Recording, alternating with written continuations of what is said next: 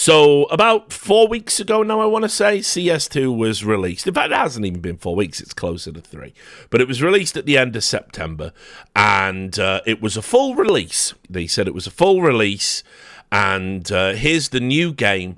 And it effectively, although not really, but in the eyes of many, replaced CSGO. And it took away some game modes, and the game has had a few bugs and continues to have some inconsistencies that don't make it the way CSGO was. And so a lot of people are disgruntled about this. I'll start by saying, because I know I'm going to get called a Valve shill if this makes its way onto Reddit, or if this makes its way onto social media, or just in the YouTube comments, probably. But I will say that I think there are some valid criticisms you can level at Valve, because of course you can. The first thing I would say is they completely fucked this up by not calling it a beta, or indeed keeping CSGO and having this be a full open beta but on a separate release path on Steam. That I do agree with. I also think, from Valve at least, the unprecedented measure of sort of replacing an earlier iteration of the game is anti-consumer. I don't really approve of that. But it's nothing that everyone else in the industry isn't doing. And so, you know, if you're one of these people that's effectively dropping $1,000 on an Ultimate Team on FIFA or Madden every year and thinking that that's an acceptable practice, you know, I mean, I don't see how you could be irate about this and not irate about you just having to waste all that money every year. But anyway, the other criticism I would probably level at Valve is that ultimately there's no two ways about it. They set themselves up for the fall with some of the messaging. And the messaging was, if you remember, when they put out this, fucking hype trailer, you know, they were doing this, what you see is what you get. And of course, what you see can never be what you get in online gaming. It's an absurd thing. It's an absurd premise to set that expectation, in the same way that when fucking Riot Games said they were going to end Pika's advantage. You cannot end Pika's advantage on online gaming. It cannot be done. It's how latency works. If we can fix the issue of latency and get super insane internet so you can go from here to fucking Australia and still be on like 2 ping, then we can start talking about that shit. But until then, it's a limitation of online gaming. It's why LAN will always be superior. Exactly. You cannot break the laws of physics, which I know is a fucking joke, a line from Star Trek, if you remember the band The Firm that did the song, the 80s hit Start Wrecking or Star Trekking Across the Universe. You cannot break the laws of physics. You cannot break the laws of physics. So those are all valid criticisms. I think expectation management, they've failed. I think there's some issues with consumer stuff, and I think overall there are issues with the game. You can't get away from that. They should have kept this a beta, really. But that said, I have to be once again, I have to be the sane person and point out that this game isn't even 4 weeks old. And it has been patched more times in these 3 weeks than it probably was in the last 3 years. Valve are very attuned to the feedback. They are very focused on it. And a lot of the criticisms are stupid. A lot of the criticisms are coming from morons that don't even know what they're talking about. Like when people talk about subtick and don't even understand what subtick is, all the experts on Reddit don't even understand subtick, but tell you it's breaking everything. No, subtick's the problem. And it's fine. I don't have a high expectation from Reddit, but we're now at the stage, and this is what the stream's going to be about, where the community is sort of wading in. And by the community, I mean the people who work in the space. And I find it hilarious that these people who couldn't find their voice when it came to the Saudi Arabian takeover of esports, when it came to all the match fixing, when it came to the gambling companies, the unlicensed ones that they now work with, they don't have any criticisms about this. They have no issues with this. They have no issues with what skins did to the game. And by the way, as I'll explain in a moment, the skins are the problem. This is why you've got a half-baked game. It's the skin cells, right? So be angry with them. Oh, you're not. In fact, you lionize and worship one as your new god. Oh, okay, right, yeah. It's incredible to me to see someone like Sponge, who, and I'm going to tell you, he's been super vocal today. And we're going to play some clips from HLTV Confirmed later on in this stream. And he's been super critical of Valve. Fuck Valve. Valve have broken everything. Valve are bad, blah, blah, blah. And it's hilarious to me. Because when I published the CS2 story back in March, he went insane accusing people of being the leak, accusing friends of mine of being the leak, as if I would pimp out a friend and make them a source, like I was a journalistic pimp and they were my whores. He went insane, making allegations, and then he refused to meet me, even though I've known him since 2006, and helped him in his career, refused to meet me in public because he didn't want people to think, he didn't want Valve to think he was the leak. And now he shills for Saudi, he shills for ESL, he has no opinion about sports washing or any of the bad stuff, right, that goes on in this scene, never to be heard. But now it's fuck Valve. And so, okay, you are forcing my hand here. I was very generous on the talking counter misrepresentation when for those 12 episodes that you were sponsored, they're not sponsored anymore, you misled the public about how you got the money. The money was explicitly paid to them through ESL, from ESL accounts. So yes, it was compromised. It wasn't just friends talking about Counter-Strike for those 12 episodes, the episodes where they criticize ESL's business rivals. I think this type of disclosure is important because I think it helps the public understand where people are coming from and it stops them being conned. And the public think I'm a piece of shit, but I'll never stop caring about that. I'll never stop caring about you being misinformed, misled. That's important to me. It's at the core of what I do. So that's why I was upset with this. But let me also just tell you another thing. There was very much chatter about how great it would be if CS had an Ice Frog. Ice Frog is the Dota developer. He was the grassroots guy who did the early modding. Valve brought him in so he could oversee and work on the balancing and new ideas for Dota 2. So, without putting too fine a point on it, who do you think thought they were going to be the Ice Frog, right? And Valve have made it clear that there isn't going to be an Ice Frog for CS.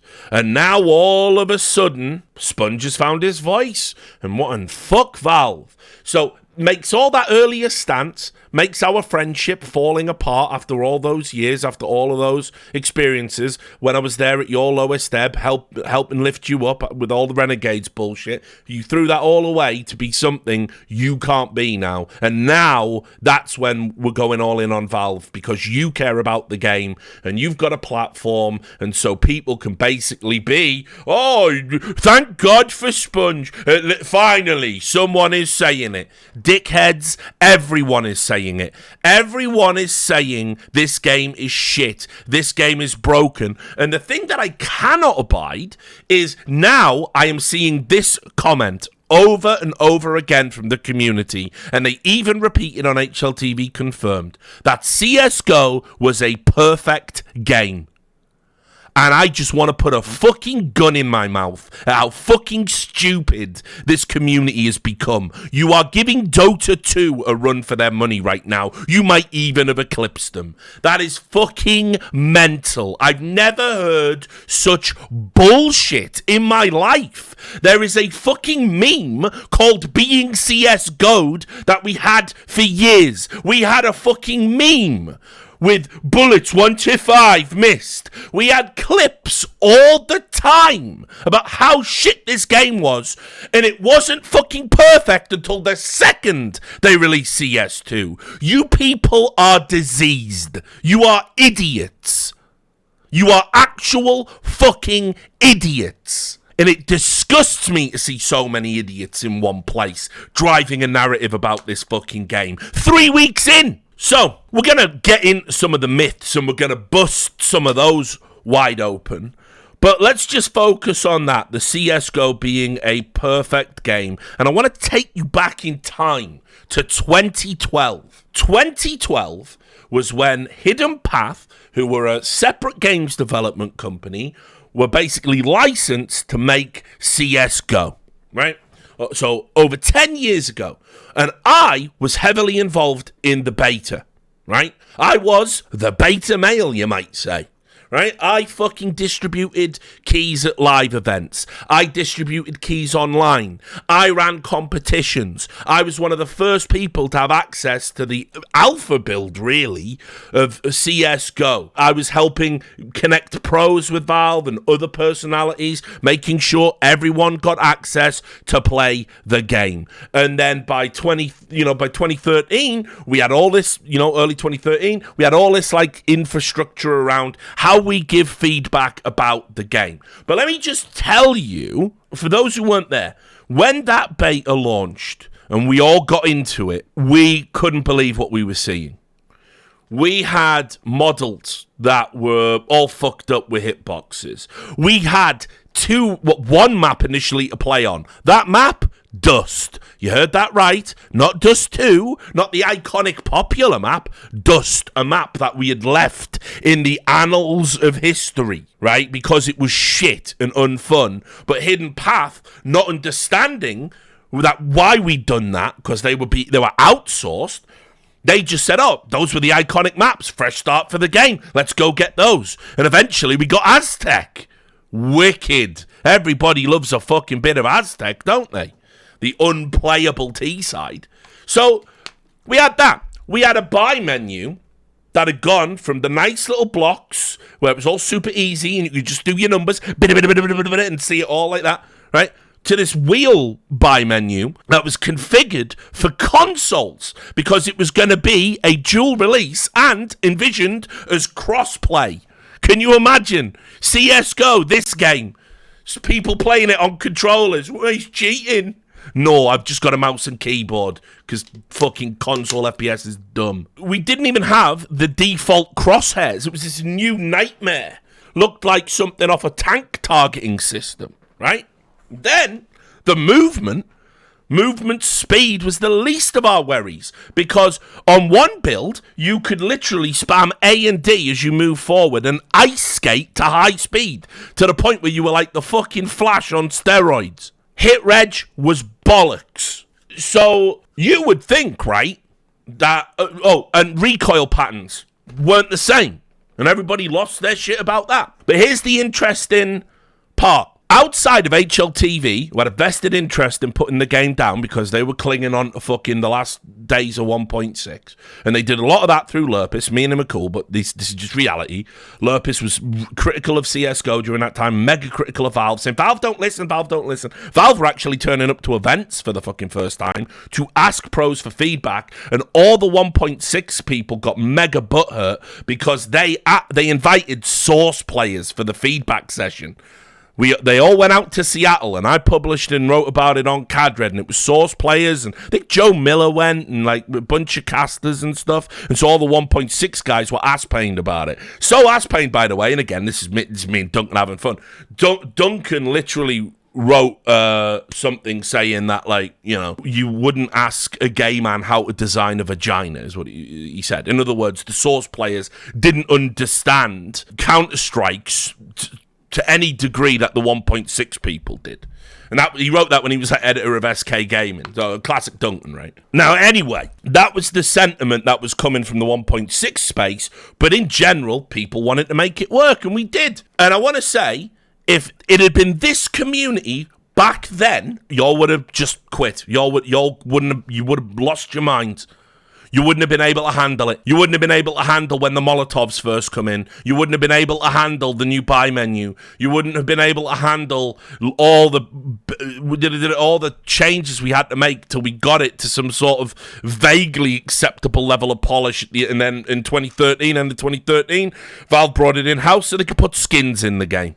And then suddenly, even the people who said it was shit saw the $1 million fucking prize or whatever it was, probably 250,000 back then. I think the first one, yeah, 250,000. And everybody saw it and they were like, oh, well, this game has a future. And listen, I'll even call myself out here because you can go and get this tweet I put out in 2013 saying, I think we just need to accept CSGO is never going to be the game we want it to be, i.e. a worthy successor. Because in my opinion, early CSGO wasn't even as good as Counter-Strike Source, let alone 1.6. And so, you know, I said, we need to accept that maybe CSGO isn't going to be the game we want it to be. I'm going to focus on StarCraft and League of Legends moving forward. And people use that tweet to go, look, he retired 10 years ago and he's still here. And it's like, it doesn't say I'm retiring. It just says I'm not covering CSGO, but whatever. So, all right, that's the history. That's why this is ridiculous, because I've been through this before. I was there when all the pros were arguing with a guy called Jimmy Wisenhunt or Wisenhunt, who you won't remember. You won't remember him. The boomers remember him. Most of you won't remember him. He was the guy who came up with the why CSGO feels weird. It's actually the screen shake. The screen shake isn't the same. The recoil is fine. The screen shake is wrong. And everybody was arguing with him and no. There was all that drama. In the end, what did we do? We got to 2013 and we said, all right, well, it's here to stay and everyone's making money and there's skins and all this.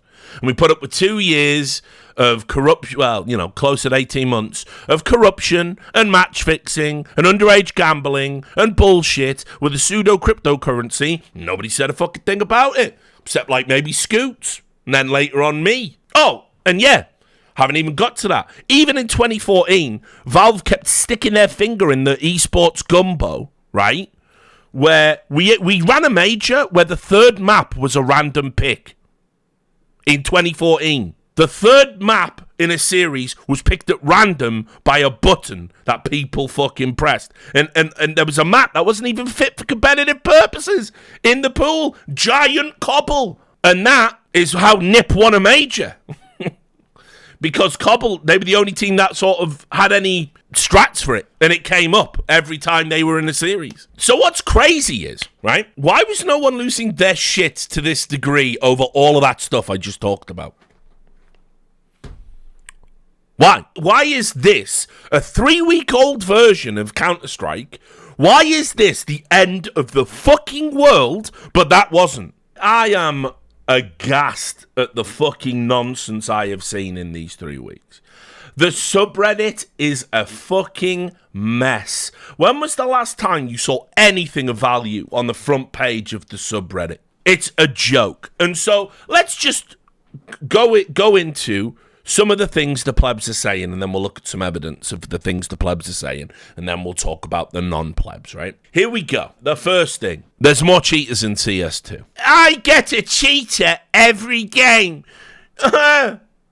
Right. First of all, there is no data available about this stuff, right? So it's a feeling. It's anecdotal at best, right? Next, the reality about the cheating issue in CSGO. It's always been overblown. It's bad. It's not great. You know, there are a significant number of cheaters in this particular game, right? No getting around that. But it's always been overblown. Why is it overblown? It's overblown because this is a high-skill video game. And it's a high-skill video game where you experience it in a way, you see things. This is what I mean about what you see is what you get. You see something, but the person that's shooting at you isn't seeing the same thing. There is an asymmetry to the combat that's unavoidable. And so when people get pre-fired, they go, fucking hell, he's pre-fired me, has he? Knew where I was he? Fucking wall hacking, reported. But on his screen, he didn't pre-fire you. He had a fraction of a second to see you and adjust and kill you. And you're a moron. You're a moron that can't understand that. So you assume he's cheating.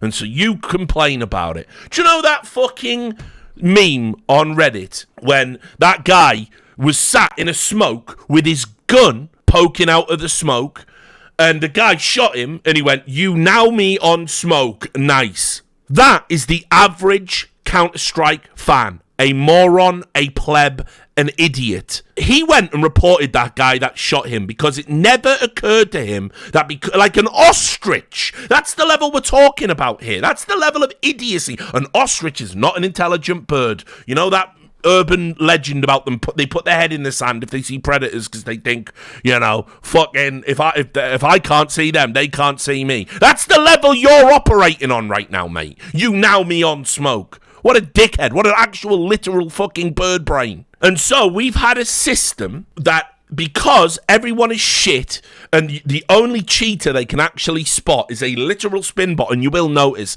they always say, I have like 5 spin bots and everything. No, you don't. Statistically, that's impossible. That could never happen. Right? They all say that lie because what they really mean is I've reported everyone who's ever beat me in a shooty bang bang video game is a cheater because I can't handle losing. Here's something you should just get into your brain if you're obsessed with cheating in this video game. You might just be shit.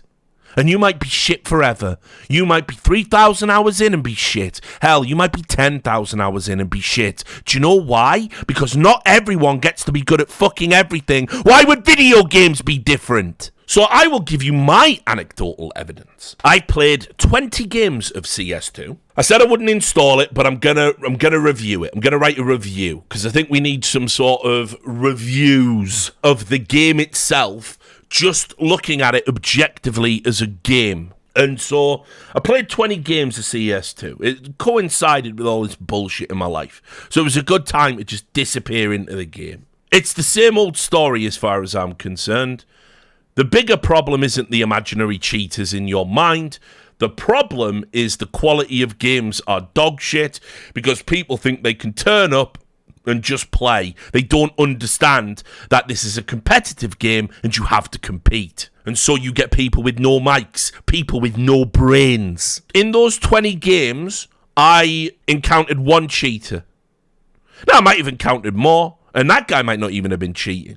But with all of my expertise, having played every version of Counter-Strike, and he had 350 hours, and he did things that I thought were a little bit weird and unexplainable, but maybe a pro could explain them. Who knows? I'm not a pro. I thought, you know what? That guy's a cheater. And so I just put in one report.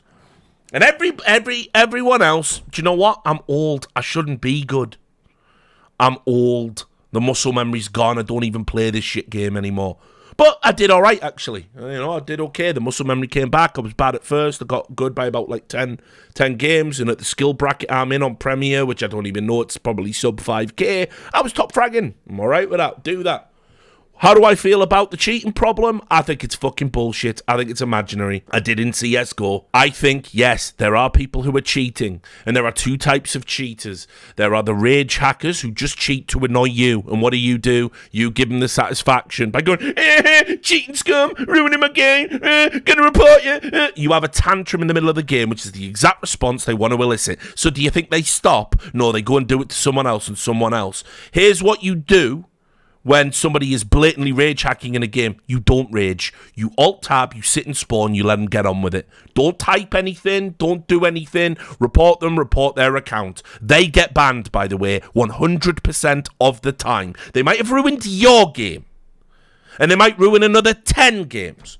But they get banned. Right? This is another part of the cheating problem. You think your game, your experience is the most important fucking thing in the world. No one else's, not even your own teammates in the middle of the game. Just your experience. And if someone cheats in your game and ruins your experience, you extrapolate this nonsense about, they must be they're doing it to everyone. It's happening every time. Why can't I just do the things? This is online gaming, kids. This is what online gaming is. Right? It's people saying mean things behind anonymous aliases. It's people being pricks to iron out catharsis from their miserable lives. It's cheaters. It's total strangers who don't speak your language. And you can't come together to fucking achieve a goal because you can't communicate. It's all of that and more. And if you can't hack it, fuck off. Fuck off. Do something else. I am tired of watching the entirety of online gaming communities be subverted to prop up little baby Didum's feelings. Fuck your feelings, dude. Mute, win. Right? If you're having a bad time, you think you go, just shut the fuck up and carry the game. If you can't do it, you lose. That's it. That's it distilled down to its bare fucking essence. And all these teenagers who are like, the cheaters, they're all in your mind. Shut the fuck up, grind.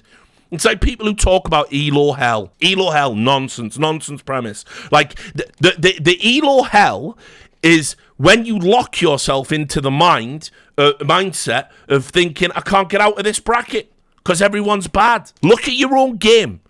I say this all the time to people. I was saying it to a friend the other day. If you review your own play via demo, I know we can't do that right now. Haha, nice one, Valve, right? In any game, or just recording, or whatever it is, it will separate you from the 99%. It's enough. It's enough to get better and climb. Simple as that. There's never been a game where if you drop a pro into the bottom bracket, they can't climb to the top. So I don't know what to tell you. Sure, you might level out. You might hit a limit. You might not be able to carry. Come up with a new plan. It's like people crying about Smurfs. It's just fucking pathetic, guys. Just grow up. A Smurf is you playing a better player, a much better player. It's a chance to learn, actually. You know? It's like, you wouldn't have this attitude in a jiu-jitsu gym, right? In a jiu-jitsu gym, if you get a chance to roll around with a black belt, it's a fucking privilege, even though they can snap your fucking neck and break your fucking arm without even thinking about it. It's a privilege to roll with those guys and have them impart their wisdom. Oh, but what if I went in, like, I'm there with my blue belt and fucking, you know, I'm there with my white belt, and black belt goes, hey, want to roll? Want to spar for a little bit? And then, oh, yeah, I'd love to. Get in there. He's smurfing. He's smurfing. Fucking hell. Get good, you fucking losers. Right, that's the cheating thing. The other thing that's super annoyed me is just this constant back and forth about how the game is going to die. The game is going to die.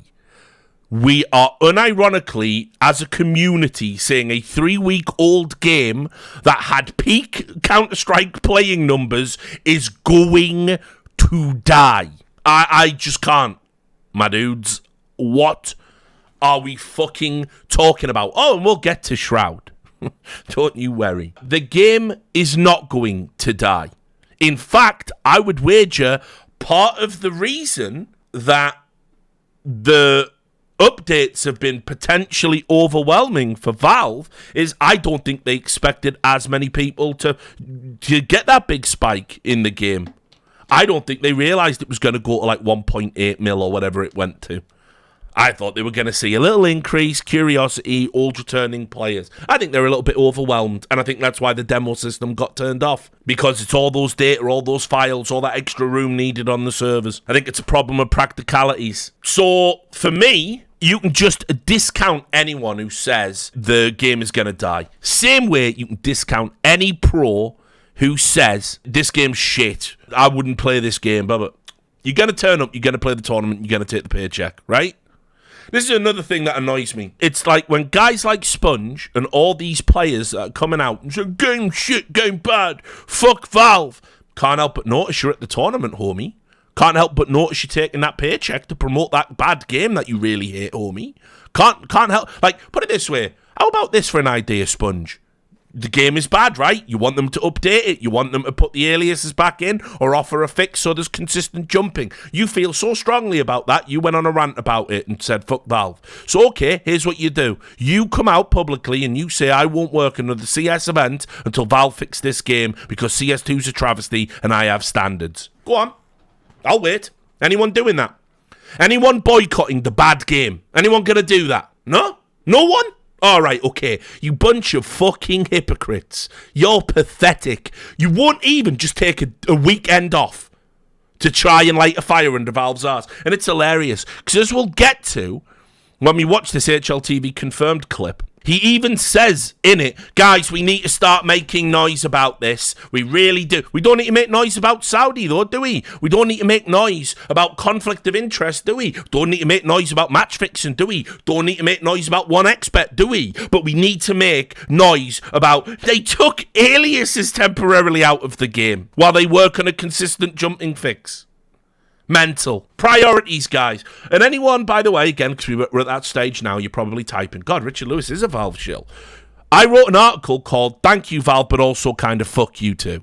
Right? So I don't know. Like, and I said fuck Valve, not about the video game. They're making a video game. It's going to be their game. If you don't like it, fuck off. It's that simple. That's how it works. You got too fucking privileged. You got too comfortable thinking you get to have input. No, I criticize Valve on the shit that matters, the shit that affected lives, the shit that affected the integrity of the game you guys claim to love so much. That's what I was upset about.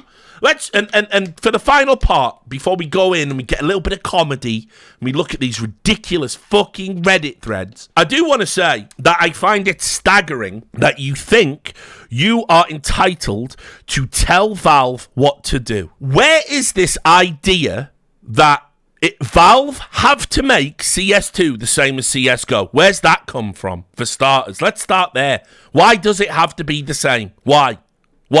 Just answer me that. Can anyone answer me that? Because 1.6 and Source were not the same. 1.6 and Condition Zero were not the same. CSGO and Source were not the same. Every time there was a new version, it was functionally different in some way. And so why does it have to feel like CSGO just because that's what you're used to? It doesn't. That's the answer. If CS2 never feels the same as CSGO, that's not a failure of Valve's. It's just a different game on a different engine. Shut the fuck up. And it's really weird because I've never heard this argument made about any game.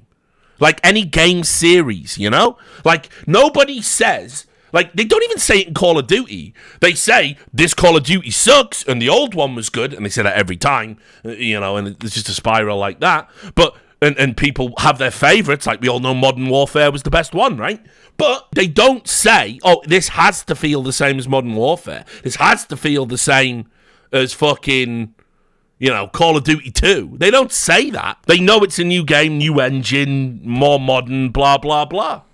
Right? So, what does it say about you when the COD community is more fucking mature than you guys and more sensible? But then, let's move on to the next part. Why do you think Valve have to listen to you? Here's another stumper, another insane question. Because let me tell you, the average games developer does not listen to people who work in the scene. They don't. It is not the norm. Activision Blizzard don't do it. Riot don't do it. Ubisoft don't do it. Why do Valve have to do it? Why do Valve have to listen to you about how to make their game? Why? They don't, is the answer. They literally, unequivocally do not. You are not entitled to a channel to talk to them.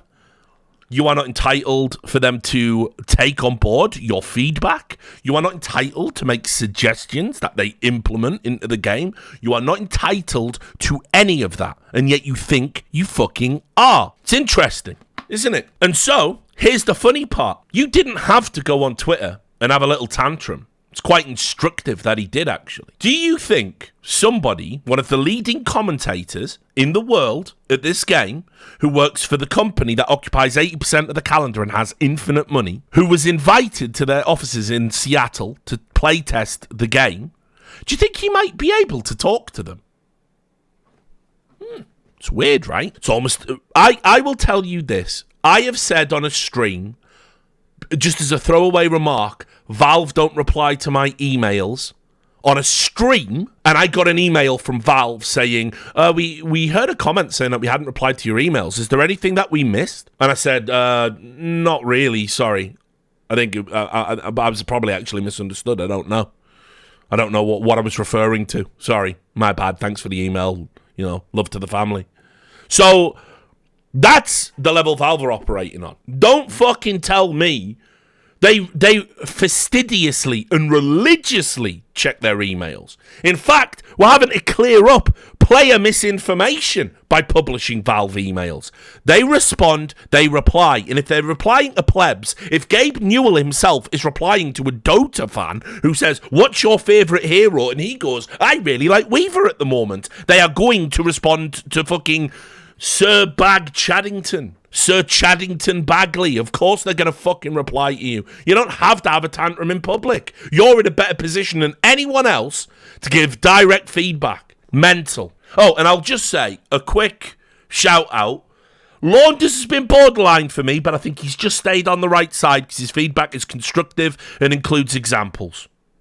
Right? And I love Launders. So he's on the right side for me. Anders has been the optimist. And it's been very sensible, very reasonable in his feedback. There's pretty much everyone else is just, I don't know. They're fucking just so over the top. And none of this would be happening, by the way, Valve, to be fair. None of this would be happening if you just called it a beta, which is what it is. You can call it a full release, say whatever you want. It's a beta. It's an open beta. And if you'd said that, no one would be upset. Oh, well, people would be upset, but people would have less of a valid reason to be upset. You would have managed many people's expectations of the experience of what they're getting. But again, I have to just add, before we look at the Reddit threads, remember, what was Valve's priority? What did they have to do? They have to do a ton of things. They got to make the game feel good. They got to fix the registration issues. They got to do this. They got to do that. But more importantly than anything else, they had to port across everyone's skins and make them look the same. The Dragon Law looks bad now in CS2. Whatever will I do?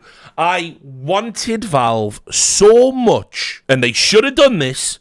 They should have turned around and said, new game, new cases, new skins. You can play CSGO. We're not touching your skins. You've still got them. And the market would have fucking fallen out. And everyone would have panicked. And it would have been the great skin market crash of 2023. And they would have had way more time to fix this fucking game. But they couldn't do that.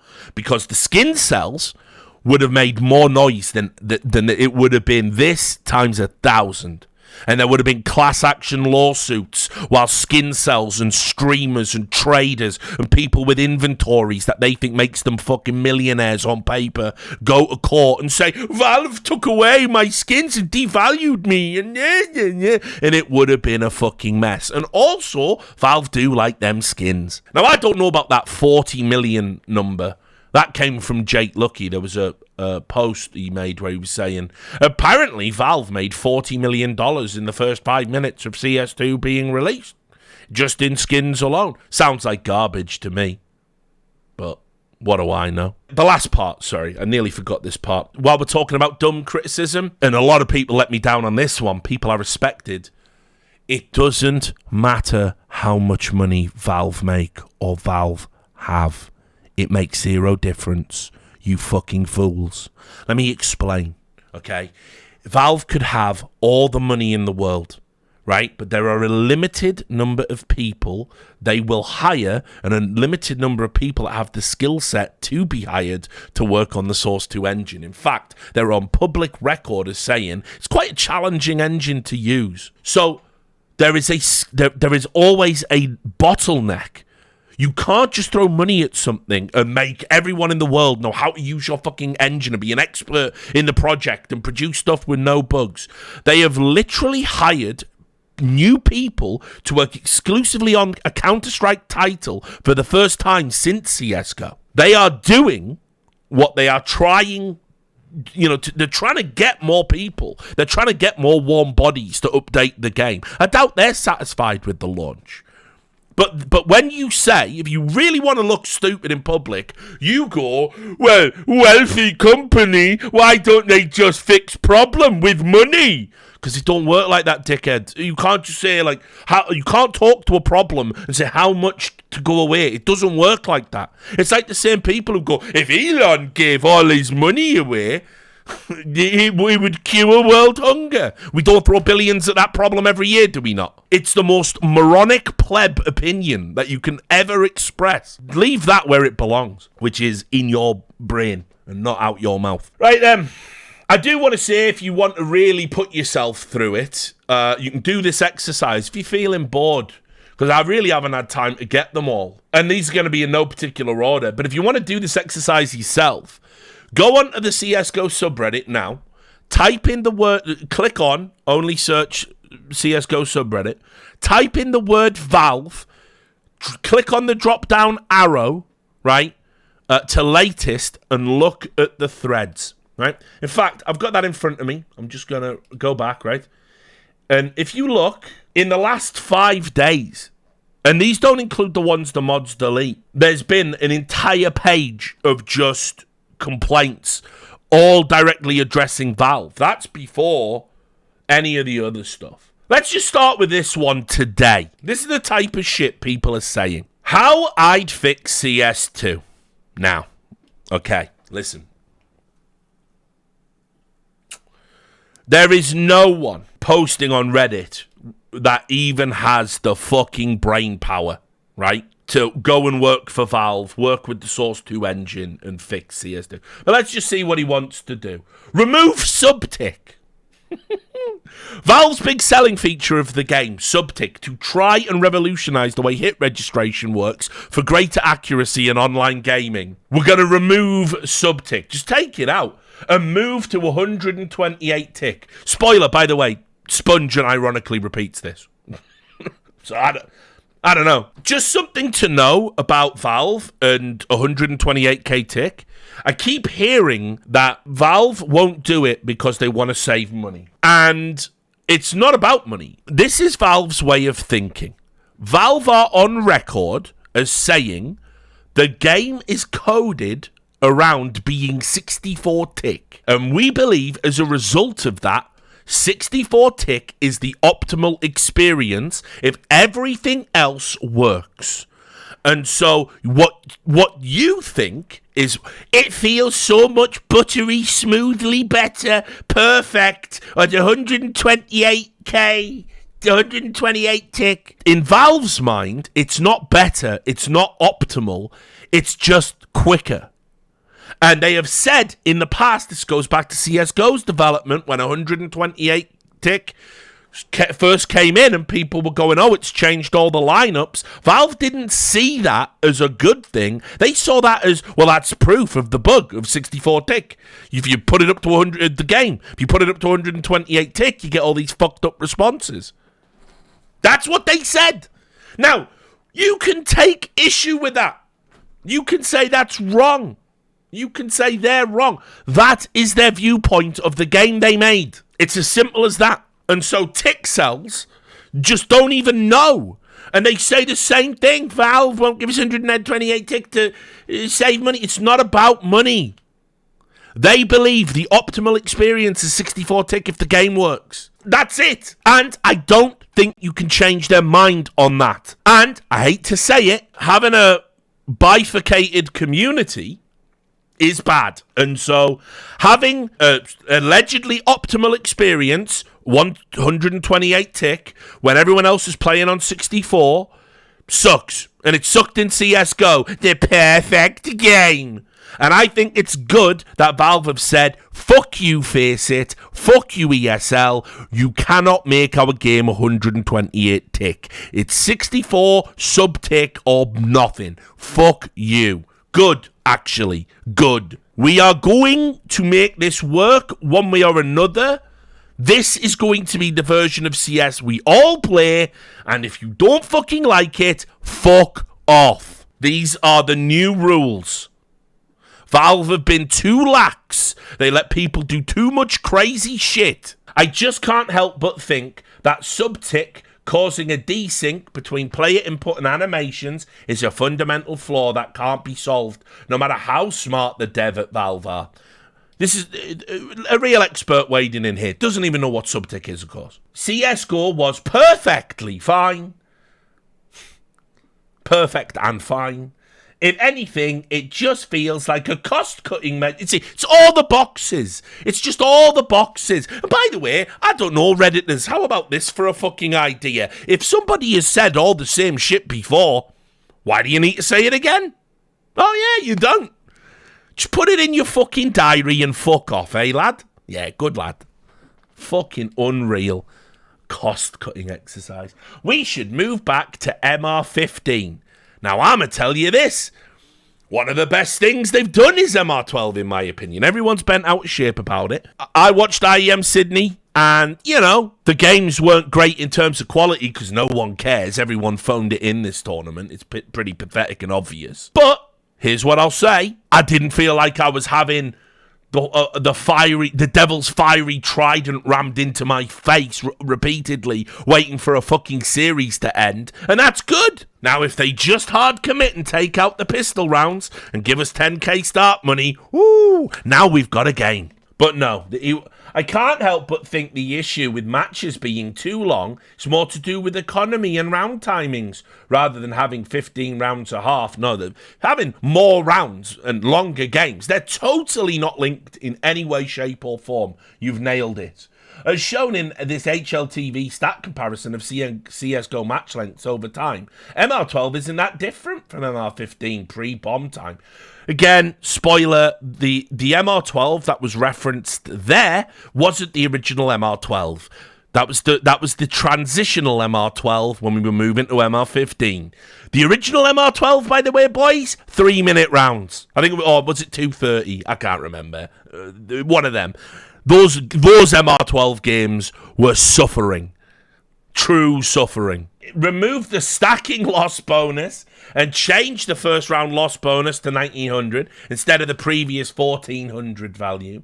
Make CT equipment such as the incendiary grenade and diffuse kit cheaper, or other subtle changes like reducing the T-side cash flow. It's all been suggested a million times. Revert the round timer to 1:45:035 and nerf smokes accordingly. This guy is a fucking cretin. Nerf smokes? The new smokes are nerfed, dickhead, in CS2. They're nerfed to shit. Do you know why they're nerfed? You can fucking shoot through them and they disappear. You can throw a bomb and a grenade and they fucking disappear. They're nerfed. They couldn't be more nerfed. I can make them disappear for $300. Nerf them. If all the economy changes work out well, a nerf for the MP9 may be in question. Gun balance. That's gonna. We got bigger fish to fry right now, homie. How I'd fix CS2. I saw this one. This is just a ridiculous thread. It's not really relevant to what I'm complaining about, but this is just the level of garbage that you read. Peeking is actually a bad, unfun mechanic. What's the take? Peeking out the game. What's the take? Peeking out the game. Putting aside technical and lag issues, CS2 movement feel like it has made peeking harder. That is when you shuffle out around a corner and then go back again. A lot of people seem to complain about this. This is understandable if you have built your whole playstyle around peeking and twitching at corners all time. But take a step back. No pun intended. Peeking is actually a bad mechanic. Does it make a game good? That the people best at twitching at a corner are most rewarded? Does it make it a fun spectator fun to watch people nudging back and forth? Does it encourage higher level tactical thinking in any way? Lastly, least important, is it in any way realistic? I bet this cunt loves bunny hopping. Like, removing peeking from the game. One of the fundamental ways, by the way, that all the shitters who get upset, you know, fucking, AWPs are overpowered. Jiggle peek. just jiggle peek and wreck them.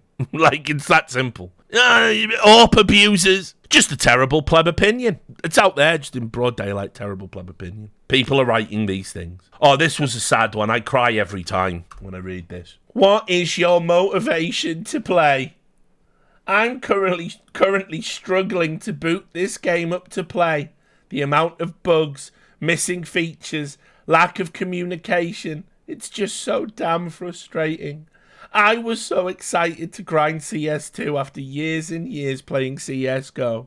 But right now, this game is super unpolished, not competitive, and just not fun to play. It's too much, guys. By the way, the idea, the game's not even competitive. You win every time, do you? Fucking hell.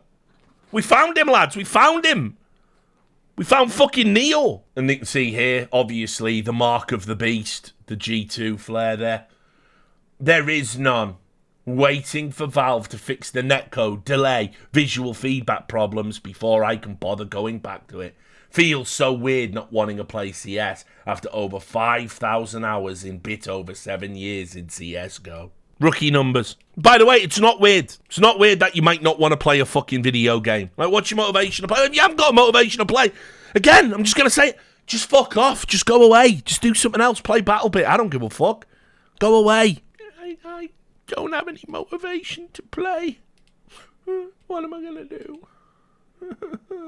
Without skins and Steam, Valve would not exist anymore. Oh, do tell me more. Sometimes I think Valve needs more businessmen in their teams. I know greedy businessmen are the core of all evil in gaming and why so many games have gone to shit, but Valve is clearly the opposite. Right, Valve doesn't have an understanding of business, do they not? That's your contention. The mad thing about hating Valve, right, is no matter what you think about their games development, their direction, I want you to just honestly think about where we would be without Steam. I want you to think about that. I want you to think about what it was like when you were a kid and you had to go to a physical GameStop or Game, as it was in the UK, and you had to buy a physical copy of the game. You had to hope that there was enough copies. You had to go and buy it. And then you had to take it home and install your physical copy and hope it all worked. You had to put in your copy protection with the manual and get it all there. And then you had to put the box away somewhere safe. And then, if something was broken in the game, you had to wait for PC Gamer to release a CD with a patch on it, you know, or you downloaded it on dial-up. That's what you had to do to game on PC back in the day. And Amiga, for me, the real boomer here. So, is Steam a good thing or a bad thing? Oh, pretty fucking good if you ask me. New games released and I can instantly buy it and download it and I've got it. Do you want to know how insane it was to do this? They were so ahead on the digital marketing space for video games. They had all these other businesses, including Game and the old retail outlets, trying to sue them for a functional monopoly. And then guess what happened? Everybody made their equivalent to Steam, didn't they? That company that did that was visionary enough to do that because they have the single biggest gaming store in the world, they will always have an infinite amount of money that they can use for anything else they want to develop, from VR hardware to the fucking Steam Deck to that one that didn't work very well, the fucking Steam controller, to any game they want to develop. They can do any project they want, right? All thanks to Steam. This pleb says they're bad business people. I don't know, man. I don't know. They have the best developers out there and can produce great products, but what they really need is a project manager who coordinates things. Someone who can coordinate all these brilliant minds to keep deadlines and to let them focus on developing. We all know how they work at Valve HQ. Yeah, you sound like it, mate. Everyone could do what they want and change projects anytime. And even them have noticed that it hasn't been good for business. I mean, they don't even have a social media team for CS. They don't? Okay, interesting. Who's doing the tweets? It's probably one of the devs who is writing all these tweets after work. It's not. Hot take. Without skins and Steam, Valve would probably be dead. They are horribly mismanaged and only exist because they invented money printing a couple of years ago. You know, he's got a point, actually, the more and more I think about it. Like, for example, you know, without burgers, McDonald's wouldn't exist. Fucking, you know, touche. What a fucking prat. What an absolute moron. What a fucking maroon. A buffoon. Imagine taking time out of your day to write that Valve don't get business. Holy shit. Shall we have a healthy dose of game going to die? Let's have a healthy dose of that. Imagine typing this essay. There's been loads of this. I've never seen. Everyone's come out with their CS2 manifesto. It's a joke. Premiere is going to die in its current state. Why is it going to die? By the way, spoiler, you will notice, of course, all the pros. Game bad, game bad. Go look at the Premiere standings and look at the names. Oh, yeah, okay, all right. You're playing it, aren't you? Okay, right, no problem. Premiere is going to die if it doesn't get fixed because of its terrible rating system. It is due to its terrible rating system and matchmaking system that Premiere's only incentive, its leaderboard, becomes meaningless, ultimately leading to the mode dying and failing at its goal. A quick summary of the problems we already know. 1. Matchmaking is broken. For some reason, we see games filled with teams with vastly different average ratings than other teams. We saw this in the beta and are starting to see it again as people start obtaining their ranks. Parties, especially 5 stacks, seemingly near random elo gain and loss, and an untrusted anti-cheat and weaker anti-cheat. Now, I'm not going to read the whole thing. I'm going to skip to the end. But just before I do, I'm going to say there is a little bit of validity in this. First of all, yeah, 5 stacks shouldn't play against 5 individuals solo queuing. That shouldn't happen. I'm sure, but also, spoiler, Valve are going to change it. Do you know how I know Valve are going to change it? Valve are going to change it because they already have it in Dota. Right, so again, for those that don't play Dota, when you queue up as a 5 stack, the worst you won't play against 5 ones. You won't play against 5 individuals. The worst it will be is a 3 and a 2. Simple as that. Or maybe you argue a 4 and a 1 is worse. I don't know. But anyway, you only play 4 and 1s or 3 or 2s. You always queue into a stack, right? And they'll do that in CSGO. CS2 rather now. So that's fine. And yeah, you can't do 4 stacks in Premier. Why? Okay, let me show you the community at work. You plebs, again, at it again. Let me show you the community at work. Tons of threads. I was a single player playing a game, and I played with a 4 stack, and I did nothing except play, and I even top fragged, and I was really nice. And then in the last round, for a joke, they all kicked me. My game. Do something about it, Valve. And so Valve went, yeah, all right. Seen 200 threads all saying the same thing. All right, 4. There you go. Just a temporary fix. Put a band-aid on it. 4s can't queue. No, but I wanted to queue in my 4. Oh, fuck off now, lads. Like, for real. You get a fix? Not good enough? Never enough. But what about my 4? Oh, yeah, all right then. Maybe y'all shouldn't have complained. Never your fault. Anyway, so I will say, I know they're going to fix it, right? 5s will end up queuing into 3s and 2s. They might even bring 4s back, and they're probably going to revise the kick in anyway. Because if you get kicked from a game, you lose elo and stuff like that, so whatever. Anyway, seemingly near random elo gain and loss. This is another popular complaint. Let's just get to it. First of all, stop capitalizing elo. It's not an acronym. It's someone's fucking name.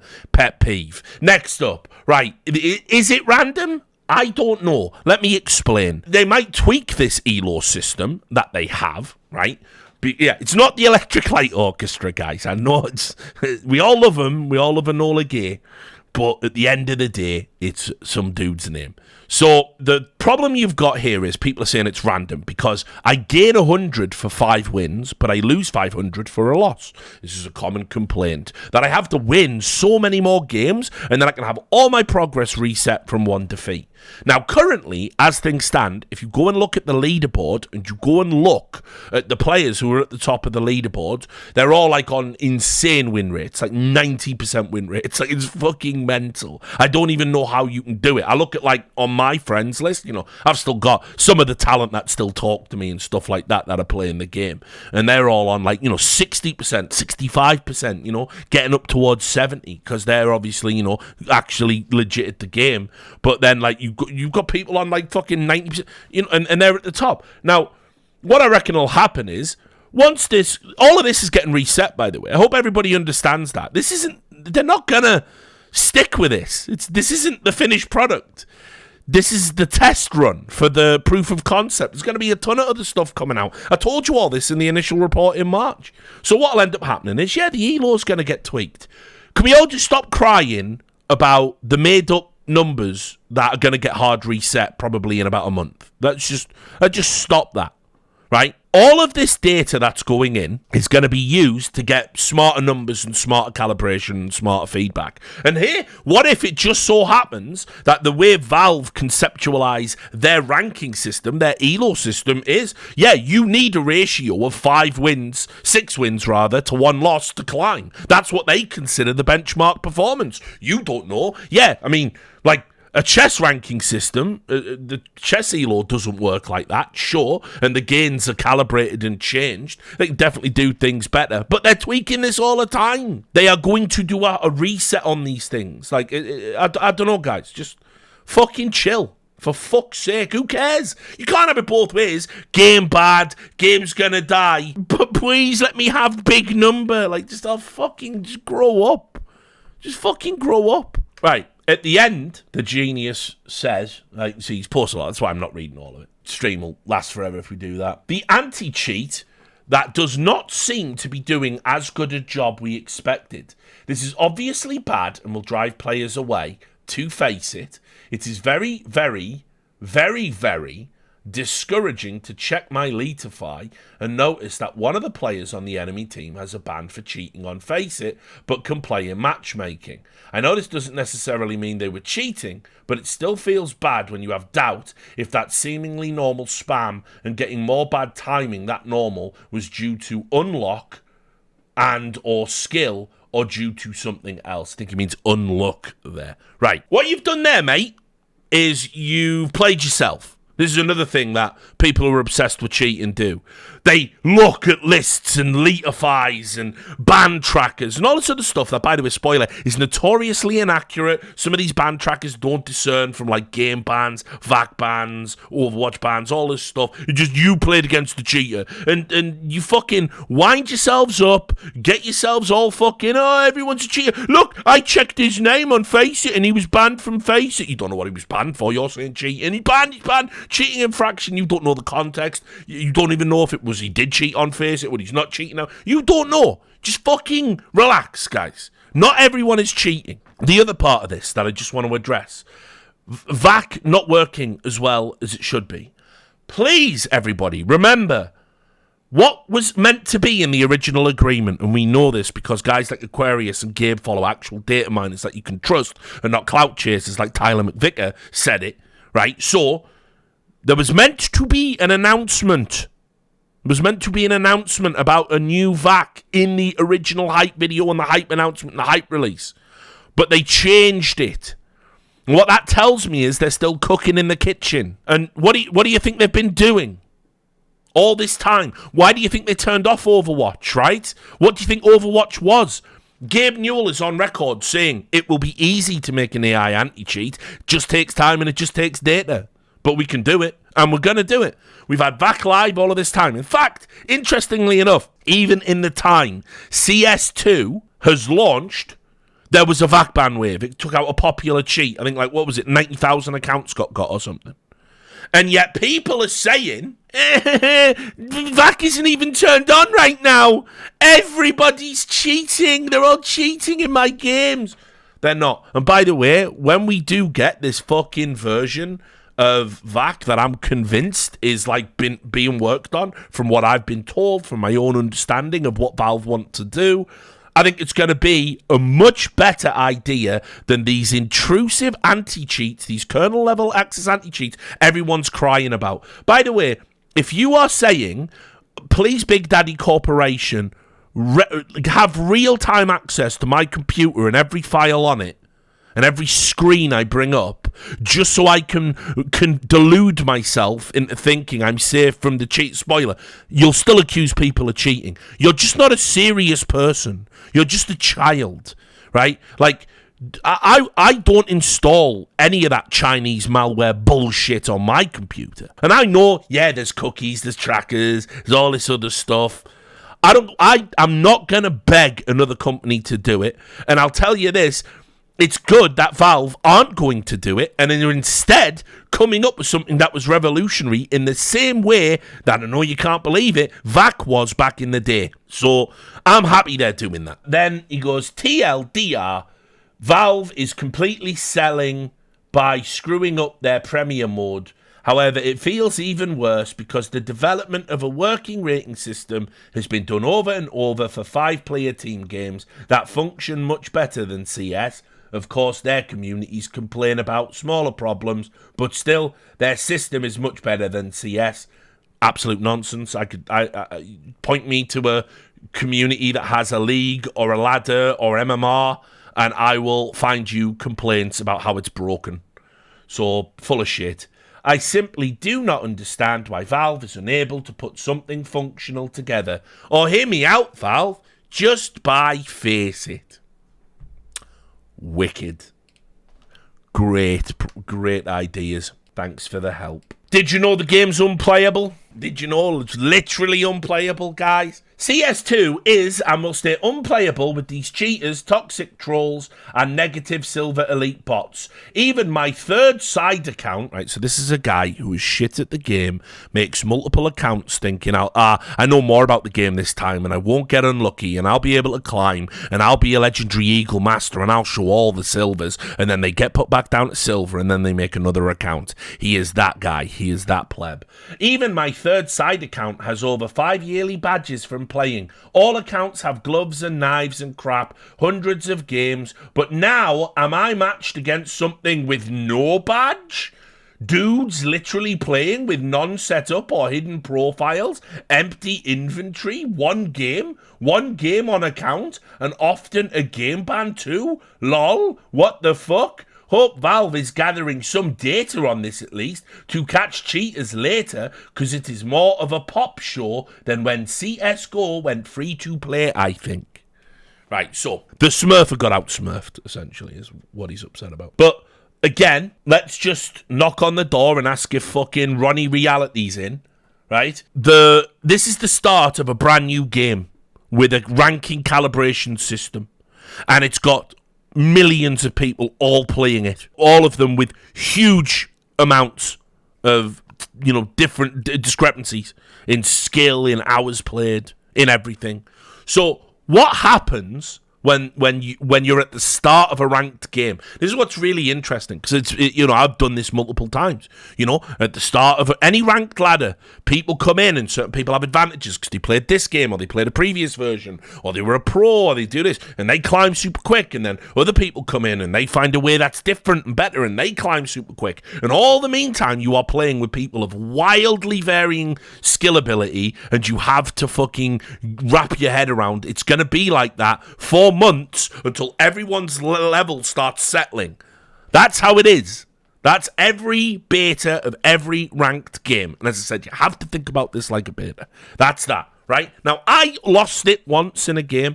Not proud to say, but I was like fragging out in a game of CS2, and it shouldn't be happening. I was praying to the CS gods. I had a run of like 5 losses, and I was praying to the fucking CS gods, just give me one cracked zoomer so I don't have to carry, because if this withered old husk of a man is the carry, we got fucking problems. Just give me one ADHD fucking double phone TikTok zoomer, please. Just give me one. But I never got one, and I was playing a ranked game, and there was a guy in it, and he had no kills at 18 rounds, and I had like 22, and we were in the game. We were like 10 all, it was like getting to, 10 11 or something, whatever it was. In the end, he finished 4-24, and we lost 13-11, and I just said, maybe fuck off back to casual, you cunt, because it's no fun for me. This is no fun for anyone if you're this bad. And they were doing that thing with, it was one guy who had like 8,000 hours and one guy who had 200, and he was going, why you shouted to him? He's trying to learn. And I'm going, yeah, learn away from me, please. Just saying, maybe just fucking meet me halfway, just get a kill, just get a fucking kill and we can talk, we can work with this. But no. So anyway, so I was I'd been playing all day, and I'd seen things you wouldn't believe, because the biggest problem with Valve games will always be, it's not the cheaters, it's not the hit reg, it is the fact that they are brilliant team games but nightmarish for the individual. Solo play in Dota and CS and TF2 is a nightmare. It's a literal nightmare. You have to deal with people who are in different time zones, different languages, different moods. Some have finished work, some don't have a job because they're kids, some are on a losing streak, some are on a winning streak. We all have to come together to try and find some common ground so we can speak to each other civilly long enough to win a team-based video game with another team that are doing the same thing. And it's basically who breaks first. That's how you win and lose in these games. It's, do you have the mental midget that breaks first? Or are you the mental midget that breaks first? That's it. That's all online gaming is if you solo queue. Simple as that. You have to not be the mental midget, and you have to really tiptoe around. I saw a clip, by the way, in the course, Dota community, Gorp was, the 10K legend. He said to somebody, support gave up first blood, right? and around the bounty runes super early in the game, and he said to somebody else saying, like, you can't be over there, man, when we're going for the bounties, because if they come, you're gonna get caught and die. And this guy says basically like, right, fine, fuck you, I'm jungle. And just he immediately snapped. And what was weird was everyone in the thread, because everyone hates Gorp unless they're Gorp fans, everyone was saying, yeah, well, he shouldn't have said anything about it. And it wasn't even Flame. And the guy just broke immediately. And that's what you're dealing with in online gaming. You just have to frame everything outrageously positive. And that's what I do in my games. I'm super positive until we lose, and then if I've got shit to say in that glorious 30 seconds while everyone's still on the mic, that's when I unload and say, go fucking Roblox yourself or whatever. So I'm never growing out of that. Sorry, guys. It's like, but I am the fucking king of PMA up until that point. Anyway, but we'll get back to this. That's the real problem, right? That is the problem with the Valve games, right? So anyway, it says, on top of this, I just play friendly, give nice call-outs, never pressure anyone or trash talk, cheer and congratulate teammates even for their try, even if I top frag more than tops 2-player on the other team combined. Especially certain non-English speaking players just boot me out the game. There goes 1,000 elo for nothing. I remember being shoved in certain animals behind... Shoved in certain animals? What the Don't know, homie. Don't know what's going on down in the farm. Like, fucking hell. Right. What? Shoved in certain animals behind when I slightly did something non-optimal in a competitive match. And I appreciated that they taught me something. Now I keep losing 5v1s after I already got 4 kills and tagged the last guy to 30 HP, lol. Okay, you can be noob. We all were or are, lol. But you don't need to be a god tactician to just think straightforward. Dudes run A long with a pistol when we just lost the pistol round and keep doing the same 4-10 rounds. And I am toxic for saying, hey mate, it's hard to get a pistol ace solo with USPs when they have AKs and helmet. Funny thing is, I can understand having trouble playing CT, but how do you fail T-side miserable? Enter a site and you are most likely 5 versus 3. Just bum rush if you know nothing. Stick with teammates. So you can see he plays at a high level, basically. Cheating or not, T-side enemy team directly rushes whenever we are couple of flashes and smokes they are in, and the only way out is get an ace there, and cheaters cannot even be stopped with flash smoke. Molly, nothing stops them from directly homing in on us. Crosshair locked onto our heads with no info, even in the chaos with nades and flashes and mollies, just running and jumping around XD and still getting headshot with AK. Lol, tragicomic really, almost every time we are 10 or 11, boom, enemy starts playing pro. Now that's an example of a player who is dog shit at the game. So, but also maybe clinically insane. And I'm sorry you got pushed into an animal. Doesn't sound pleasant. GG in 2 weeks. GG in 2 weeks. TLDR. Friends, Newt CS, will not play anymore. Anti-cheat is questionable. And what happens with Pro C? Introduction. He's literally wrote it like an essay. First, a disclaimer. I don't lurk Reddit often, so I don't know if this will be a repeat of something occurring very commonly here. That's a lie, right? This guy definitely lurks Reddit, definitely knows it's all been said before. But here's my 2 fucking cents, because I am YB serious, and my opinion matters, goddammit. So, gave a TLDR on top just in case, and I know how Valve interaction history is with the community, but still I wanted to give some feedback for game I loved and I'm passionate about. I started playing the game in 2016 and following the esports scene since then as well. I stopped playing the game and moved to Valorante, Child's Game, in 2021, 1 year after that game had released, for following reasons. 1, the scene was dead in my region, 15 minutes for compy queue, and I was only getting about 2 hours of time daily to play. The long queue was my primary driver to leave. A lot of smurfs and cheaters. I had a good trust, so I did not get many blatant cheaters. What do you even mean? What, so you got cheaters, but they weren't blatant, but they were cheating. So what are you saying? Did the trust factor... Whatever, fuck you. All my friends had already moved to Valorant, a child's game, since its release, because of the above reasons. I stayed this long because I like the competitive aspects, which I think is still unmatched, even though a little laxed in CS2. Shotguns, hello? Other games have a lot of luck aspect or a lot of random stuff. Also, CS had molded me to hate run and gun, which I think is a good thing. XD. I am a true aimer. Me and my friends tried CS2. For these reasons, I was excited when CS2 was to release, as the scene would resurge in my region, which it did. I persuaded my friends who actively play Valorant, a child's game, to give CS2 a try. Example of things I did. I made memes. Had a stance that I won't play the cartoon game once CS2 was released. Made fun when folks died due to run and gun. Judge, Smurfs. Smurfs was a stretch, not gonna lie. And this worked. They all did try the game since first day. My friends were not complaining initially, but this is definitely not a good experience, especially for newcomers. My friends were just there because I was excited to play the game. And after 2 weeks, to get the good experience every day, there is something new to fix or improve. Jump binds. Binds for... Not anymore, kid. Binds for smoother fire movement. Resolution fixes. Graphics fixes. Window registry fixes. Bias fixes.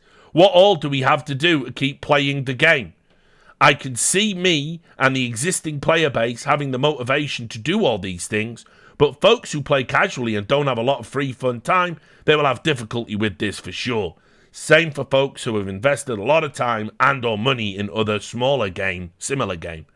Why will they stick it if they can get a similar experience elsewhere? Right, so what you're talking about here is you're saying it's bad that in a new game that is essentially functionally a beta, the community are putting out fixes for problems. Let me blow your fucking mind here. I haven't paid any attention to all of that. I have fired up CS2 and played it as is. And while I've noticed some inconsistencies, let's say, I think broadly CS2 as is now in this supposedly broken state is way better than Source was. It's certainly better than the original Counter-Strike beta was. It's certainly better than almost 18 months into CSGO development. All the people saying it's unpolished must have forgotten every other single version of Counter-Strike. And I'll also say, are you dizzy blood? The idea of wanting to play a game that has been out for 3 weeks in the current landscape of the games industry, and you think there won't be things broken? Dude, like, name me a big games release this year and they are still patching stuff. But like Baldur's Gate 3, right? I know it's a totally different genre, but just work with me here a little bit. Baldur's Gate 3, one of the biggest releases of the year. Everybody's saying Game of the Year. It's massively overhyped. It's just all games of shit right now. And Baldur's Gate 3 is an above average game that isn't as good as Divinity Original Sin 2, unfortunately, even though it was made by the same team. It's still good. So let's look at that. They are still putting out hotfixes now. They are still patching in content now, right? What about fucking Cyberpunk? I tried to stream that on launch. It nearly melted my PC because it doesn't play nice with the particular chipset I have.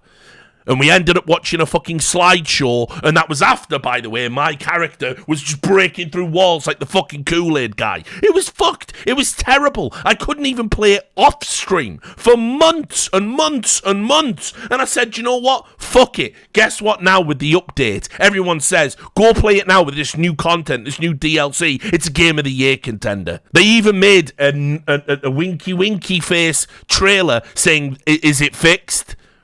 It is fixed. It took them this fucking long. That is what modern games do. They ship to deadline. And let's also, while I'm here, let's bring that up, shall we? What would the community have been like if Valve had missed the September deadline? Ooh, think I have a fucking inkling. Think I might know. You'd have all been crying. Valve time, where's my game? Why is CS2 not here? You've ruined Counter-Strike Christmas. I have to go back to university soon, and I was looking forward to spamming games. Meh, meh, meh. That's what it would have been. That's what the front page of the subreddit would have been. So what do Valve have to do? Right? Do they let it cook a little bit longer and say, we're super sorry, we really mismanaged our expectations with the release? Or do they release it?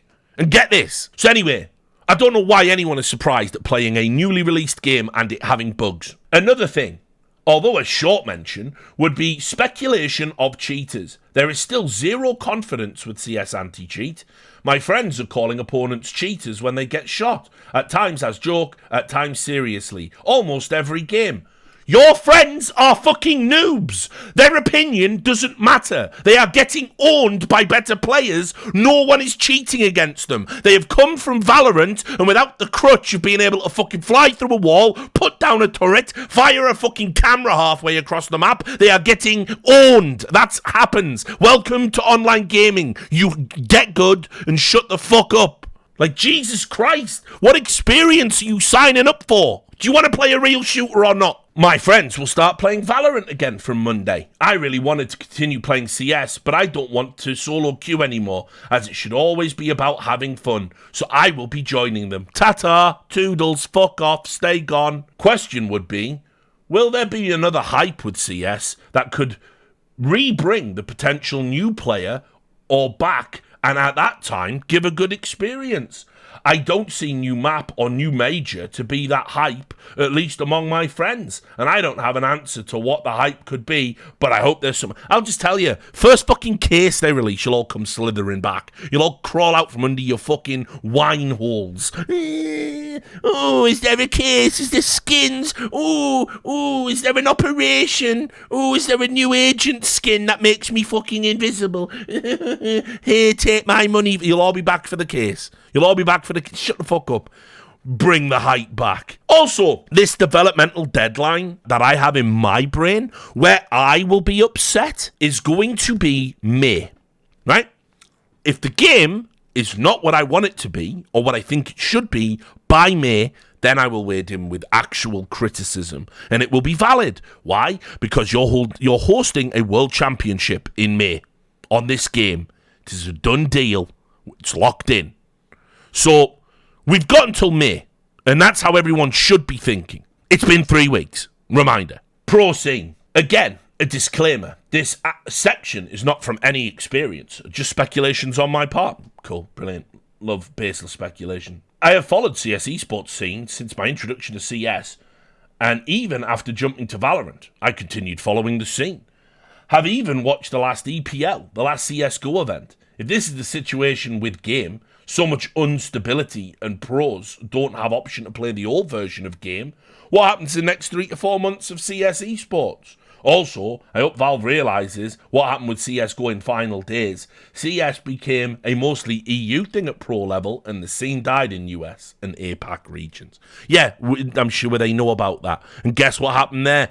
They started making the matchmaking have broader parameters so you could actually have games and quicker queue times, and then everyone cried about that.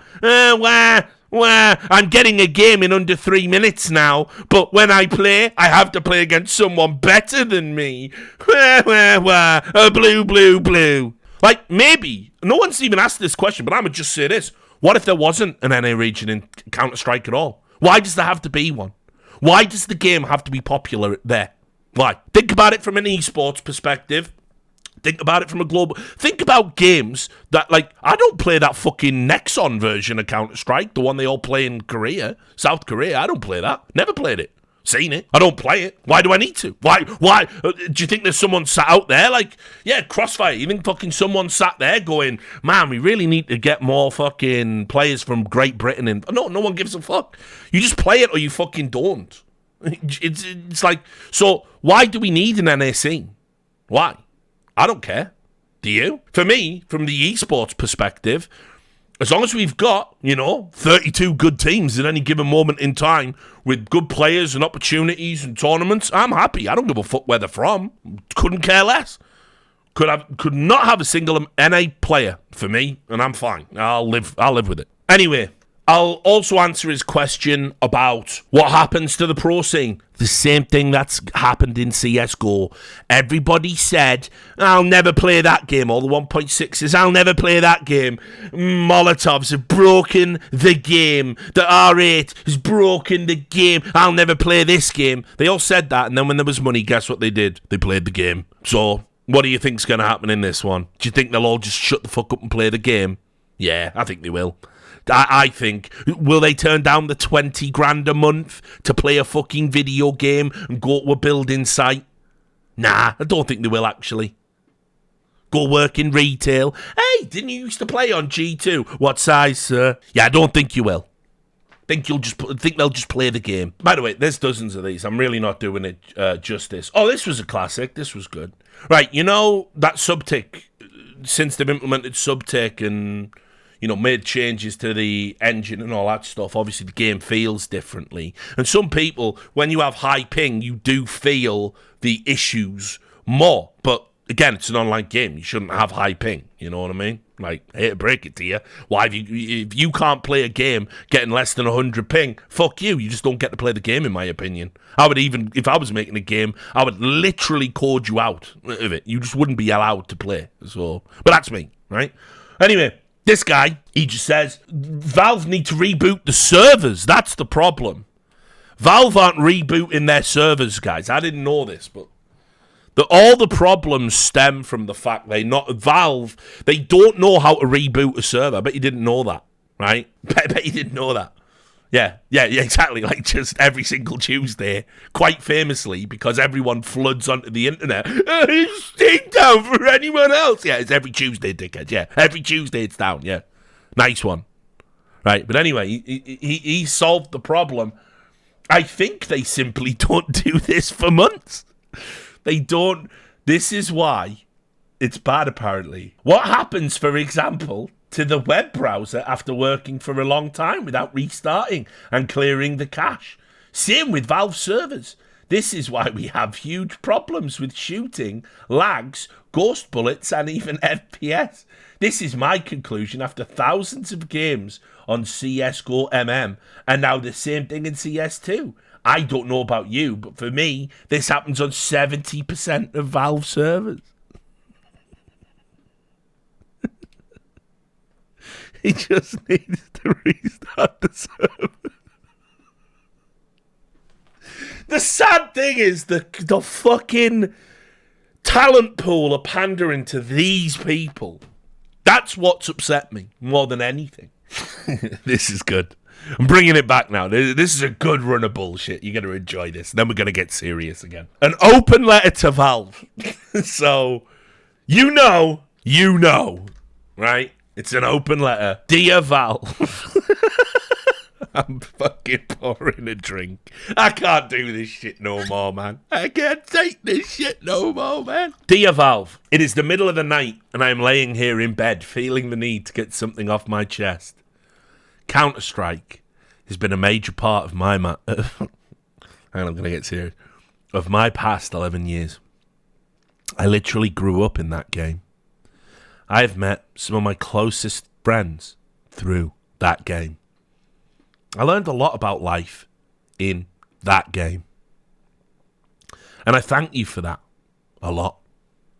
Now, that being said, I am very worried about the direction you are taking, and I feel you have forgotten the importance of the identity of the game. I have always looked at CS as more of a rule set than a game. A rule set that is brought to life by an amazing community. Hell, even the game's origin is the community. I've learned to aim on community aim maps and community DM servers. Learned to move on community KZ, Surf and B-Hop servers. Learned the game on retake servers and POV demos and pug sites that do a very good job at making the grind feel rewarding. You have provided none of that the past 20 plus years, and that's a good thing. It basically made the game's infrastructure free market. the community could choose the best possible thing, and they could improve these things to their liking without you having to move a muscle. Genius for longevity of a game, if you ask me, while it also always kept the game improving. Now, your mission seems to be to make the game more accessible to a broader, more casual audience, which is not a bad thing at all. I just think the way you're going about it is a risky experiment that you haven't quite thought through. You tried taking away console interaction completely in the beta. Now, rumour has it, they're just rumours, you want to remove configs as a whole. How about making the in-game settings actually representative of all of the amazing customization CS has to offer, instead of taking away possibilities for the people that have run your games for all these years? There are no commands that objectively disadvantage you as a casual by not knowing them, except maybe jump throws. So add an option for binding jump throw to the game settings as well, instead of forcing us all to a subpar, clunky solution. By taking away the console, and so far many customization commands, you make me feel the game is less for the player. Customization means making the game feel your own, and goddamn, CS was good at that. You'd watch a pro stream and change 3 things, then watch POV demo and change those exact 3 things again, because it made you feel the game more in that moment. And that's what customization is about. That is what Counterstrike is about. The feel. And you know what? With things like forced bobbing, view model recoil, and right hand, I hate the way my game looks and feels now. The problem you want to tackle is accessibility for casuals, yet the way you go about it is force your most important player core to the same subpar circumstances instead of raising your standard. You are taking away possibilities from the people that have kept your neglected child, Counter-Strike, running. Another topic I want to address briefly is the subtick and anti-cheat debacle. The game was perfect in terms of gameplay on 128 tick servers. I don't care that subtick is on paper more accurate, as it feels like hell playing with it right now. You had the formula, the gold standard of FPS in terms of aim and movement, and you go ahead and throw that away by experimenting with something no one asked for. Remember, guys, no one asked for better hit registration in CSGO, ever! What we did ask for, the main thing actually, was a proper anti-cheat. This honestly is an embarrassing topic for you. Even people that have barely ever heard about CSGO know about its cheating problem, and yet every single game on your servers has blatant cheating. Emphasis his. Listen, once again, I don't care about the potential on paper of VAC Live. I've heard about that thing for years now. One of your devs even claimed it basically had a 100% success rate in exposing blatant aimbotting. A statement couldn't be more of a slap in the face to the community. There's much more wrong about the release that I would like to get into detail about, but I feel like I've expressed the most important aspects. The previous community paved route made Counter-Strike invincible. Let's see where this will take the game and us. Sincerely, the community. I'm not joking. I left it deliberately not scrolling. He signs it, the community, for he is the community. And not just some lunatic writing an open fucking letter, for he is the community. He's all of you. He's all of us. It's like the end of fucking V for Vendetta. He was my mother. He was my father. He was my brother. He was my friend. He is all of us. For he is the community. Jesus Christ. Let me add this. And again, just total nonsense. There isn't blatant cheating on every single server, every single game. Is there? Is there? Statistically, there couldn't be. That would mean everyone's cheating. It just isn't. It just isn't like that. And even if it was, show me the data. You can't. It's in your brain. Valve and communication. All right, we're getting into it now. Basically, every post I see eventually as someone calling for Valve to just communicate or give a roadmap or give us some kind of insight into what's going on. This video from Steam devs in 2014 seems to hold true. Now, we've all seen this video. We've all seen this clip. I'm sure you've seen it. It's the one where they basically say, listen, if we make promises, it pisses people off than if we just say nothing and do our own shit. That's paraphrasing it, but basically it's that. And he goes, by the way, it's from 2014, so nearly 10 years. And it gives insight into why it's extremely unlikely that we'll get any communication from Valve.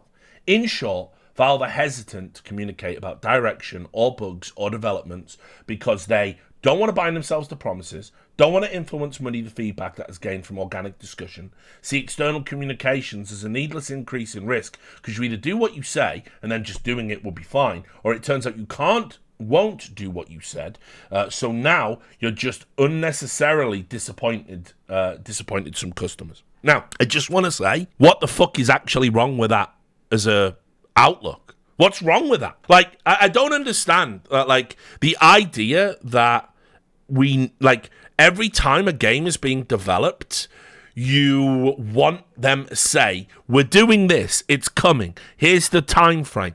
This is just unrealistic bullshit. In fact, I would say Valve have been way more communicative in the build-up to the release of CS2 and post-release than they have at almost any stage of CSGO development. We have had people on the forums asking for bug feedback. We have had people on Twitter, as we'll get to, explaining their viewpoints about certain things. The fucking Twitter account has stopped just posting memes and they referencing stuff. They even made fun of the Michael Jackson bug and did a pick and changed their banner profile. There is reciprocal feedback coming from them. But what they're never going to do, and what they shouldn't be expected to do, is like draw out a fucking roadmap of everything that they're going to do at every incremental stage. Let's just focus on that. In the games industry, some AAA games will do, like, this DLC will launch in April. We're going to have a content patch here in June. And they tell you what the year looks like. They typically do that when they are selling you an expansion pass or a battle pass or some additional means to purchase future content. In that instance, it is reasonable that they tell you what is coming because it's what you're getting for your money. And then if you don't get that, you've got every right to be angry because you paid in advance. CS2 and a lot of online competitive games that use the freemium model don't have to do that. They don't do that. You've not paid anything in advance. They're not obligated to tell you what's coming. They didn't use it as a fucking sales pitch. So, Valve, for me, in like however many patches it's been in fucking 19, 20 days, Valve, for me, you've been way more communicative than ever before, than since when they first took over like CSGO and Hidden Path were even developing it back then.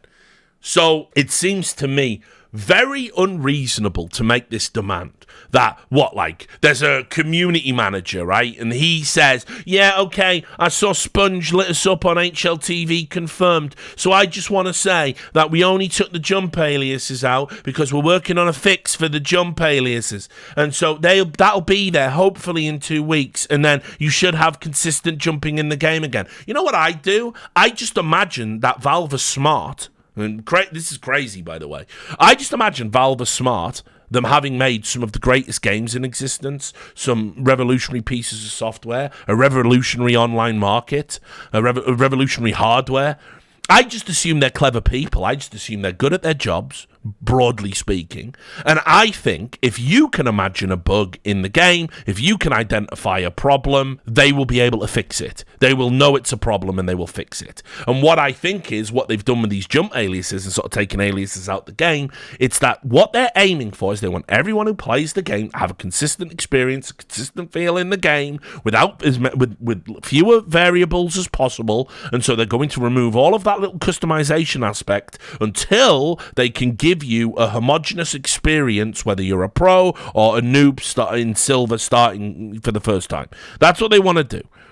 And so everyone up in arms about the removing the jump binds. I remember when we used to argue about whether or not they should be allowed.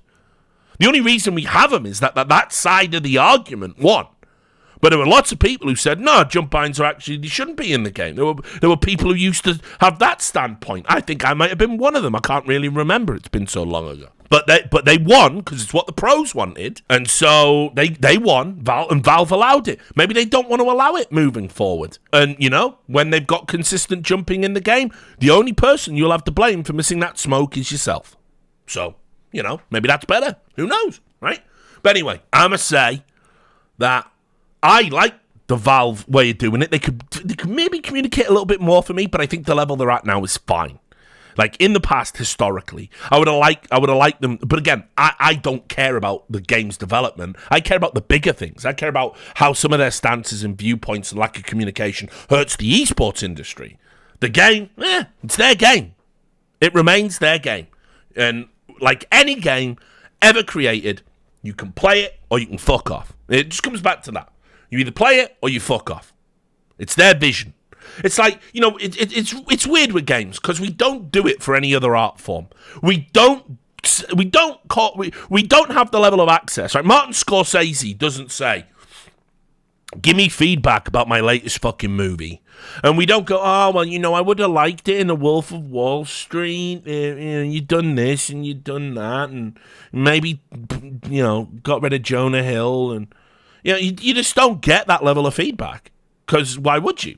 Why would anyone acquiesce to that? It's his artistic vision. You can watch the movie. You can say it's bad or good to all your friends.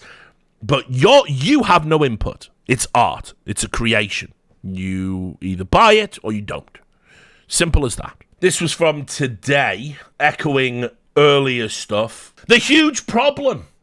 CS2 is not new player friendly. My friends left the game in less than a week. Was trying not to make a huge text about it, but had to because I wanted to vent my frustration. Right? Massively upvoted this. Basically, it was pretty hyped to have friends trying CS2. Some of them only played Valorant, the child's game. Other never touched a PC game, and I was totally ready to help them learn and progress as a small team of friends. It lasted 5 days at best. They came back to Valorant or just gave up entirely, and I can't blame them. Some of the problems they pointed, and I can totally agree, the casual being a 10 times 10 is a total mess. And what it was supposed to be, an ultra noob friendly mode, became hell. People were kicking them out of casuals because they were learning the basics. Nice way to welcome new players. And yet during CSGO, there were hundreds of times that people were crying of dropping player base. Because of that, we tried the competitive, not the premier, mind you. You had to purchase a priority mode, prime status, to play the actual ranked, and with less hacks, that they felt 100% deceived because they were told this game was free to play. Even had to heard the comparison that at least in Valorant Child's game, it was actually free to play, and the anti-cheat was free as well. Right, you're not paying for the anti-cheat, dickhead.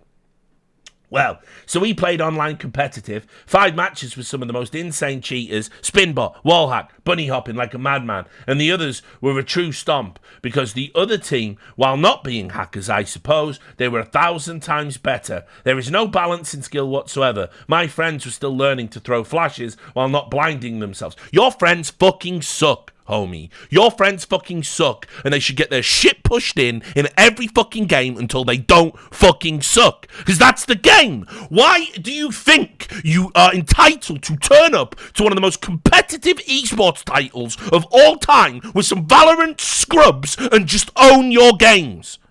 Where is it coming from? Where is this mindset coming from? Do you think that with the first time we installed counterstrike, for way back in, do you think people used to get wrecked just on virtual where they lived because some people had broadband before fucking other countries, and you knew if you were playing on dial-up and you ran into the broadband homies, you got fucked. Nothing you can do about it. Don't have broadband, a blue. Do you know what? We played our hardest. We knew what was coming. We tried to find ways to use warp and lag compensation and interpolate to our advantage. That's what we used to do. And we used to get on the servers every day and grind every day and play every day and try to improve. And every time we had a little bit of money left over, we upgraded the tech. We got a better headset. We got a better mouse. We got a better keyboard. We got better internet connections. And it took years and years and years before we were the people doing the wrecking. And that's what an online game is. That is what an online game is meant to be. That is what a competitive game is meant to be. It doesn't change just because, well, we were like bronze in Valorant, so we're gonna own it in CS. Oh no, people won't let us learn. Right. Let me address the point about your friends being kicked from casuals, and then you say that they were throwing flashbangs and blinding themselves. Do you think they might have accidentally griefed someone? They can't even use a flashbang properly. I think they probably accidentally griefed some people. I think they blinded some people, and people don't like that, and they don't like it in casual. So yeah, you got kicked. From a casual. Spoiler, you just queue up again. Oh no. What a joke. And we'll get to another point in a second that he makes down here. Couldn't even get the chance to earn a rank on any map because 10 wins on each was a total drag for them. Here in my country, the price of Prime status is pretty much the price of a new game. What? Like, Prime is like $40. What's going on? And they didn't feel motivated enough to buy it. Some of you guys would say, well, bring them to Face It. But how is that supposed to fix the problem? Dude, they ain't ready for Face It. They ain't ready. They can't throw a flashbang, dude. Do you think what happens when they get to Face It? Do you think they're having more fun? No. Wasn't that what we were trying to fix with CS2 in the first place? To unify the community? Nothing changed really. Sad. Because I bet they will never try CS2 again unless some big changes are made. Oh, good. Fuck off. Like, what we need is more fucking scrubs that can't play. Right? Let me also just tell you, this is another myth that's parroted by all these morons. CS2 isn't noob-friendly. Valorant has a targeting arena, place you can test your shit out. It has casual mode. CSGO's got them too. So, CSGO has integrated deathmatch. CSGO has casual mode. So what are you talking about? That it's not noob friendly. What do you need? Because in all of these threads, this is very typical. In all of these threads, it's just, we were shit at a video game and we lost because we were shit at a video game. There is nothing Valve can do to make you instantly good. There is no mode they can create where you being bad won't be a drag factor. There's nothing. Get good or fuck off. That's it. It's like, you know, I've seen it in Dota loads. People play, you know, they do the tutorial, they play like 5-6 bot games, and with one hero, they get all horned up, straight into ranked. Oh my me, what's happening? The learning curve's too steep. Yes, that's right, motherfucker. It's 1,000 hours to get the basics down. Put the time in or fuck off. It's not getting given to you. Mental. Everything else might, right now, you little zoomers, everything else might be getting given to you. Yeah, we all have to fucking tiptoe around what words we use, or you all have a cry. We all have to have broad censorious stuff because you might trigger warnings on everything because this is a competition. Competition. It doesn't get given to you. You earn it. It's a foreign concept these days, but this is why esports fucking rules, or used to rule. It's you. It's just you and a machine. And you either do it or you don't. It doesn't get given to you. Nothing worth having gets given to you. No sport gets given to you. Fucking idiocy. Now, with all of that said, I think we've probably covered all of the bases. For all the types of complaint that you will see, I'll just bring up one last thing for you, and then we're going to get into what happens when it's not morons, which is the eternal question. What happens when it's meant to be our industry thought leaders? This was also posted on Reddit. For some reason, instead of typing it in, he typed it onto a notepad and then screenshotted it and uploaded that. So this is why it's that, right? Maybe he knew I was going to include it in my stream, and he didn't want his username there. In which case, that's fucking 5head. So well done. Anyway. CS2 copium theories. In the transition from CSGO to CS2 VACnet, some chunks of training data became obsolete based on the new networking infrastructure of the game and subtick. Valve then needed to retrain VACnet, so they took down the demo servers to train VACnet on CS2 matches. Could it be? Could it be that Valve want to make a working anti-cheat? I mean, it works, but, you know, the best anti-cheat. Wouldn't that be a feather in their cap? 2, Valve are holding back content like maps, game modes, etc. to focus on core gameplay fixes first. That's not copium! That's what they're doing! Obviously, that's what they're doing. Why wouldn't they do it that way? Oh, you know what? The gameplay's like fucking ass. So what we'll do is, let's charge people money for content. They're not Activision Blizzard. They're Valve. They're not going to do that. The optics of that are terrible. So yes, obviously they're going to fix the game before you get your little cases. 3, Valve have consistently been adjusting the subtick system outside of patch notes and don't want to make a massive pendulum-style change before gauging if the previous change impacted it. Yes! Yeah, that's, again, not copium. That's common sense.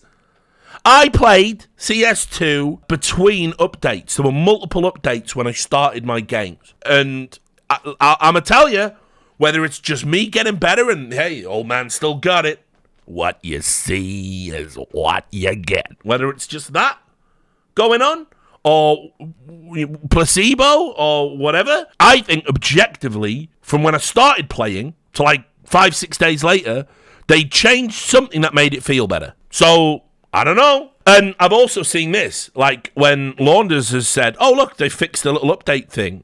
Yeah, and they didn't say anything about it. They could be out there going, oh, we updated this, and we updated that, and we fixed this, and we fixed that, and there's all these little tweaks that they're making between patches. Remember when we just had that update that just dropped and there were no patch notes with it? What do you think they're doing, guys? Then, we have to get into the doomer theories. 1, there are only 5 people working on CS2. Objective nonsense. The rest are contractors for the launch of the game. It's going to take months to get back to the same feature set we had in Go. 2, there is nobody working on CS2. All the devs are paid actors. CS2 was a false flag operation by Riot Games to release the game in an unfinished state to drive players to Valorant Child's game. So you're not mentally ill then, okay? Well, fine. The ultimate 5-head move. But, you know, by the way, as I said, just while I'm bringing this up and getting this ready, that by no means, that is like the tip of the iceberg. I've missed out loads of insane threads, bullshit criticism, all alleging pretty much the same thing. It's not noob friendly, cheating's out of control, the hit reg doesn't work, what you see is not what you get. In fact, actually, there's now a catchphrase, I'm watching it have a groundswell. It wasn't very original. People took the CSGO and then said CS2'd for like when you die behind a wall, even though this is happening to people with like high ping and stuff in a lot of cases. But now also, I did see someone coin the phrase, what you see is what the fuck.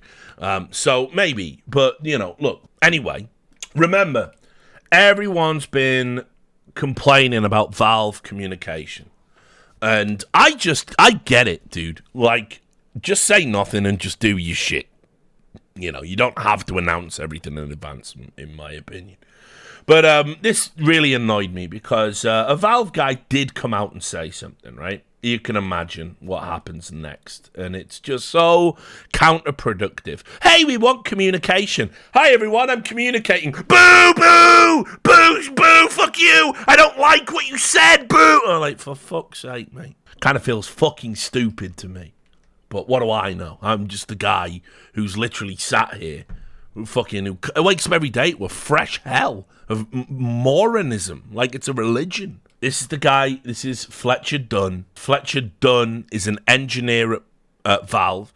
I looked into him a little bit before this stream. Apparently he's like a maths whiz, you know, he's like a really fucking high-level smart dude, because you have to be to work at Valve. And he said, if you put an FPS cap at 120, you would consistently get a really high quality experience.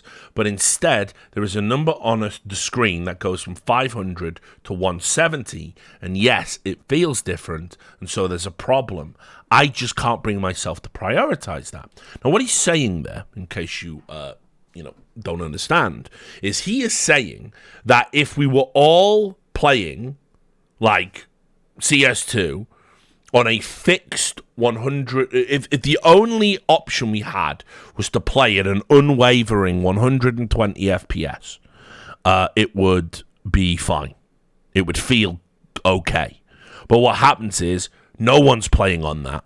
because everyone wants as much FPS as possible.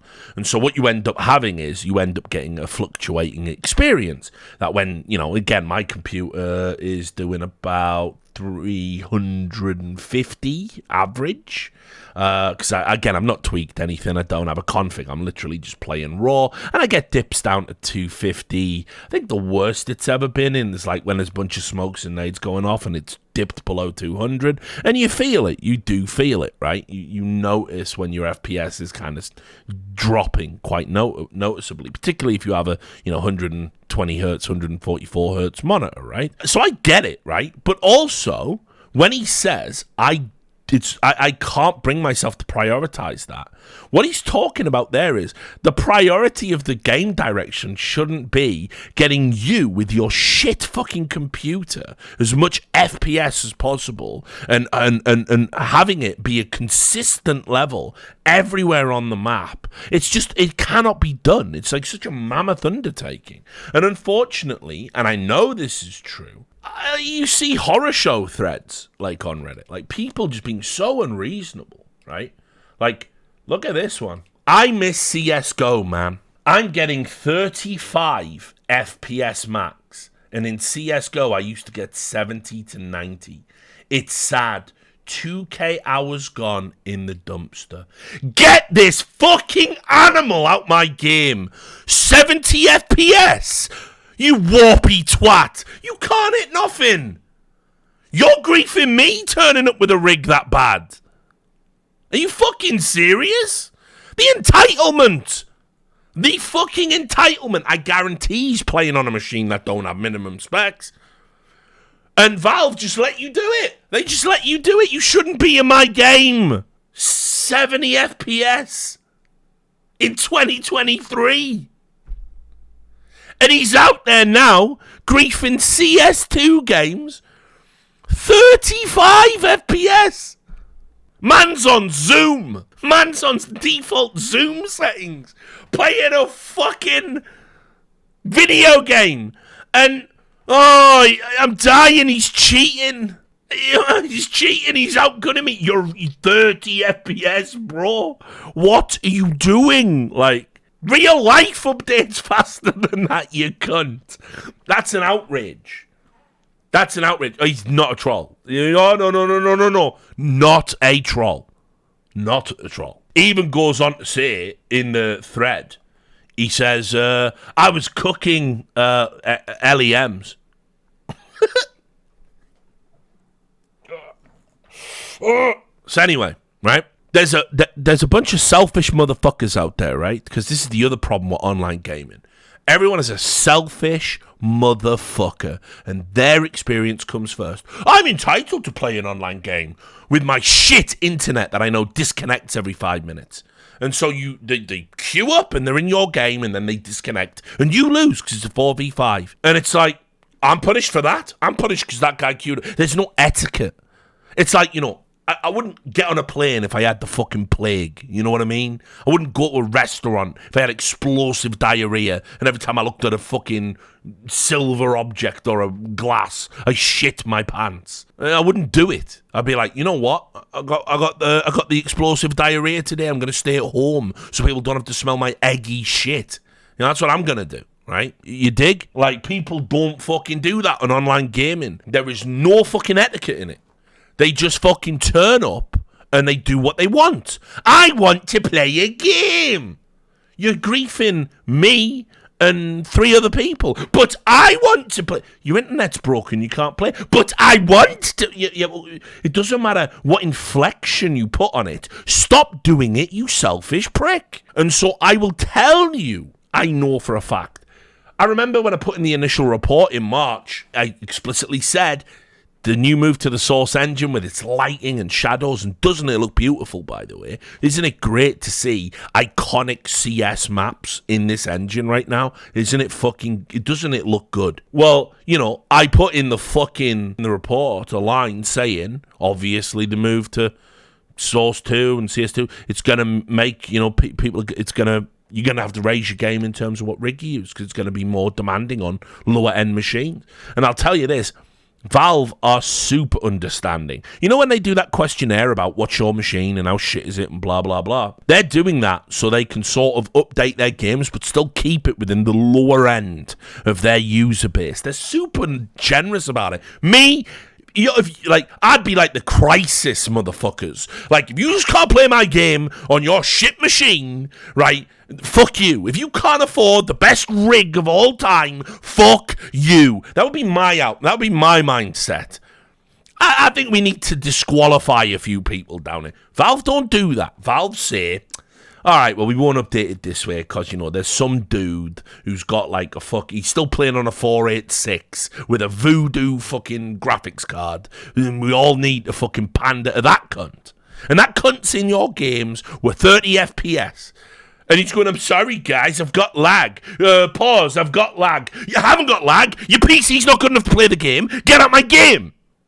You are ruining my experience. I didn't sign up for that. So that's all. That's my thoughts on that. So anyway, he said that, and people like Sponge and all these other people, they fucking blew up that tweet out of proportion, made it sound like it was a bad fucking tweet, that he was being callous and selfish, and everyone was like, oh, look at the nasty Valve man. He doesn't care about the low FPS people. He says he doesn't want to prioritize the FPS. They made a massive fucking song and dance about it. It went on Reddit. It was a front page Reddit thread. That guy just said, I just don't think trying to make your shit machine be better is a priority for me. It shouldn't be. He's right. Just buy a machine that can play the game well or fuck off. Again, it just comes down to this, guys. Buy the ticket and take the ride or fuck off. Like, I can't. All of these things come back to the same point. Anyway, this motherfucker had to apologize. He said, the context is I am parachuting in to fix my networking stuff. In the process, I replied to some Reddit posts complaining about stutters. I asked for ETW traces. This was the guy who went on Reddit and actually asked people to send him traces so he could help them, and they abused him for it. Instead, I get a ton of replies from the 170 FPS folks. That's frustrating since a trace is much less useful for that type of problem. But before I know it, I have said some dumb shit about 120 Hz that is pretty tone deaf for CS. By the way, I did get one good trace, and today's build has a fix as a result. Do you see what's going on here, guys? Do you see how your clout-thirsty drama bullshit is impeding making the game better, which is what you say you want? I don't care.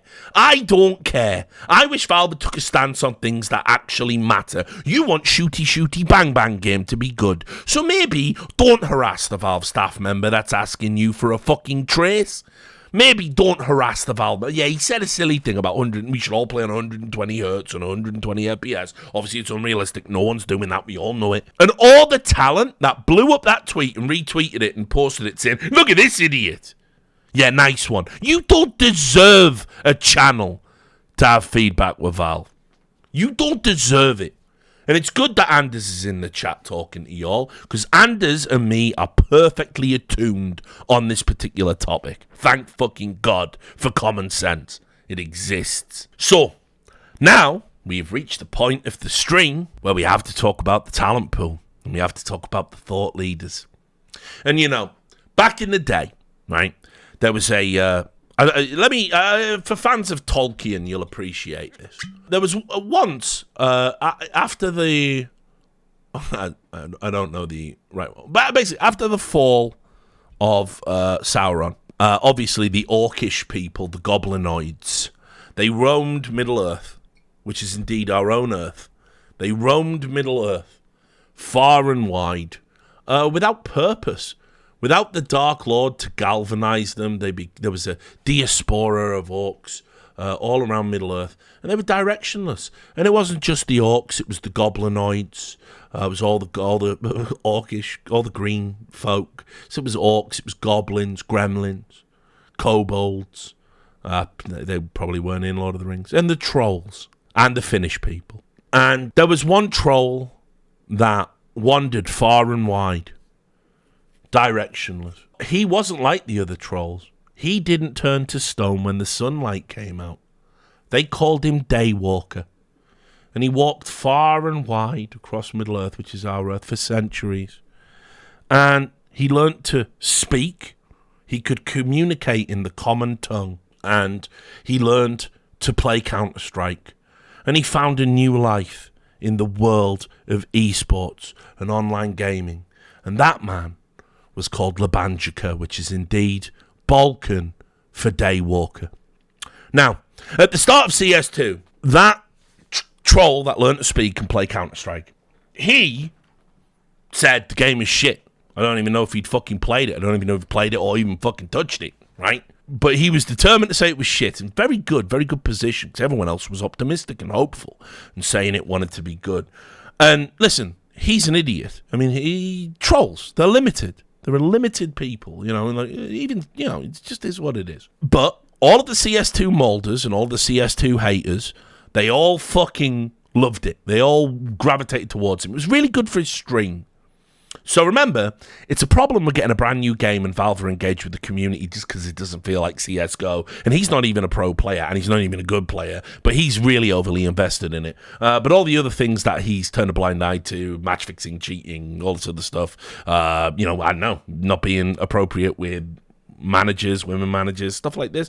He doesn't have a problem with any of these other big topics in the space. Just that CS2's bad and Valve are bad. And if you say CS2 has promise and we're in good shape this early on in its development, you're a Valve shill and all of this stuff. So I was like, look, at least it's just Loba, you know? My expectations are low. I'm really proud of him in a lot of ways. So, you know, as I said, it's not easy being a fucking cave troll and trying to negotiate, you know, this digital landscape. Somehow he does it. Good on him, actually. Good for him. But what I will say is, I've seen so many of the talent who aren't held back by being goblinoids, and now they are perfectly aligned with the shit he has said since the game came out. And that is mind-blowing to me, because these are intelligent people.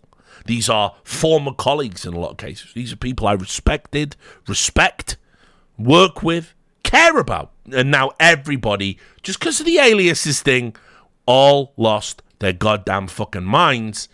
And I don't know. I can't really fucking wrap my head around it, honestly. I'll show you some of the reactions. And then, as I said, we're going to watch this dreadful clip of the HLTV Confirmed podcast, which they'll probably, if I know Nomad, he'll try and they'll DMCA me probably when it goes to YouTube, because it's okay for them to regurgitate my reporting, but it's not okay for me to use fair use to talk about their podcast. So fair play to Pok Haralanishan, probably Finnish, unintelligible name, normally gives it away. We're gonna go through. He took the time to compile pros and talent, you know, and their reaction to this update. So we're gonna just look at some of those, and in no particular order, and I'll give my thoughts about them so you can see. This is Launders. Launders said they removed the alias's ability to remove subtick without actually fixing the default jump key. Every time you jump, it's a different height, and now there's no fix. Now, put it this way: I'm a scrub. So I don't want bunny hopping in the game. I don't think bunny hopping should exist in the game. I don't care about surfing or movement servers. I think the bunny hop obsessives are losers, but he's in with that community. Bunny hopping was a bug that we turned into a feature by lying to ourselves, and bunny hopping looks stupid. It was super off-putting to casual viewers back in the day when we were showing them CS broadcasts. Like, why is a counter-terrorist with a gun skipping like this? They couldn't understand it. They couldn't wrap their head around it. So I never wanted bunny hopping. I don't really care about surf maps and all that shit. It's just garbage. I like 5v5 shooty, you know, defuse maps. That's what I like. That's me, okay? Each to their own, though. And as I said, Launders loves all that stuff, and he's into that stuff, and it was always bigger in NA anyway, so what the fuck do I know? But anyway, he has been talking to a lot of those guys, because he's from that world. And actually, it's been a boon. They've given him a lot of useful feedback, and he's been very switched on. And as I said, out of all of the talent I've seen, at least Launders is posting a video. At least Launders is posting numbers. Launders isn't just saying, this is shit, and that's the end of of it. That's the end of the conversation. Fuck Valve. Launch is posting a video, and he's even figuring out workarounds for the things Valve are trying to fix, which, by the way, so I'm sure Valve don't like that. I'm sure Valve are fucking angry. Like they're trying to patch stuff out the game so they can figure stuff out, and Launch is just going, but what about now? You know, so like, whatever, dude. But like, you know, so he says there, they removed Alias's ability to remove sub-tick without actually fixing the default jump key. Every time you jump, it's a different height, and now there's no fix. I don't know. I think the fix is coming. I don't think Valve ever going to take anything out without then, like, what do we do next to fix it? I think Valve are always thinking about what the end destination looks like. You might not agree with the journey. You might not even agree with where you arrive at. But the idea that Valve are just, like, sort of scrambling insanely and trying things, I don't really fuck with that as an outlook. I don't really fuck with that as an opinion. It doesn't feel real to me. Because, again, I know how they work. I know how they think. Sir Chad of Baggington, he just went with that initially. Leave aliases alone. And you go, okay, well, that's a bit of fun. So, okay, yeah, we're all entitled to a bit of fun feedback. I think that probably he realized in that moment, actually, no, I am CS Jesus. Yeah, this is Chad shit that he's on now. He wants to be the counterstrike Jesus. He wants to be viewed as the guy that has done the most for the scene, and he's the only guy who's brave enough to say the things. And like, trust me, dude, he's a really changed guy, and it's sad to fucking see. I hope in 10 years, when he's off this bullshit, we can maybe heal and rebuild bridges. But for now, I'm not coming along for this ride. There's always been a fucking tyrant in CS at various times. You know, it's been like Red Eye at one point, and you know, we always end up with a fucking tyrant who wants to control everything and thinks they're in charge of all the shit, and they want to get their fingers in all the pies, and you just have to live with it. You just have to live with it if you work in the space. And I'm too old and don't give a fuck. No more nice guy. So he said 128 tick, alias binds. Let's keep blocking things that make the game feel better while adding nothing to actually fix it. Sick one. And then Twists, who had been interviewed in HLTV, and Twists had said, yeah, pros need to do better, actually, with how they're giving feedback. Then he did also sort of go on to mug off the fucking game, but credit to him at least saying, we should be a little bit constructive. We shouldn't just whine. Imagine that, pros not whining about minor changes. Incredible, really. And he said, I have to agree, the last update is starting to cause some doubt. I will stay hopeful and say it gets corrected next update. So, you know, nice one. Russell, always, you've matured into a great guy, actually. I always knew you would. You really turned your shit around. Oh, no, wait, my bad. You just totally reneged on what you said you were going to do in that interview. Fucking complain publicly. Oh, yeah, because everyone's at it now. Even my beloved Russell. Not you too, Twists. I cry every time. Why mess with the one thing that is consistent? Because they're trying to get it, like, actually consistent. It's not consistent, right? If you've got aliases and I don't, you dig? That's the point. They want to make CS consistent. Anyway, I'm talking about the jump bind. The normal jumping has problems with the grenade not actually releasing. This update messes with aliases, causing the accuracy of smokes to be less accurate, especially forward throw ones. Not a problem. Sir Chad of Baggington realize he's sensing it in the water. He's seeing all the people going, yes, Queen, yes, slay, slay, slay, Sir Chad of Baggington. He said, I've been blissfully hopefully, I mean, he means hopeful, up until this point, and now I'm just fucking tilted. For fuck's sake, man. You don't even play anymore. It's fine. Well, okay. You're tilted. Austin, a streamer. The streamers were like... Oh, shit, man, someone's broke out the Cloutium. Maybe I can get a line of Cloutium here. Can I get some Cloutium? Right, what are people saying? What are people doing? All right, this new update's bad? Okay. Oh, sweet Cloutium. So Austin comes in. He says, guys, I'm starting to get worried about CS2. It's 3 weeks. I still have hope. It's 3 weeks. But these updates are hurting the game. I mean... We don't know that. We're not really at the end, are we? We're not at the end. Lige, my guy, you know. Think he's been very good in his feedback, and you know, he's been positive. He said, you can see he's replying to this earlier tweet he made. He said, not trying to be negative, but why remove things to be worse for everyone? And again, this is the pros' perspective. They use jump binds, because remember, we had the argument back in the day about whether jump binds should even exist, because it's kind of scripting, and they've gone, no, aliases are fine. They win the argument, they move forward. I guarantee the average scrub doesn't know what a fucking jump bind is, doesn't know what an alias is, doesn't have any of that stuff in their game. But the pros all use them. So the pros go, why are you removing it? Because it makes it worse. But it makes it worse for you. And the average player doesn't know what one is and might run into people who do. And then they're at a disadvantage. And that's fucked up, right? So, and I'm just looking at it, I don't care. But I'm looking at it just from a non-biased perspective, right? But anyway, he says, why remove things to be worse for everyone? Okay, yeah. He goes, with the alias yeah, this is about the WASD keys, to be fair. He says, with alias WASD keys, we had consistent movement after first tick. Now, after this update, it can register anywhere between 1 tick and 20. Worse for all now. This is true. They did a video demonstrating that, like, when you press the button to move, if you slow it down, sometimes you go on tick 1, sometimes you go on tick 20. It can be anywhere between those ticks. That's suboptimal. It'll get fixed. Of course it'll get fixed. They'll fix that. If there were a proper fix and it was better for everyone, sure, I would understand patching the Band-Aid fix to remove placebo, but there wasn't a fix for this, and it's very easy to test that the movement and jumping isn't consistent or fixed. Not ideal, but again, Elige, my homie, I will remind you that back in the day, we just shut the fuck up and played. We played the tournaments. We played tournaments where nothing was fixed, nothing was right. We played Source pre-Z block. You can't even imagine. Inconsistent nades, crouch bugs, fucked up movement. People just got on with it, and we just made the most of it. And we tried to get it updated and give feedback where we could. And guess what? Eventually, it all got workable. It all got to a point we were all happy with.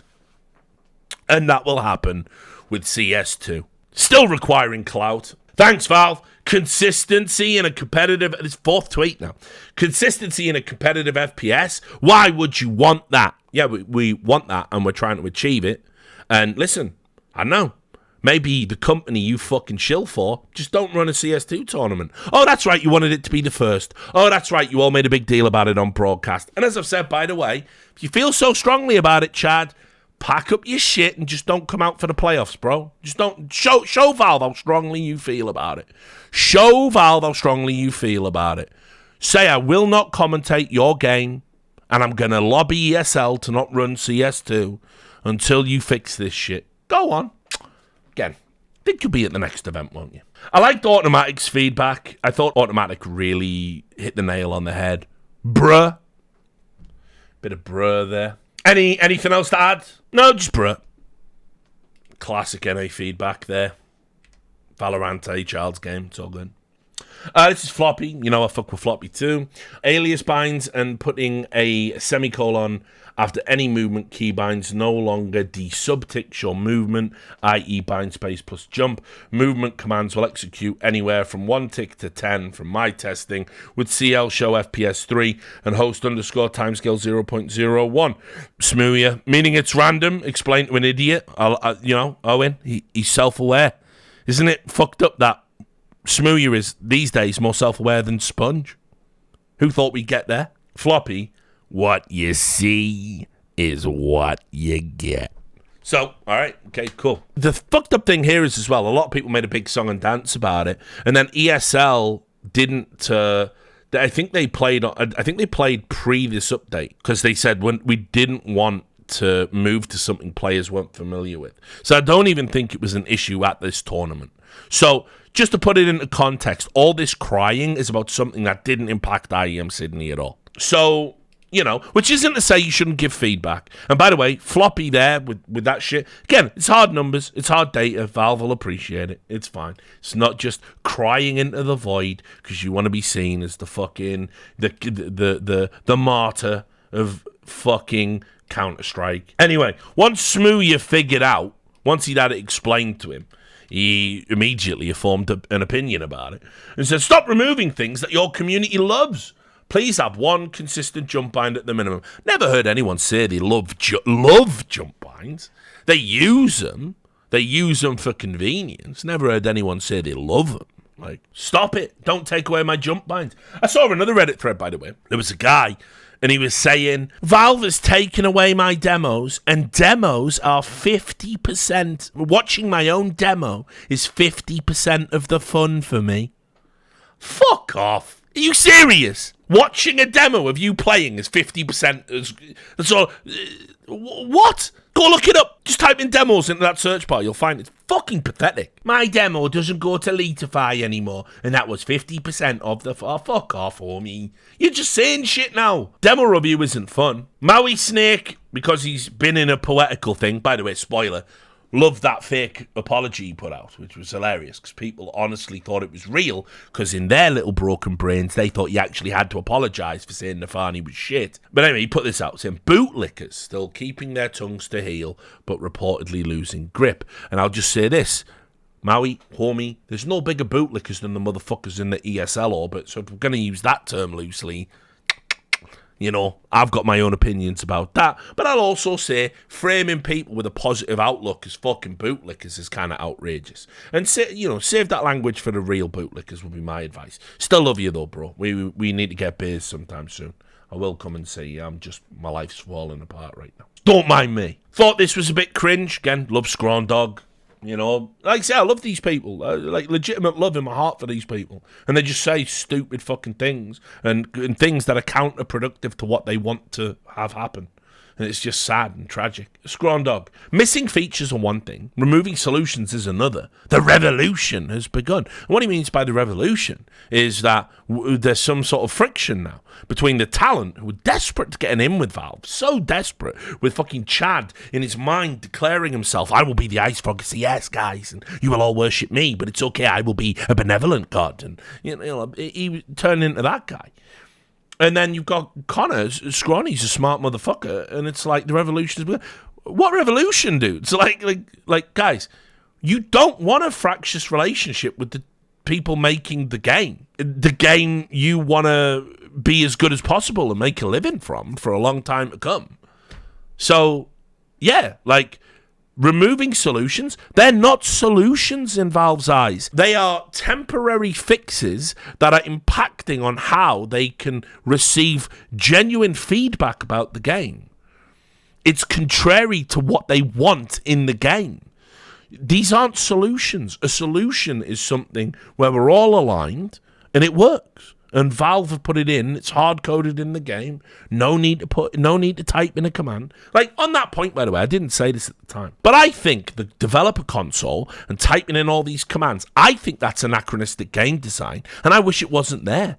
I think having an auto-exec is shit for a modern game. I don't think it should be there. I think I should have a bunch of drop-down menus and I can choose everything I want. And I shouldn't have to type in a command or learn a CVAR or any of that stuff. It just doesn't belong in 2023. It was cool back in the day. It sucks now. Most Zoomers don't understand it. If you want to make a game that truly appeals to people, that's the shit you cut. So these things aren't solutions. These are like an artifact, a relic left over from the game having a console that you only got access to because really it was developer negligence. It's the way that a Bethesda game still has the same console in every game, so you can type in cheat commands and spawn whatever you want. Still do it in Starfield, by the way.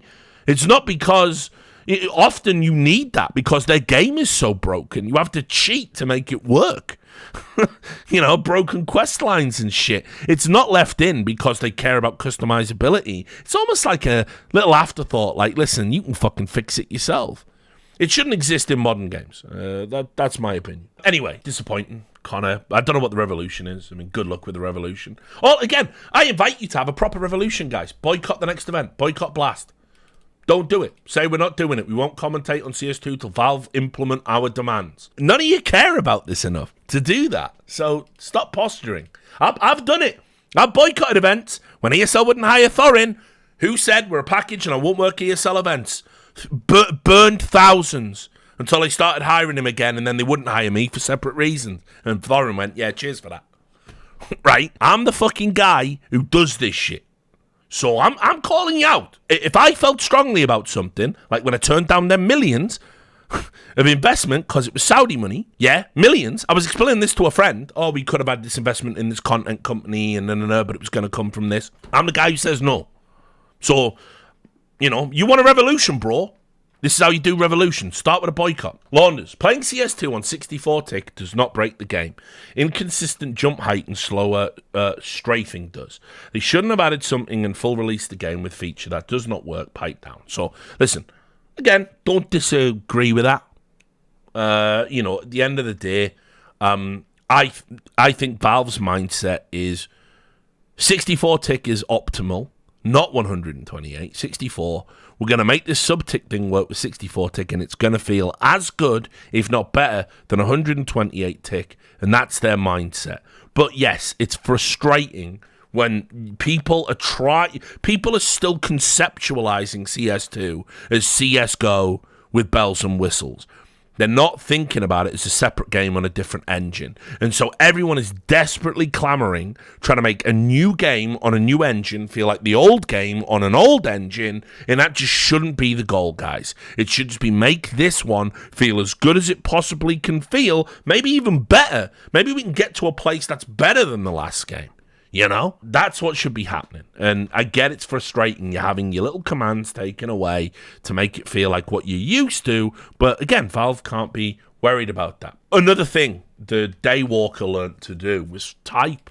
So here he is, when he's not typing rap lyrics and then saying you can't.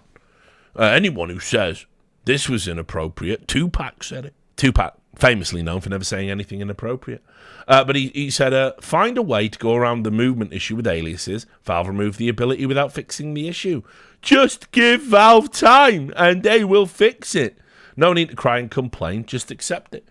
I mean, it's been less than a day. So, yeah, maybe wait and see what's next. But what do I know? I'm just a guy who's been around for 20 years watching all this shit. NBK, good friend Nathan. Don't really know what this sort of feedback was for. He says, Godspeed to entry fraggers, gambling whether smokes will be here or not, smiley face. This is obviously because, as it stands, without the jump bind aliases and all this other stuff, smokes are inconsistent. And with the movement being tied to tick rate and that 1 and 20 thing, yeah, there's some inconsistencies in the game. Again, I don't think this is going to be an ongoing problem.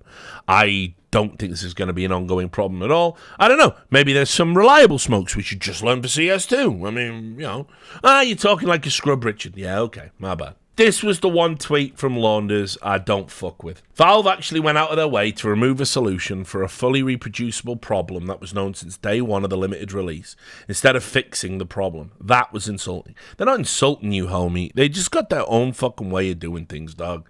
And it's like, if you're getting this personally invested in this shit, like, you need to take a step back. Because, like, for real, Valve are just making a fucking video game that they fucking want to be as good as possible. They hope it'll have an esports scene, but they can give or take it. You can give or take that aspect of it. And, at the end of the day, it is going to be different, dudes. You're all going to have to just nut up. You're all just going to have to nut the fuck up and do what I had to do, which is, look, I even left this out earlier. It was, right, remember how 1.6 was the best game of all time when Source came out? Within Counter-Strike, patch to patch, people used to argue. So if you talk to a real hipster motherfucker, they will tell you 1.3 was the best. That is the real shit. I'm going to give you the straight dope. People will tell you 1.3 was the best. They'll argue 1.3 or 1.5, but I don't fuck with the 1.5ers because the 1.5ers were only saying that because 1.6 came out. 1.3 was, for many people, the pinnacle of Counter-Strike. And people went and they made servers that were 1.3. This is pre-Steam. People made 1.3 servers where the update just hadn't been patched on. And people used to fucking sit and play. I'm not playing 1.4. I ain't playing 1.5. And yeah, you're right, by the way. With the 1.3 versus 1.5, you will never get a more incel-y, hipster argument than that. But it existed. And you had to listen to that shit. And then 1.6 came out, and the 1.5ers hated it. The 1.3ers obviously hated it. But that was what we played. That was what got popular. That is what blew up. Everyone eventually galvanized. It became less and less practical to play the earlier versions. All the pros said it was the best because that's where the money was. And everyone slowly convinced themselves 1.6 was a perfect game. When Source came out, I used to have to listen to having played 1.6 myself, I used to have to listen to 1.6 players say, man, it's so sad. Counter-Strike Source, the hit reg is so bad. 1.6 had perfect hit registry. There isn't an online game alive that has had perfect hit registry, and 1.6 wasn't it. You used to fucking miss 1.6 sprays and taps all the motherfucking time. And anyone who tells you otherwise never played it. Joke. And we're right back here. Right? So none of this is insulting. None of this is personal. Right? Valve are trying to make the best version of Counter-Strike, the same they've done with every version of Counter-Strike. They're not insulting anyone. You don't know what is coming in terms of the next fix, what the next update's going to look like. And as I said, all this drama about the aliases, I wonder what's going to happen in the next update and whether some people are going to look like fools. I would prep for that. I'd prep to look a bit silly. That would be my opinion. Final thought, Messioso, who is a guy... I used to not like this dude back in the day. You know, Messioso's a complexity. Graham knows I feel this way. So this is, again, deep lore for you all. Back in the cadre days, I always thought he was a bit of a sort of amusing figure. He was like an ESL admin. And then one year, we had a split in the national teams. And there was the Clan-Base International Cup for Counter-Strike Source and the ESL International Cup for Counter-Strike Source. And some people didn't want to play Clan-Base because they thought it was all cheaters or it wasn't a prestigious tournament and there wasn't a lot of prize money. And I was the UK captain. I even played for the UK in Clan-Base in the Nations Cup. I picked myself like a cunt because I knew we could beat Greece, and I wanted to play against my friend who sadly passed away, a guy called Sonic, Jonas Passas. Still got his steam on. He died of a brain aneurysm in his late 20s. Out of nowhere. Really sad. But I picked myself to play Greece, and it was like me and like Critical, and I think I convinced Wes to play a game, and Hoods G, and Henry was in there. And anyway, Graham he was an ESL admin, and he got to be in the ESL Nations Cup. He got to be the UK manager. And I was like, that should have been me, kind of, because I already did this shit. So I didn't like it. And he wasn't like me. I was like a hands-on dude. Like, I used to coach people and tell them what to do. He was, he was a glorified water boy, really. Sorry, Graham. But you know what? They won. We didn't win Clan-Base, but his team won the ESL Nations Cup. Henry, Hoods. There's like a picture of them holding the trophy. And there's a picture of Graham holding the trophy. And I was so bitter and fucked up about that. I just started calling him randomly. I was like, Messioso's a fucking cunt. Glorified water boy. This is like cadre days, So we didn't talk properly for like fucking ages over some stupid, like, really pathetic, childish bullshit. But he's like a super cool dude. And he's grown into a super cool dude. And I really like the way he thinks about the game. And I really like the way he thinks about the scene. And he's had some of the most thankless jobs in all of esports. And he's a great guy. I'd love to fucking get a beer with him sometime and just fucking chill the fuck out. And he's good people. Complexity are in very good hands with him. Anyway, he said something that I think is kind of interesting. He said, what if it's their intention to have the game not be consistent? The biggest issue I have is that Valve haven't communicated what their ideal roadmap end game is for the game. Should we wait for consistent movement or accept they're not working towards it? That is a very good point. Maybe Valve feel that there needs to be a little bit of randomness in the game. And you know what? You're going to go, Richard, no. And randomness is bad. You even said it yourself. The ideal competitive game has to be that the best player can replicate the same thing 100 times out of 100 each time they attempt them. But let me also just tell you, we've already got randomness in the game. We had randomness in perfect CSGO. First bullet accuracy is random. There is a percentage chance. It's baked into the game. It's different for each guns. The perfect game. The one-way smokes. They're not random. They're replicable, but then they're asymmetric. We accepted that. What if this is just what CS is now, and there is that little bit of randomness about when we throw a smoke and you can't perfectly execute it, and there's no bind that's going to fix that? What if that just is the game now? And I don't want to hear, but that's a step backwards. Dude, speaking as someone who came from fucking Source, played that game since the day it dropped in 2004, and watched the Deagle become a first bullet, perfectly accurate, instant kill headshot machine for $800 fucking that could take out an AWPer, no fucking problem, a rifler, certainly no fucking problem.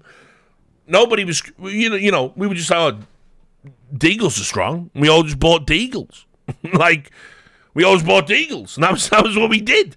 And they had the best first bullet accuracy in the game, and it was an instant kill on a headshot, and it was $800. The deco, you never ecoed in Source. Like at the end, you decode every time. The deco was busted. So what if that's just the game? Valve didn't patch that out. It wasn't like the R8, even though, like, it wasn't as busted as the R8, but it weren't fucking far off for real. We just made it part of the game. We just said, you just had to put, so when you won a round, you would win a round and you would have guns and you would go, we have to play passive because it's a deco now. That was Source. We have to play passive. They've got Deagles. They've got the best gun in the fucking game. So play passive and hope for a spray down. And that's what you did. That's how you worked around it. So I don't know. Like, Valve's intentions are kind of important. And for me, I'll roll with whatever they intend, because that's what I've always fucking done. Have I criticized it? Of course. Do I have preferences? Of course. But have I always advocated for let's all go to the newest version and make the best of it?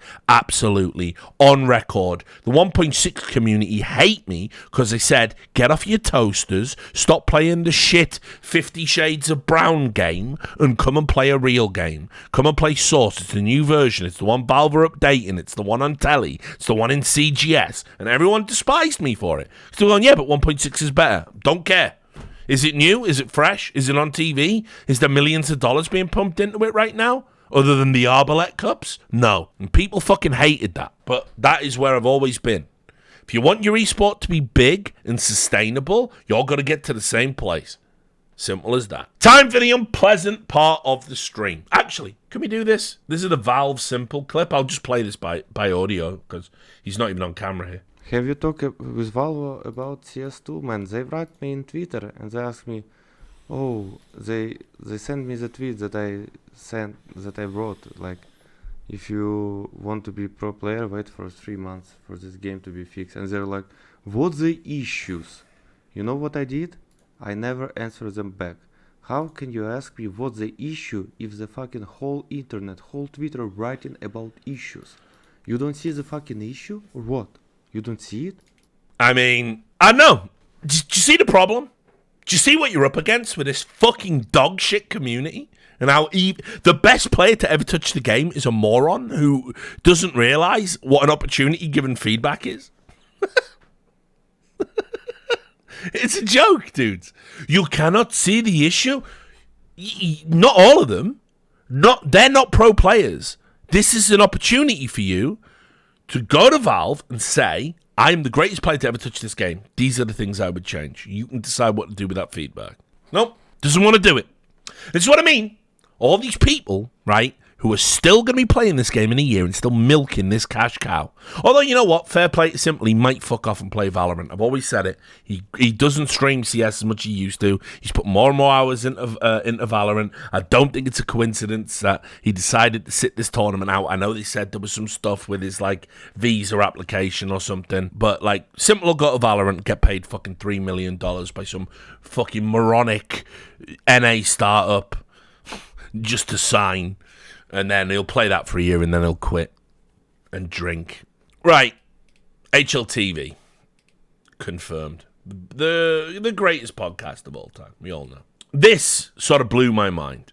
Because there was a time, definitely, when I think Chad took a number of brave stances and really did say things that were contrary to what a lot of pros and a lot of talent felt comfortable saying. Now, unfortunately, as we've seen from the tweets that I posted, I don't disbelieve he feels this way, but he's just bereft of fucking any actual qualitative feedback. And as I said, for him, the man that was positioning to be the ice frog of CS, to pretend he doesn't have a channel to talk to Valve, so he has to go public and he has to rage on a podcast about it. It's pathetic, dude. You can backdoor all this shit. I'll tell you a story, and I'm not going to name names in this story, but this is just to let you know about the difference between being the real deal and being a clout chaser, right? And I think I'm the real deal. I don't really care about clout. A lot of people say you martyr yourself. A lot might be fair fucking criticism, but at the end of the day, I don't care about the attention. I don't pander to anyone. I have actively at various points tanked my audience, for fuck's sake. So I'm gonna tell you a story. This happened just this week, right? Somebody reached out to me, and they'd not been paid, and they said to me, Richard, I've exhausted all avenues to get this money I'm owed. Would you write an article about it? And I said, of course. It's my bread and butter. I'd be more than happy to. But then I said, what you'll find is, if I just reach out to someone and say, might end up writing this article, mate. Any outstanding bills you want to pay? You want to settle before I do? People get so fucking scared about the big bad Richard Lewis being up in their shit that they just pay the money. They don't want the headline. Right? And I've been doing that for years. I knock on your door, everyone freaks the fuck out. Oh, sorry, Mr. Lewis, sir. When I do that, I don't get the clicks. When I do that, I don't make the money. But I don't care. Because someone gets paid. And so, the funny part about this is, the person that reached out is someone that I really like and respect. You know? And I asked and said, is there anyone else affected by this? And they told me yes. And it was somebody that had been a real cunt to me. A real cunt. Caused a lot of problems, a lot of harassment, a difficult time in my life. And you know what? Do you know what I did? I still back-channeled. I still went to the people that owed them money. And I still said, I'd really rather not write this. Can you just pay everybody that you owe the money to? And they all got their money. No need for an article. No need for a video. No need for anything that benefited me anyway. I used my status in the industry to benefit people at no benefit to myself. Do you know why? Because that's who the fuck I am and have always been. And these people that can pick up the phone and talk to Valve and send an email to Valve, ask yourself why they're publicly posturing about how Valve just won't listen. Valve are bad. The game is shit. Nya, nya, nya. It's for they're Daenerys when she fucking liberates that city just being carried. Oh, that's what they want. That's what they really fucking want. They don't want to do good. They don't want to fix problems. They don't want to make things better. They want the adulation. And they want it to be public. And they want you to know about it. And they want you to fucking sing their praises. And every time there's a groundswell of fucking negativity, they want to tap into it to get more views and to get more engagement and to be seen as the guy. But they're not the guy. They're never the guy. They are self-interested first and foremost. And that is 90% of this talent pool and players crying about this game. And they don't give a shit about its end state. Because whether or not the game is good, the game is bad, they can trick you into propping them up and earn 10k in a weekend to talk about it. So just keep that in mind. Let's get to HLTV confirmed. Which is basically, look, HLTV Confirmed, if you don't know it, is a podcast propped up by Sponge, because Sponge is an incredibly intelligent, charismatic, and cool guy, and one of the goats of esports broadcasting, and a future Hall of Famer. Striker, who is an utter moron, and Prof, who isn't a moron, but is surrounded by morons, so occasionally has to wear the mask of a moron to fit in. That's basically it, right? And it's sad. I feel sorry for Prof. So here we go, HLTV podcast. I've got to say, by the way, well done. This isn't a joke. This isn't sarcasm. I do want to say, in the by the numbers void, you've done a pretty good job. fill in the podcast space. It's a shame that you won't criticize certain things. It's a shame that the Saudi tendrils are under the soil, because this is how it works. It's ESL, and ESL let HLTV host their live version of their events, the live version of the podcast at ESL events, free of charge. They loan them the buildings they hired to do it. You're both sponsored by One Expert. One Expert do the HLTV MVPs. One Expert sponsors ESL. Chad, who is essentially the ESL spokesperson, is also the best person and the necessary person on the podcast. So it's a shame. I always feel, even HLTV confirmed is compromised, I don't see a lot of valid criticism about these big topics that we talk about. And I think it's a shame. And I think you can do better. But whatever. What I will say is, I think in terms of your production levels, you did raise your game. Well done, HLTV. You didn't even have a podcast a few years ago. You didn't even do like live event interviews and videos and other funny stuff. You just did frag clips and take photos. You know, well done on becoming a legitimate media company after all this time. Now, let's listen to some utter bullshit. All right, so you guys were asleep, or maybe most of you should have been asleep when Valve put their update out. And it was a fun update, one that definitely got me talking. If everybody missed it, I can find the patch notes here and we can talk through them. If by fun you mean miserable for most of the people who have been paying any attention at all to what is going on in CS2. Yeah, Striker, that was the joke, mate. No, so we understood the very explicit sarcasm in that. Whatever, you know, shouldn't really pick on him for sort of being the fucking guy. You know, I'm just saying, if I was doing a routine, I don't need a cunt next to me like that fucking thing that sits at the end of Jabba's fucking tail, explaining what the joke is.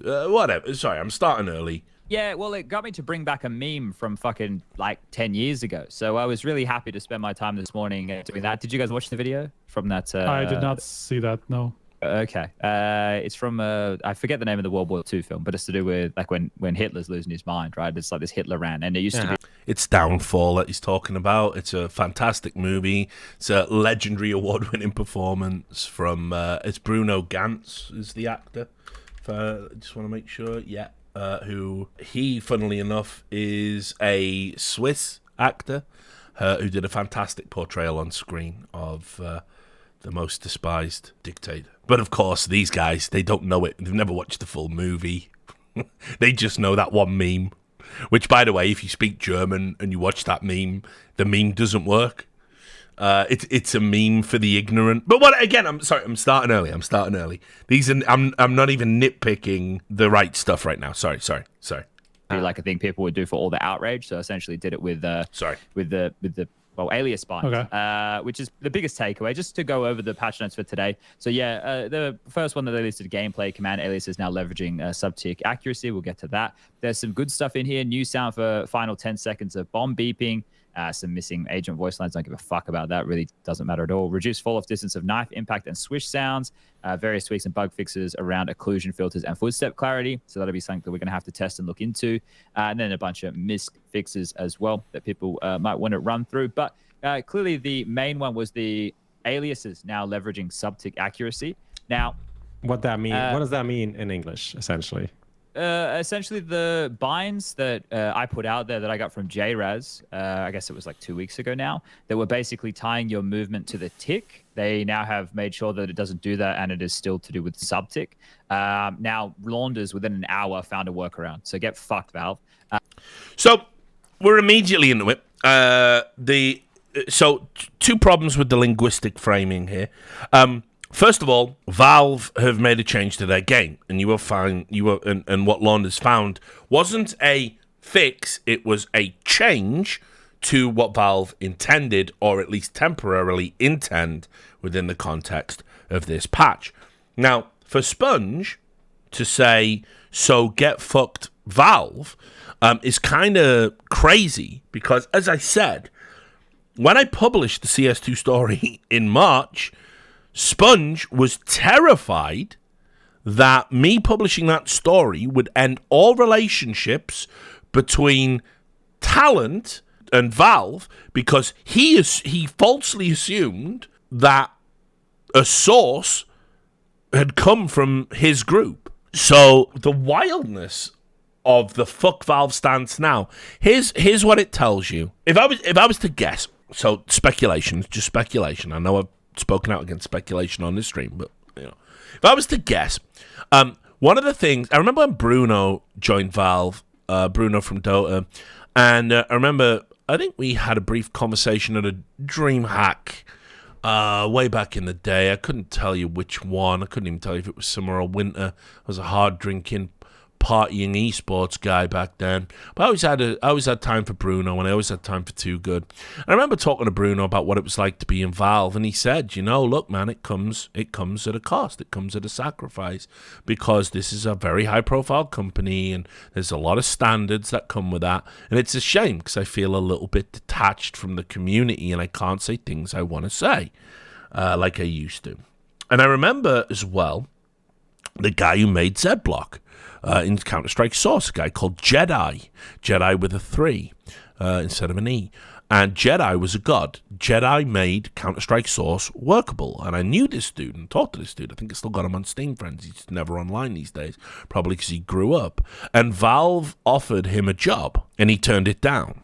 And he said, quite coolly, I know I could go to work for Valve, and I'd be set for life, and I'd make a ton of money, but I want to make the community mods I want to make, and I don't want to be in the pocket of a developer making changes they want. So if you ever get a chance to go look up who Jedi is, he's a fucking god for that. Now, if you were to ask me, what's happened here is, I think Sponge has fucking woke up to the fact that if he was to become the Ice Frog of CS, which was always where he wanted to be in recent times, I think he's realised the downside is, kiss goodbye to your little HLTV confirmed podcast that pays you thousands. Kiss goodbye to all the ESL work. Probably wouldn't let you do both. There would be a biased affiliation. Kiss goodbye to all the various other bags that you like to accept. Kiss goodbye to publicly shitting on companies that are business rivals of the business you're under the table with. And I think he realised that. And that, combined with maybe a lack of reciprocal feedback from Valve at this time when they launched the game, has now made him the anti-Valve guy. And so I think it's performative. I don't think it's genuine. And you're going to see why I think that, because this is quite a display. But long story, no, but here's what, I don't want to have a rant, and we'll see if I can contain it here, because I was already mad today. I've already been upset at this, and I just think, I've already spoken about the 128 tick stuff as well, and that fucking pisses me off more than anything. But just to... If you don't know what he's referencing there, he's pissed off that they stopped Face It doing 128 tick. He makes the bulk of his money from the Savvy Games Group, who own ESL and Face It. See Valve come in and do that and not actually offer a fix or a solution to the actual problem, which is inconsistent movement, because I'm not a fucking robot and can't tell where I'll be pressing the button, which is going to create inconsistency. I fucking hate these people out there, man, who are coming and saying, oh yeah, but it's more accurate. Get fucked. Get absolutely fucked. It's not. It's not. It's like, it can't be. It's effectively too accurate now. Like, that's the problem now. Right. This is a problem. Listen, I look at Prof's face. This is what I mean about Prof having to cloak himself as a moron as he walks among the morons. Even Chad looks a little bit surprised, but look at poor Prof. I want you to just look at Prof's face, and he's like, oh, God, strike. Oh, God. How can a fucking competitive FPS be too accurate, you mad cunt? It's too accurate, if anything. It's like that line in Spinal Tap. Gives you some perspective, doesn't it? Too much fucking perspective, mate. The words of an idiot. Because, like, you cannot match, like, the sort of accuracy that it has. Yeah, mate, there's some fucking moron in Twitter today replying skill issue. Mate, take a long walk off a short pier and enjoy that soak in wet water, mate. Like, honestly... Telling people to kill themselves. Seems reasonable, just because someone sent you skill issue on Twitter. But hey, we all love him. If Thorin said that, that'd be a Reddit thread. Stupid. And to not have consistent movement in a competitive FPS is dumb. And this is the problem I have. Can they potentially fix subtick? I don't have any fucking clue. I'm not a coder. I have no... An expert weighs in. Can they fix subtick? Again, this is assuming subtick is broken. What you mean is subtick doesn't feel like CSGO. Can they fix it? Fix it? I don't have a clue. I'm not a coder. Okay, well, Tell me more, Chad. No idea. But if you're not going to offer a solution and take away the Band-Aid... They're working on a solution right now behind the scenes. You just aren't aware of it. But again, continue. Fix that, lol, we fixed anyway. Then what are you doing? It's the same with the 128 tick server bullshit. You take it away. You make it so that nobody can run those servers. You completely take it away. And yeah, we completely took it away from your fucking paymasters. I wonder why you're seething about it. This is the bit that fucks me off the most about all of this shit. I'm sorry, Kassad. He's right next to me. The wall, the room, not actually in the room. Next door. We're neighbors. Big case and the not gays. That's like Mike Pence on that fucking debate stage. No, he's not. He's not in the room. I mean, we don't share a room. We don't. He's next door. And this is the bit that fucks me off more than anything. Is Counter-Strike is a game that was built by the community. It was literally a mod from Half-Life, something that has evolved over 20 years. And now we get to a point that they want to make it standard for everybody with all this shit. Face it, if ES Portal, if I want to make a 128 tick server, that should be my fucking prerogative. This is a ridiculous viewpoint. Let me just dial down this myth. It's a myth. It is a myth. Was Counter-Strike built by the community? Yes, it was a community mod. It was a Half-Life mod. So yeah, initially some people did it. It got popular, and it got bought in 1999. So it hasn't really been a community thing for quite a fucking while, actually. Now, has the community always made stellar contributions? Yes. Has the community very often bootstrapped itself and found workarounds and fixes? Yes. Okay, we've often had to do that. Have we often pointed Valve in the right direction to fix things themselves? Yes. This has been a very good, I would say, mostly symbiotic relationship between community and developer. Way better than Riot, way better than Blizzard, way better than Ubisoft, way better than Psyonix. We've actually had back and forth with the developer, and we have sort of, to a certain extent, shaped our destiny. But let's be under no fucking illusion here. Every time there was an update, everyone hated it and resisted. Valve did it anyway. Every time when Condition Zero came out, people said they weren't going to fucking play it. What's this? It was like some sort of one of the first ever DLC debates. It's just glorified 1.6 and they brought the riot shields back and the maps suck and the guns feel... Y'all played that anyway. I fucking Z-board... The Z-board team that I'm broadly affiliated with had like the record for like 51 fucking games in a row unbeaten in the enemy down Condition Zero League. We played Condition Zero. When Source came out, it's broken, it doesn't work. Valve pushed it out anyway. It was there. They packaged it. We all played it. We all watched it get worse and then better and then worse and then better again. And then it was CGS, and Sponge played in CGS, so he knows. Right? And then CSGO came out, and it sucked, and then it sucked some more, and then it didn't, and then it sucked, and then there was skins, and then it sucked, and then... This is just what it does. This is how it is. Right? Why am I being limited to play a worse version of the game? Because that's the bullshit that they want to put out. They want to have this new system, all of this stuff. Okay, great. Well, it's fucking dog shit. Like, it's dog shit, mate. Like, okay, maybe the registration, everything will get better over time. But... All right, yeah. Maybe it will. Been 3 weeks. Do you want to wait? You want to wait patiently? No? Oh, okay. All right. The game is out now. It's not a beta. It may seem like one, but it's not. So we're having to do this because of their stubbornness. And Rops proved he can tell the difference. He is a professional Counter-Strike player. Oh, we'll get to Rops in just a moment. We'll get to Rops pushing out misinformation. We're going to end on that, I think. He knows the difference between 64 and 128 tick. He tested it. 30 out of 30. Now, this was if you didn't see this was the NATO Safix test. And what Chad has deliberately left out there is NATO Safix, because he's a grifter, another guy who wants to cash in on this shit. They took CSGO, not CS2. They took CSGO, a different game on a different engine, and they said to Rops, we're going to press a button, and each time we're going to connect to a server, and it's randomly going to be 64 tick or 128 tick. Right? And Rops was able to guess 30 out of 30 times, even when he had a little bit of a waver in the middle when he got like 5 or 6 in a row. I watched the video. It's the only native suffix content I'll ever watch, because why would I watch his content? But it was in CSGO. And I'm also just going to say this. If you're a pro player and you can't tell the difference, you're pretty bad. You would have to be like a Hooksy or someone. You know what I mean? And I would expect Hooksy to get at least 20 out of 30.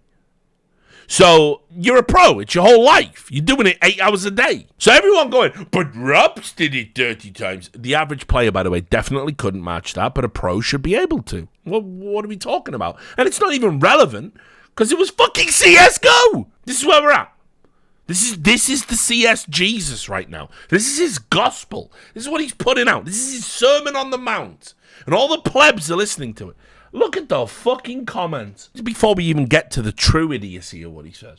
Thank God for strong voices like Sponge. Chad is right. Unacceptable scenes for a multi-billion-dollar company. Remember, money fixes everything. Of course it does. Here for Sponge's rant. I love the fire coming in from the bottom of Chad's camera when he starts getting heated. Almost as if it was performative and they pre-planned putting it there. Yo, Sponge, in case you read this comment, I wanted to say that every time I watched a game you casted, it was extremely entertaining. No offense to the other casters. I think they're all great in their own ways, but the level of energy and passion and insight that you bring to the game is second to none. Keep up the great work, man, says account Sponge's mum. I'm so glad Sponge just let loose and voiced his frustration. I think we can all agree that the game will get there eventually. So stop crying now! 3 weeks in would be sensible. No, of course not. I love Sponge energy. Sometimes he's talking faster than his brain can keep up. Oh, that's what I want from my spokesperson. Yeah, talk faster than your brain. That's perfect, mate. Do that. Definitely talk shit without thinking. That's what we need right now in life.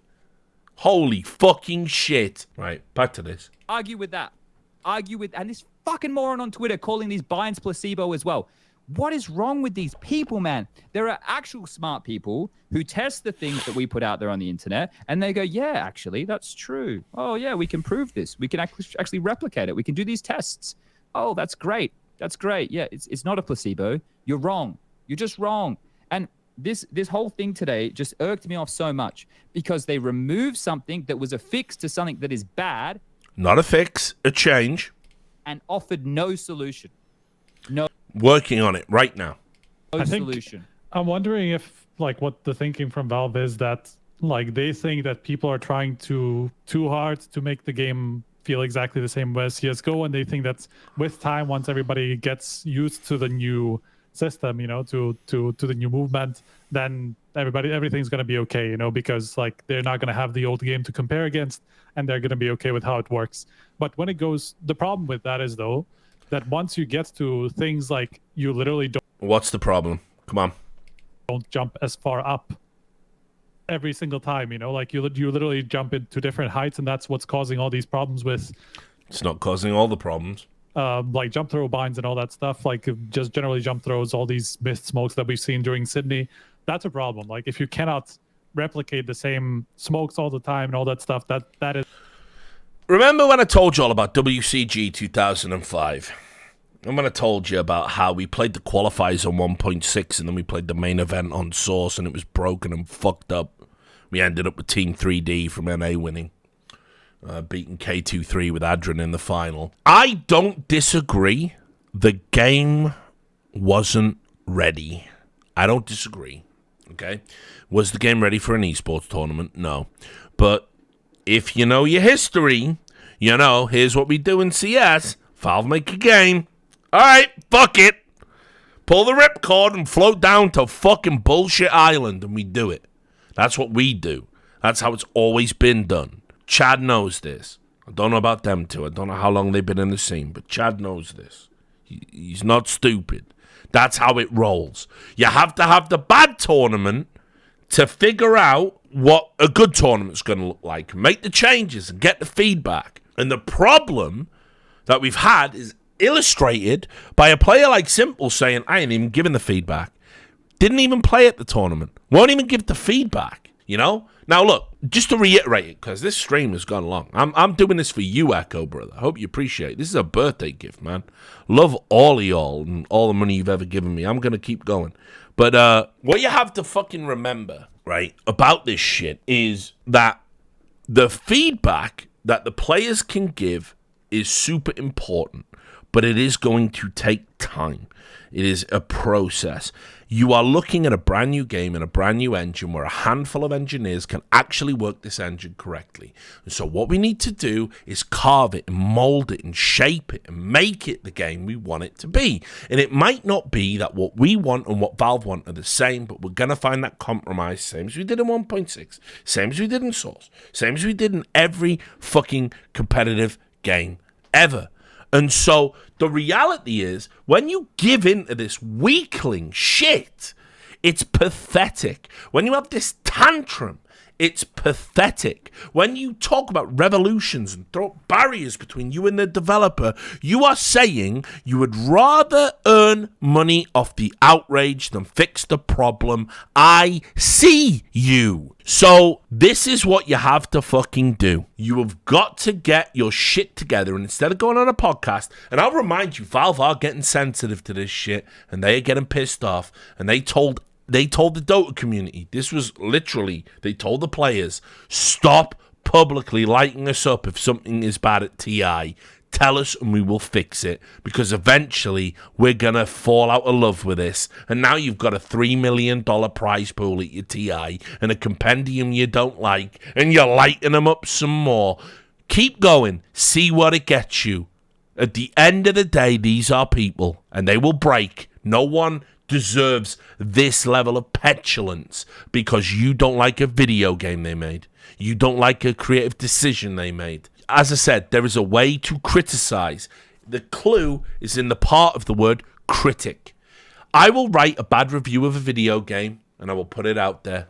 And I'll just leave it up there. And if you want to buy that game and you read my review and it puts you off, I have hurt their business, but it was fair. I give my honest opinion. What you guys are doing is you are simultaneously demanding an avenue for feedback, and every time it is open, you pull out your dick and you piss in their fucking face. This is not sustainable, guys. And if you care about the game, you got to put the dick away and stop pissing in the face of the people making the game. You got to find a way to communicate.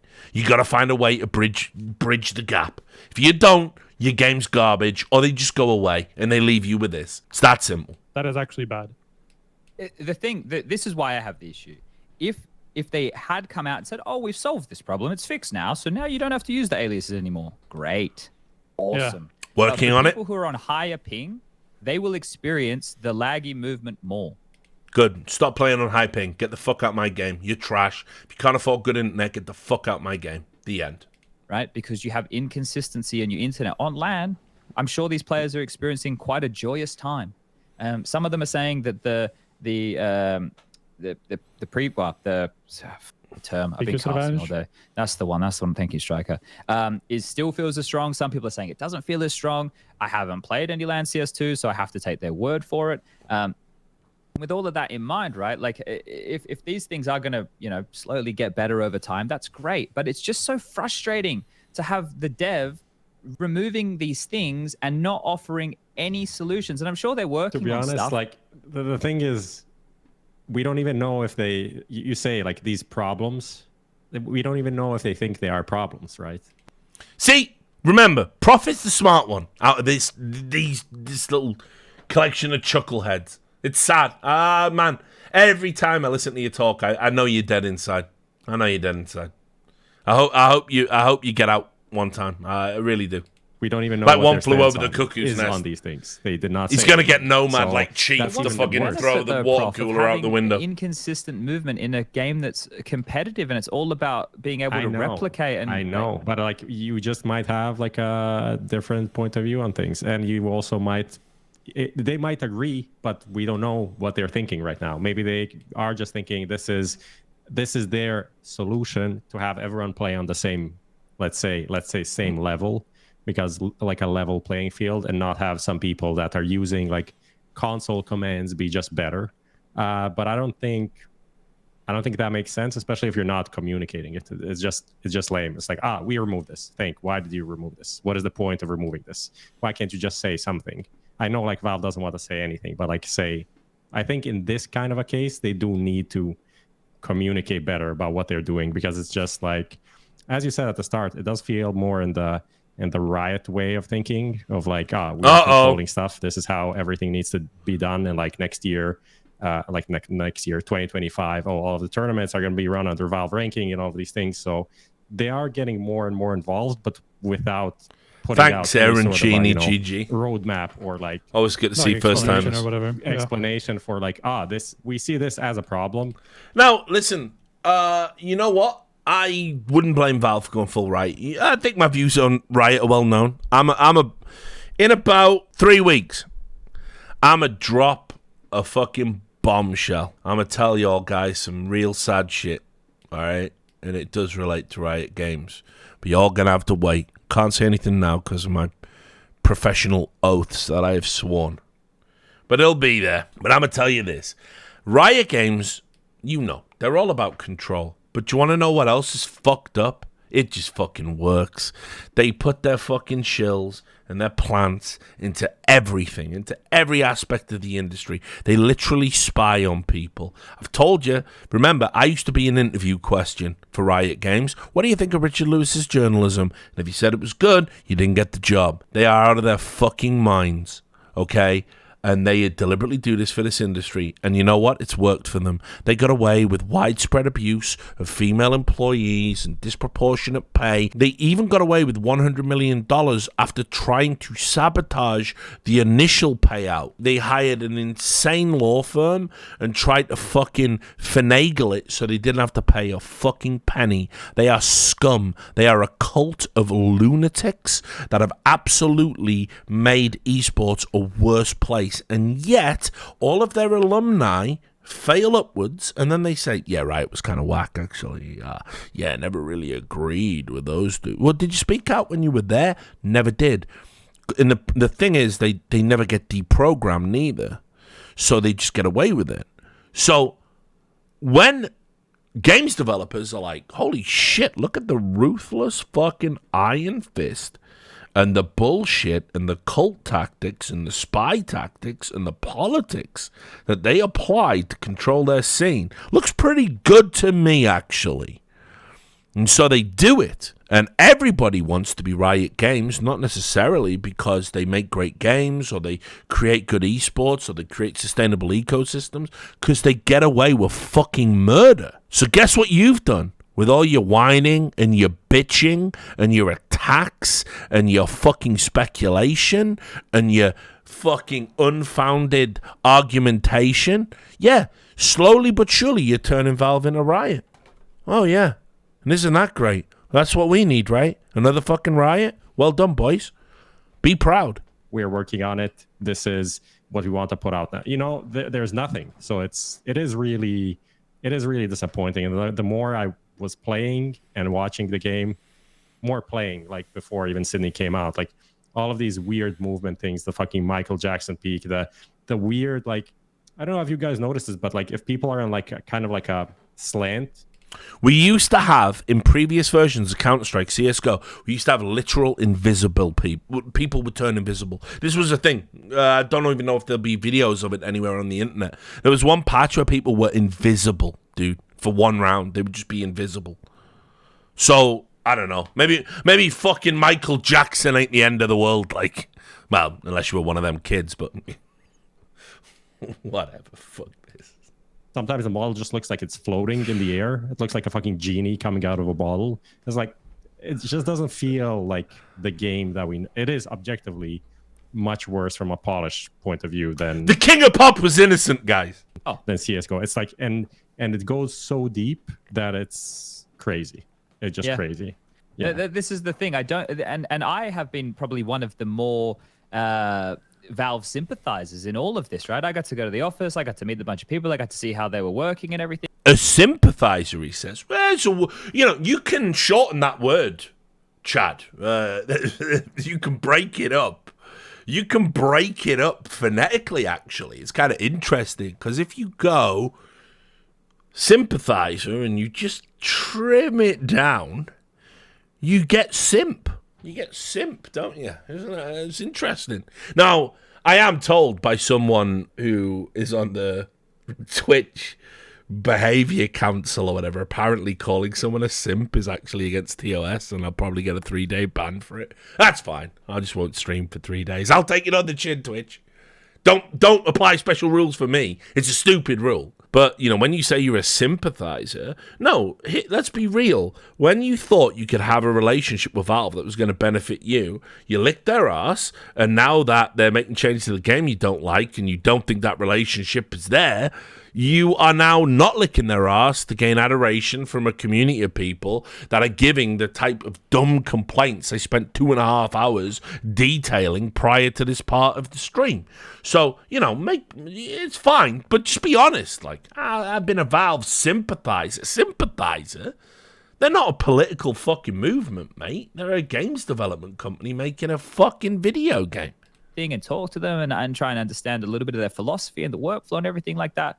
And now I just feel like, man, like the game that's been released, okay, they said summer, they released it. It's clearly not a full release. We've been talking about this. It's missing a lot of features. He's right about that. He's 100% right. It isn't. As I said, they should have just called this open beta, and we're probably not here. There's a lot of reasons that people probably played the game. Like we've discussed this before, there might be people who just exclusively play Danger Zone or who'd load up the game to play Flying Scoutsman, and now they have... And it does suck, by the way, that your game modes got took away. And that's 100% Valve's bad. Like, at the end of the day, you might be that loser who plays Danger Zone. You might be that guy who plays Scout Knives or whatever the fuck they call it these days. At the end of the day, you're entitled to do that with the game that you bought, because it wasn't free back in the day. So none of these options. There's no workshop maps, the community servers, all that kind of stuff. There's no way to do that. Rush has literally had to reach out to map makers to ask about the maps that they're making for CS2, to create content, to put it on the ESL broadcast so that people can see some of the maps that are being made, because there's no, you know, workshop availability at the moment. And that's a huge part of this game. This is what I keep returning to. Counter-Strike is not just 5v5. As much as that's what we talk about on this show, and that's the majority of our focus, this is literally something that is a fucking community-based thing that everybody comes together, they surf. This is full pandering Jesus bullshit. I'll just tell you, Chad don't give a fuck about none of these other game modes. Like, Launders actually does, and he's from that world. He does not give a fuck about any of this. He's like, no, but it's like, oh, man, you know, y'all play arms race. And he doesn't care. He doesn't care. He literally does. They do that. And everybody enjoys Counter-Strike for different reasons. And half of that has been fucking taken away on release. And that's sure they don't want that's bullshit. That is bullshit. Sure, there's going to be a lot more things available because of CS2. But we just start in this fucking miserable position. And I was of the camp that was like, oh, yeah, okay, well, you know, it's going to take time. It'll get there. But I'm old now. Maybe I'm completely off the mark, you know? Maybe it's the kids who are wrong. No, the kids are probably fucking right. There probably should be a higher level of standard, especially if that number is correct. About 40 million worth of cases/keys being sold in the first 40 minutes of the game being released. Right. So this is Chad now repeating Jake Lucky engagement tweets with no evidence on the premier CSGO podcast, CS2 podcast. There's not. I don't know how. I don't even know how that data would get out. I try and think about. So being a media student, one of the things I think about when I hear stories is how would anyone know that? You know, without getting into it, because I'll spare you the geopolitics. There was an incident recently about a hospital, and the number 500 just got parroted blindly, and it's nonsense. And I immediately knew it was nonsense, because I'm thinking, well, there's only one source saying this, and they're full of shit. They're compromised. So when you hear these things, you have to fucking know that a lot of this stuff around how much money Valve makes and the case opening stuff and all that is bullshit. It's bullshit. It's deliberately salacious. It's designed to drive engagement. I'm not saying Valve don't make a fuck ton of money off this stuff. They do. But the reality remains that the numbers are known only to them. And yep, see, someone in the chat, but there is a CSK stats tracker. All these third-party websites can't be trusted. 100%. Just take that to the bank. There's been a ton of these third-party websites that say they're accurate. Turns out they weren't. They were never in, and blah, blah, blah. A lot of this stats tracker stuff, the way they do it, Valve don't want people tracking the stats. So a lot of the time, when the stats tracker is accurate, they fuck with it algorithmically, and then it becomes inaccurate, but they don't want to say. So, I'm just saying. The only people who really know are Valve. That's that. And it's irrelevant. It's irrelevant. There you go. C-Skimmer knows, right? Yeah, you probably could pull it all. I'm not saying you can't, but what I'm saying is, all right, well, go pull me the numbers that prove they made that much. Because it hasn't come from a credible source yet. So, anyway, regardless, it doesn't matter how much money they make. There is a bottleneck to resolving these problems. And only a moron would say, right, dude, okay, let's imagine this. Right, I've got the most money in the world. I've got it all. I'm a trillionaire. I've got it all. I don't want to die. I've got access to the best medical care, the best science, best everything. Can I fix the problem? Can I fix the problem in time for me to live forever? Just because I've got infinite money and infinite desire. Of course I fucking can't. There are some problems that are bottlenecked and can't be fixed, and it's going to take time, right? So everybody has to just get on board with the idea that, Valve have all the money. Steam will make them all the money. But they can only hire 10 Source 2 developers. Because there's only 10 that meet the criteria. It doesn't matter. You're limited. You're bottlenecked. It's dumb. I understand that this is a small company, but they make a shitload of money, right? What, they got 300 employees or something. So sad to listen to this. Probably one of the largest earning in the whole fucking world. But then why can't we have 128 subtick servers? Why?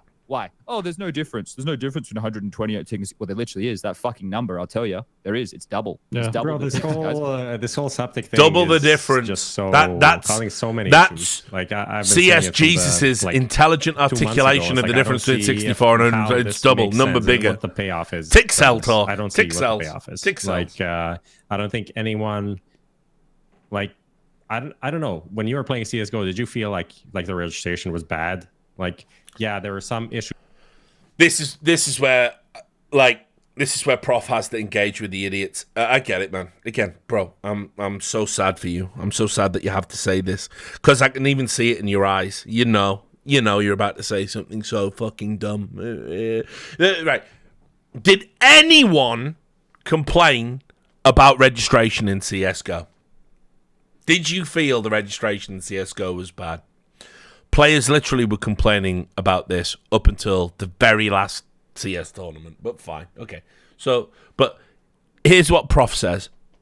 Issues here and there, but it's at the end of CSGO, we kind of knew that every time there's a weird thing, there is a reason for the desync between what you see and a miss, or most of the time it would be nothing. In 2015, yeah, there was fucked up hitboxes. There was desync. There were so many things that were happening. And yet nobody cried about it to this extent. How interesting. Because I guess we were all just busy buying skins and fixing matches, right? Happening. But at the end, everything was figured out and was good. Right. So at the end, see, what happened there was, at the end, nothing had really changed. There were still problems with CSGO. There were still fucked up hitboxes, fucked up hit registry, still warp and lag and weirdness, and bullets still missed. And we just got on with it, and we just didn't cry about it every time it happened. Pros did, we didn't. The normies didn't. That's what happened. We just accepted this is what CSGO is, and we're just going to deal with it. That's what we did, right? That's what he's talking about. In no way, after fucking 11 years, was CSGO perfect. In no way, let alone fucking 3 weeks. So why are we changing? What are we getting from this? I still don't get it. I get it. You are getting a brand new game on a brand new engine that has sort of unlimited update potential without spaghetti code, and is, for a relatively long period of time, future-proof. I understand the difference on a basic degree, but I don't see how the end user benefits from adding this. Existers in the chat. He said CSGO was way better a few months after release in terms of the feeling. This is right. By the way, so Exist comes into the chat now and says, and he's lying. As someone who was there, love you, Richard, man. You're so out of pocket here. He said CSGO felt better after like 2 months than this, after a month than this did now. Remember, we were literally ice skating at that point. We were literally ice skating. The movement was fucked. Exist is lying. He's full of shit. He's full of shit. He's saying this like everybody else because this is where you get the attention and the props. And by the way, why is Chad elevating that? Like, you were there. You know that's not true. You know we were literally ice skating in beta. So how did CSGO, released in 2012, a month into the beta, feel better than this version of CS2? Fucking not. You are lying now. You are actively lying to rile up this moronic fan base. Right? And we're going to get to it. He explicitly calls for that. Is the Exist in the 87-0 NIP. And this is also the Exist that couldn't fucking veto a series and used to pick his opponent's strongest maps all the time because he's sick. You know what I mean? Like, I don't know. Like, let's not... I love the guy. Let's not fucking hold him up as being, like, the fucking definitive thinker about fucking counterstrike. Holy fucking shit. The guy couldn't veto a series without putting his team in the fucking... in the hurt locker. Absolute legend of the game saying this right now, just to all of you. So just you fucking casual Andes out there, it's fucking placebo, just have some pay. Fuck off. All right? I'm fucking fed up of it at this point. I just need people, right? And here's the thing. We need to actually start making some noise about this because the only way that they're going to get their act together is if we actually make some noise. You want to make... Oh, we're making some noise now. We're making noise. So the thing, by the way, the thing that is worth protesting about isn't the Saudi Arabian takeover of esports. Isn't that esports is now in the hands of people who literally sentenced a man to death, a 53-year-old retired teacher to death for tweeting to 14 followers, or locked up a student, a young female student, for 25 years for tweeting against the state. That's not a problem because they sign your paychecks. But what we really need to make noise about, Sir Chad of Baggington, is we really need to make noise about the shooty bang bang video game that you make a living from not being up to your standards. ESL turned a blind eye to match fixing in the ESEA League. In my opinion, and it's only an opinion, in my opinion, they effectively covered it up once they realized I was starting to tie it to admins and staff members. And we don't have to make noise about that. Right? No one should make noise about that. What we have to do is make noise about this game being temporarily in a worse state than you would like it, potentially for like a weekend, for reasons. So I'm pissed off now. We had Loba just before screeching Enter the Void and everybody being like, well, fuck Loba. Actually, no, maybe we should be making some noise about this. Make some actual changes, right? Let's make some actual, like, good changes. To be honest, man. the difference there is, like, the noise was completely unsubstantiated. It was just like game shit. It's like, okay, cool. Like, what does that mean? Like, until people started playing the game more, we didn't really know what the issues were specifically. But also, I don't think anyone really expected the game to come out that soon. That's why, like, when the beta was out, or whatever that you want to call it, everyone was kind of optimistic. But it was like, okay, well, obviously it's not going to come out in 2 weeks, and then it comes out in 2 weeks, and everyone's like, okay, if I knew this was going to come out in 2 weeks, I would be louder and say, like, this is not okay. Yeah. And people were saying in the last week when it was, like, obvious and the news was kind of out that it's actually coming, everyone was saying, like, this is not ready. So I don't know who is talking to who and, like, where these decisions are coming from in Valve, but, like, it does feel like there's a huge disconnect between what people actually playing the game feel and then what they think is ready or not. Valve don't acknowledge that there's any difference between 128 and 64-2. They don't. What? Now, this isn't technically true, but I can't speak to what experiences Chad has had. But I've already explained. They definitely acknowledge a difference. And as I said, they believe that because the game is coded around 64 tick, 64 tick will always be superior. And even though people say 128 tick feels better, what they're saying in that instance is it feels faster, it feels different, it feels better for them. It's not optimal in the way Valve can conceive the game. But Chad says here they don't see a difference. And if they didn't see a difference, surely they would allow everybody to, just play on 128 tick. They do see a difference, which is why they're deliberately curating it to be on 64 tick. And I don't think, as he said earlier, I should have the right to make someone else's video game perform a certain way with commands. I think games developers that allow modding and let you have the tools and the APIs to do cool shit, I think that's really great. I can think of a number of examples of really good games development companies that have allowed people to do that, and it's ended up in their benefit. Like Paradox is one for a recent example.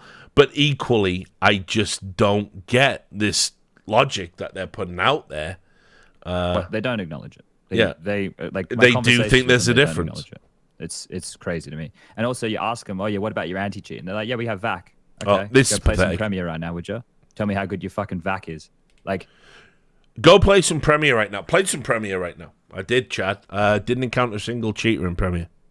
I think I've won every Premiere game I've played. Now, again, it's sub 5K, so maybe there wouldn't be cheaters down there. But this is pandering. This is pandering to the fucking losers.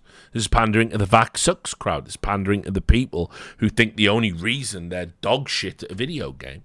Yeah, exactly. All the Reddit talking points, all the boxes checked. That's another garbage. thing. It's just there's so much stuff here that when we're talking about the game. Do you remember when Chad had ever complained about VAC before this?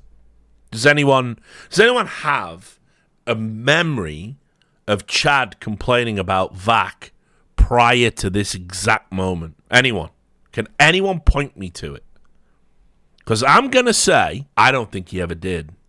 I actually think he used to say, Valve get too much shit, and VAC's better than people think, and the cheating program is overblown, and you just need to get, right? And also, pro players don't even play matchmaking, and now you're going to listen to pro players who are playing Premiere because, I shouldn't say this, but I'll just say it. There's talk about it being a rewards thing for future seasons, and I'll let your imagination run away with what that might look like. So the pros are like, ooh, something to do. So they are grinding it right now. And the pro's going to tell you VAC's a problem because now for the first time in their life it affects them. But I also want to remind you the last person you should listen to for a cheating accusation is a pro player. Remember, it was pros that accused Rops of being a cheater. JW called him a cheating retard. Said it was obvious. Stewie 2K, everyone in NA said he was cheating. When you listen to a pro talk about people cheating in a game, they don't believe a pleb, someone they don't know, don't vouch for, haven't played with, they don't believe for a second they could beat them. Because guess what? When you're an elite level athlete, you have to believe you're unbeatable. You have to believe you're the best. That's how they think. And that comes with a downside. And the downside is they are going to play against high-level pub scrubs who never want to go pro, who shit on them, and they're going to call them cheaters. So you cannot listen to the pros on this. I hate to break it to you. That's just the reality. They're not infallible. They're just people with opinions about the games, and their opinion is warped by the fucking lives that they live and the perspective they have, like everybody else. So it's sad, again, to see the premier CSGO podcast propping up this nonsense. Now, and in the state that we're in the year 2023. Current year. Let that sink in for some people playing at home, right? He's not at the door. It's something that I want you guys to actually just acknowledge. We really need to. Mate, there was the other thing, and I know this dev. I know that he acknowledged that he was wrong, but the Maui tweet about one of the devs who's actually communicating on Twitter and he was like mentioning that it isn't his priority to worry about people, not getting consistent FPS. Like, people can go and find that. I retweeted it. But this guy, first of all, very brave of him to communicate in the first place, because traditionally the devs don't communicate. And why is it brave, Chad? Why would it be brave? Why can't Valve people just talk? Why does it have to be brave? Oh yeah, that's right. Because you fucking crucify anyone who comes out and gives a perspective.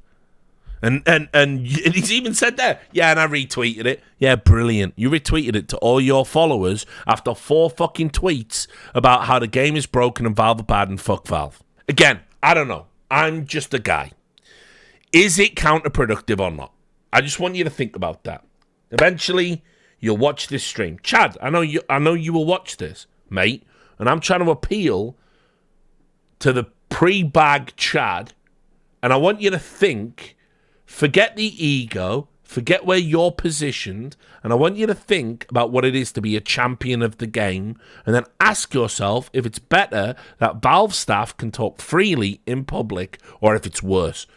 Just ask yourself that question, and then act accordingly moving forward. Why? Link it? I can't log into my Twitter here. It was basically something to do with like if you cap the game at 120 FPS, you're gonna have a high quality experience. It was saying like I'm not gonna bother dealing with the people who have like FPS dropping from 500 to 170 and that being inconsistent. Good. He walked it back. He walked it back and said he was wrong. He shouldn't have. Multiple occasions. But I think the fact that was his stance initially, that kind of tells me half of what I need to know. Right? Well, here's what you need to know. His priority should not be creating a consistent 300, let's just say 300 FPS experience for everyone, regardless of rig, because it's impossible. I mean, obviously, I think it's deleted now, right? Oh, cool. I get to do what they did. Here you go, Fifth Lauren. At the start, big based Fifth Lauren, my boy Robbins here. I love you, brother. At the start of CSGO, the game was not great. I think a big part of our dominance was that we sucked it up, memed internally about it, offered to go to Valve HQ on our own dime to offer assistance and our thoughts. This is all true, by the way. Robin, don't tell no lies. All internally, all interviews back then was nothing but being supportive of a new game. Shame it's not the case for CS2. That's a guy who was there. You know how, like, Chad tried to do the appeal to authority and said, exists as it's shit? All right, then. Let me do an appeal to authority. Robin was there. I was right there in the trenches with him, trying to make CSGO a good fucking game. So he knows, like. And he also just put there, I agree as well about your point about pro feedback and all things CS2 related. Heck, I'd be the first to admit, I'm sure we had some idiotic ideas that I'm glad they did not implement. Dude, I remember that one... about the taser. I can't remember if that was Valve's idea or a player idea, but like an actual, before the Zeus went in the game, there was like an actual taser and it just fucking held people in position or some fucking mad shit. But anyway, it was a long time ago. The bottom line is, bro, Fifth Lauren knows this is not how you get the game you want. And it's just sad to see Chad like fall from grace in the way he has and pander to the lowest common denominator because it's good for clicks and engagement and adulation. It does. If you really care about the game, sometimes you're going to have to take the unpopular stance and tell people to be patient and tell people to wait and suck it up and play a couple of tournaments on a shit patch. And this is how we get to the promised land. But you're not interested in that. You know? It's wild, dude. Right, and he said something after that, but it's just there, I think, from what I see. But he walked it back. Like, he said he was wrong. Yeah. He said, I think he used the term tone deaf or something along those lines. But regardless, like, we're not just talking about a game that it hasn't been played before. We're talking about a game with the largest legacy out of almost any video game that exists on the fucking planet. There is a high standard for the people who play this game and a high expectation. And it's just disappointing. Like, I know the game will get better. Like, I can say that with certainty that the game will get better.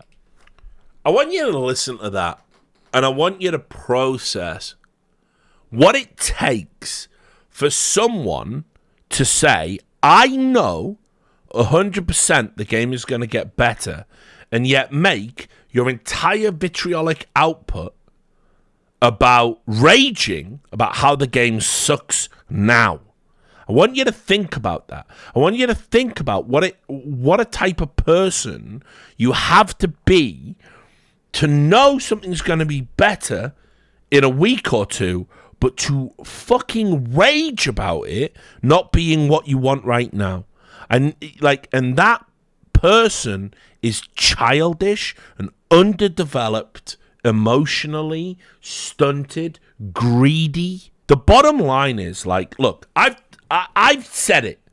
If Chad came on this podcast now and said, the major's in May, the game sucks now, and if it sucks in May, fuck Valve, I go, yeah, all right. Bravo. And I'll get to your point, Robin. You've made another good one. I'll read it out. Should have just done a co-stream with you, bro. I do miss you. But, you know, that's like, if he said that, I agree, 100%. Because it's unacceptable that a major sucks. Even though, real talk, we did play a couple of sucky majors on some sucky patches with some sucky stuff. Nip, Robin will tell you himself, because he's a real OG. He'll tell you, you know, that major they won in 2014 or whatever the fuck. Kind of, you know, what Valve were doing with the random maps. It was bullshit that I was talking about earlier, but nobody raged about it. It was a feel-good story. We all saw Get Right, cry, and hold the trophy, and we all went, you know what? Yeah, actually, fuck it. Who cares how he won it? Who fucking cares? Because Christopher's a baller, and he deserves it. And we all deserve this moment. Nip deserve it. They professionalized the entire scene. Fuck it. They deserve a major. And we all went, yeah, all right. We didn't cry. This is what I can't stand, is like where we're at right now, which is if it's not fixed today, it is bad and broken forever. It is pathetic. It is beneath the people that are saying this. It really is. And as Robin points out here, I'll blend in the point, he said, we're such hypocrites because for years we asked for more devs that don't care, for more devs that care about CS and not Dota 2 exclusively. And now with CS2 coming out, we're getting in more devs that care about counterstrike, and that's awesome. But all the negativity that people are putting out is going to end up driving the employees away, and it's absolutely fucking right. It's absolutely fucking right. There's like literally 2 people from the old days of Counter-Strike still at the company, and it must break their heart seeing this every time. They're very resilient, you know. And it's sad, like, that in the time it's took from Chad to go from being a fucking star player in Source to an IGL in CSGO to being an analyst and a caster and our podcaster, he has totally forgotten all the lessons that he should have learned along the journey and is now advocating for the worst aspects of the community. But I just like, man, some of the features, I think the nade smoke thing, I think that's really cool. I really like that. I think that's a great feature that's been added. I think there's didn't tweet about it. Didn't put 4 tweets out about how cool it is. Some nice quality of life features that they've added throughout. But didn't tweet about them. It's the core stuff of the game that really, really frustrates me. I mean, yeah, it's just the core of the game hasn't changed, by the way. That's a lie as well. It might feel different. The core of the game design is the same. It's totally fine. Basic, the biggest, if movement, you know, is different, then that's kind of the basic thing that creates probably the biggest part of the feel for you in the game, you know, and then if that feels off, everything else is just going to feel off as well. And if you add audio issues, you know, to that, then audio issue? That's fucking news to me. I'm gonna tell you, the directional audio, if you calibrate your headset properly, is straight fucking fire in this game. It's better in CS2 than it was in CSGO, and I know CSGO is the perfect game. The audio is way better. I can hear shit on the maps that I literally couldn't hear in CSGO. And again, I don't know if it's just the way I got it set up, but I'm going to say this, for me personally, it is way better. I know exactly where people are. I can fucking laser pinpoint them.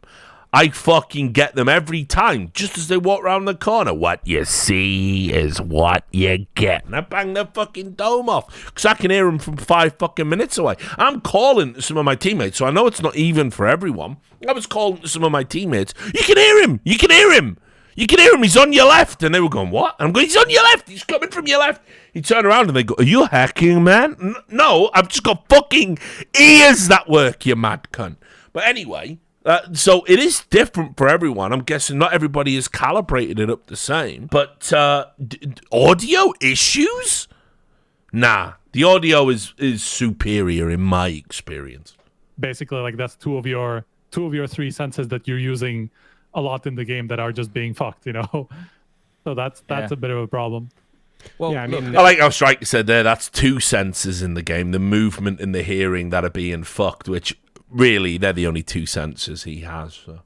I mean, this tweet is like, it is not worded the best, but obviously what he's saying is, if someone is complaining about his FPS going from 500 to 170, and that's it was more like the complaint, other way. It was more like the other way rather than. Whatever, like if someone has drops in FPS and that's like the whole complaint, that's actually impossible to actually find out what the issue is. So that kind that's of to do with complaint game optimization, right?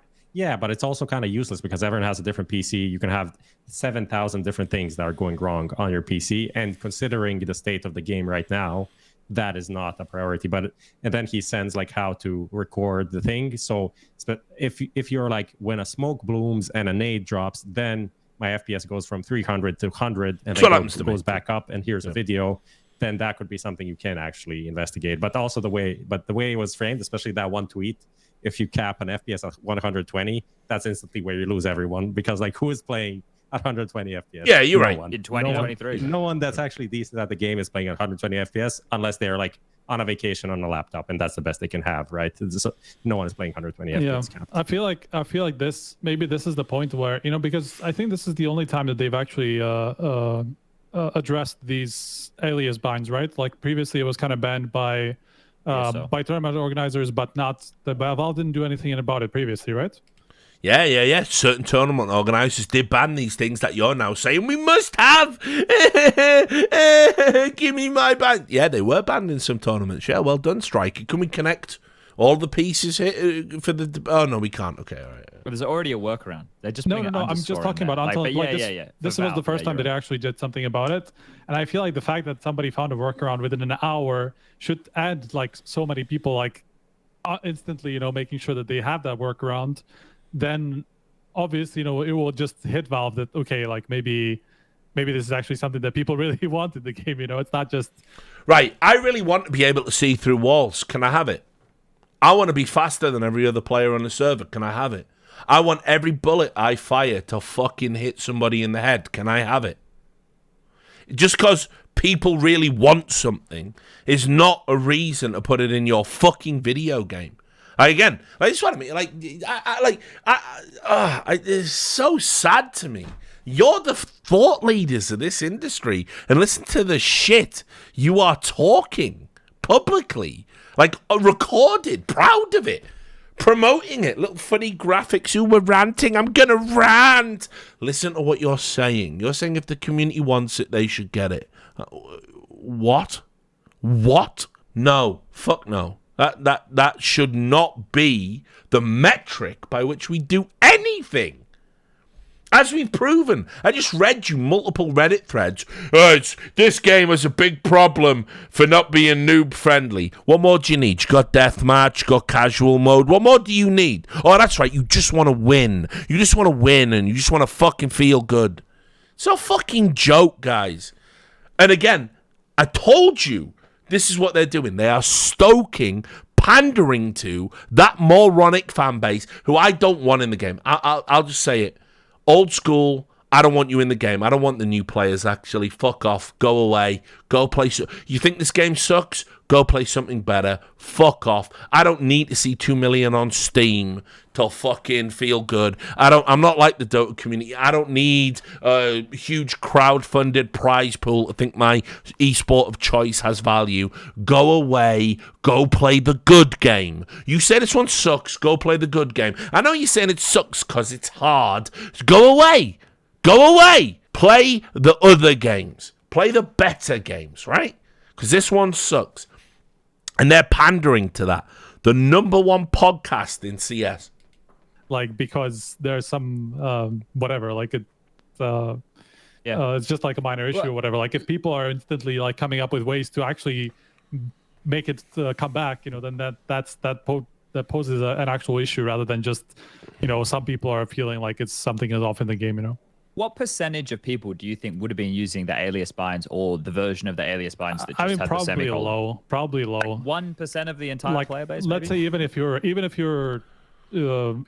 overshot it, it's remember their entire argument about not removing the aliases was that it makes things inconsistent, and then they sit here and go, yeah, only about 1% of the player base were using aliases. So what about the other 99? What about the majority? Like, fuck this. It's so mental. Like I know. He knows. Prof knows. Like, 5%. Prof, I'm saying like I'll do a podcast with you. I'll save you. Let's say that's the number. I can save you from this. It's overshoot it, I think. Okay, but this is the thing. I'm trying to backtrack some logic from some of the Muppets on Twitter today. So they're like, oh, yeah, but they want to be able to collect all the data and know what's wrong. So what you're going to do is you're going to look at it and you're going to go 5% of the player base, if we're being generous, is using these commands. So we don't have enough data based on everybody else to be able to tell that the movement's fucked. Like, at what point do they look at this and they go, yeah, this is a good decision to have inconsistent movement? It must be because they're on the vein of actually being computers, and they think that we know exactly when we press the button in relation to the tick to know what speed it's going to be. Floppy, actually, it's Elise who put out a video. He was recording from Floppy's screen today. People should go take a look at that to show you the inconsistencies to do with the jumping. Launders also has some stuff that he put out. So people should go and look at that if they think it is a placebo. Also get fucked if you think it is a placebo. It's not a placebo. But yeah, forget that shit. This stuff is frustrating. There was another one I wanted to return to here in the comments. I think it was Hawk6. And Hawk6 says, why do people shit on the term feel? It's a big part of the experience. Unfortunately, feel is not something that the coders can really do anything with. Like, us saying feel is like trying to explain that you love a robot to a robot, right? Like it's not going to happen. Like it's just not. I also love this is the only like context where men use feelings first instead of like right? Facts. Yeah. When you're playing fucking Counter-Strike, it just doesn't feel right, But it is true. Like you can't really. It's hard for another person when they want to like go back and figure out what the issue is to be like it feels wrong. It is a starting point of a discussion and not like the end. Yes. Yeah. This is why the people like still like 10 minutes and a lot of these other unsung heroes, maybe they're not as big names, but the people who actually go out there and Chad just happened to name the biggest name. Investigate a lot of these things and collect the data, and they understand. Like, I'm going to be honest, I do not have the technical understanding to be able to investigate these things at length. I have the experience and the Counter-Strike know-how to know if something feels right or wrong, right? Because at the end of the day, what Valve decide is what Valve decide. And there are certain features. I think it was CS Sorcerer. What Valve decide is what Valve decides. Now listen to my fucking 30-minute rant with fire artwork about how what Valve decides is fucking despicable, and we have to make noise about it and fucking protest it. We don't have to protest any of the other heinous shit. We don't have to protest esports coming with a body count. We don't have to protest non-licensed betting companies not paying people that bet on the platforms. We don't have to fucking protest any of that. We do need to protest Valve taking away jump aliases for a short period of time. I think she's in here. She was playing in the show match for that DHL thing over in EPL. I was saying with the sound, that's something that she's just come to accept, which might have to be the case with certain things within the game. We might just have to come to accept them. But there are certain things that we definitely need to push back on if we think it's a big enough issue as a community. Such as? This is why on the issue today, like I like getting riled up every now and again. It can be a little bit of fun, but just to have like this again, I return to the point. I do believe that they will be able to net up and fix a lot of these issues with time, right? I strongly believe that.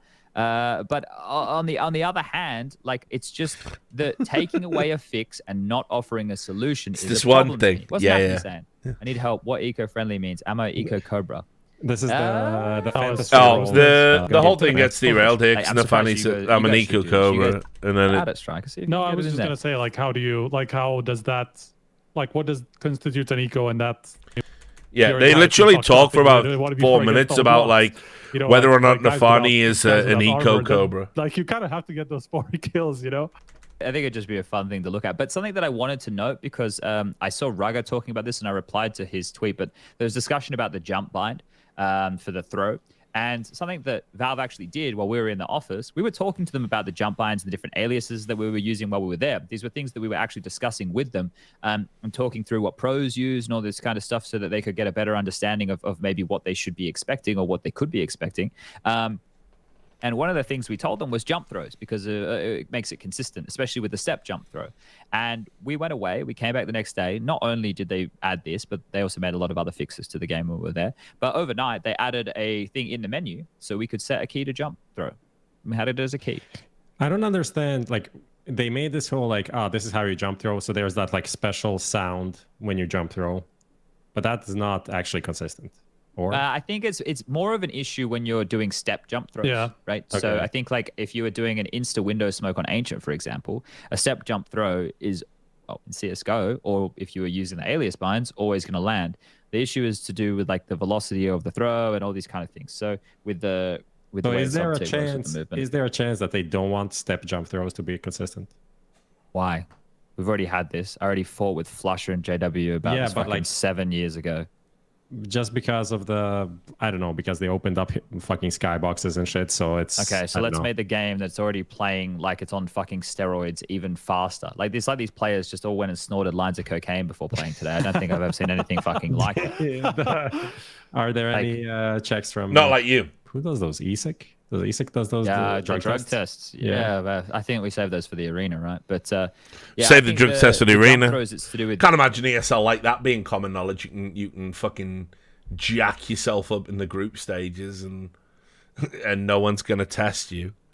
Nice one, Chad. You have a window of time of when you throw it right in that noise. But also kind of fucked up the accuracy, like the jumping shooting accuracy is higher now because that window of being like at the top is bigger. Really? Yeah, that's what I think. I can't do any more of this. Is going to give me brain cancer. So, look, the bottom line is we've covered most of the advertised sponge rants about Alias and Subtick. It's nonsense. It's gibberish. They are encouraging and pandering to the worst examples in the scene. And they know they're doing it. And they know why they're doing it. And it's fucking... ridiculous. It's absurd that we're doing this because we didn't do this. We didn't behave like this for any other version of CS. Now, I should go to bed because at 9 a.m. my life starts being miserable again, but I'm not going to do it. I'm going to tag on a little bit here. I have to scroll up. This isn't prepped. This isn't up to the usual standard of Richard Lewis content, right? But let me just find the original clip, and then we're all gonna have a good time. Here we are. A lot of people, because we're all being anti-fucking CS2. A lot of people are looking for opinions, expert opinions, right?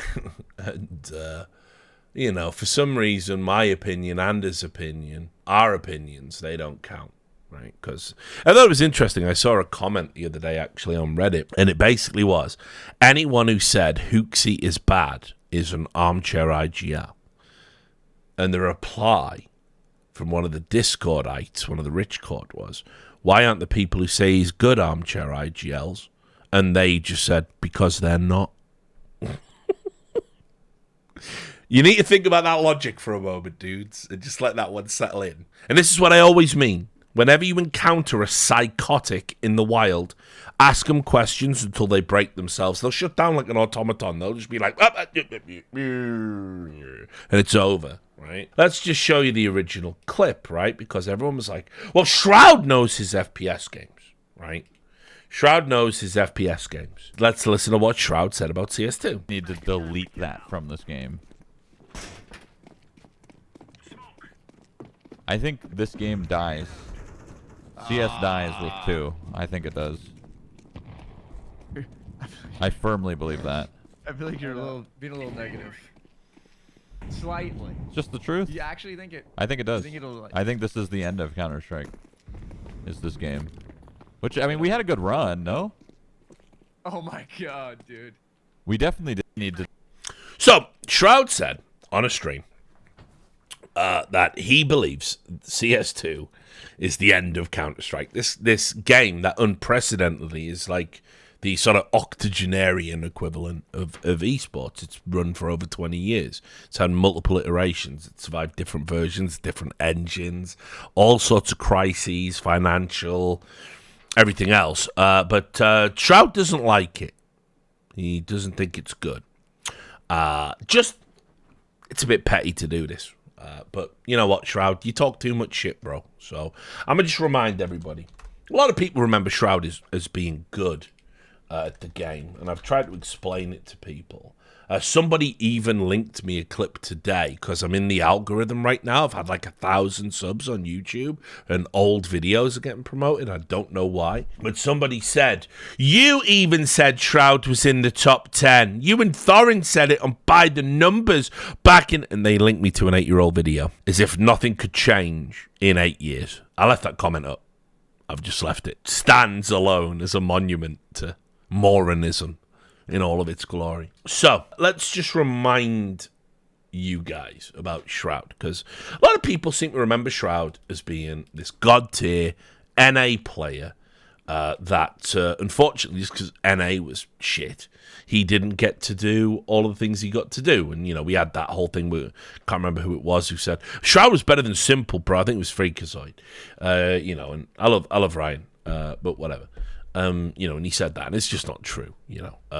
But here's the stats. Let's just refresh our memory. I want to remind everybody about Shroud's career. This is, of course, using old HLTV stats. But what we're going to do is we'll go into events. This is Shroud at the majors, the World Championships, the highest level of the game, right?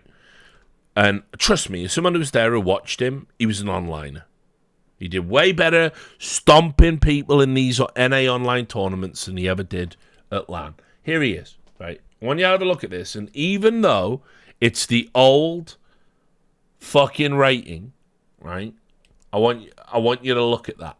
And I want you to understand that even in the old rating, 1.00 was the sort of where you needed to be, minimum, right? These are the majors. This guy had a above... which isn't even green, under old HLTV stats. This guy was the most overrated player in the history of the game. 100%. I never agreed with Duncan when he said it was fallen. Never agreed with it. Never came along. Didn't even defend it when people were abusing him ridiculously and demanding he was fired and demanding he was cancelled for an opinion. Not for me. For me, Fallen, I don't think he's an overrated player. I think most people have an understanding of where he is. And he had a very small window to be super good in CSGO with a great team around him, and he performed reasonably well. And people romanticize it because of his leadership and everything. I would never call Fallen an overrated player, frankly. That's my opinion. Shroud is the most overrated player I ever saw. Him and Scream were the two most overrated players I ever saw. And I just want to put the numbers there. It's up there for the Zoomers and the start numbers. This is your god. Remember when we all pretended when he came back and played in Sentinels and he had one good map and everyone went, oh my god, he's so crap. Sentinels could have picked up about 24 free agent young players that all would have massively fucking outperformed Shroud, and they didn't do it because they wanted the cloutium that Shroud would have brought. So I'm just saying, Shroud weren't even that. Shroud weren't even that in CS. That's just real talk. For a boomer who was there, that's real talk. You probably don't know because you just watch his streams. He says CS is going to die. Now, what I did, and if I'd had more time, what I would have done is I would have sorted these into chronological order, but it sort of doesn't matter.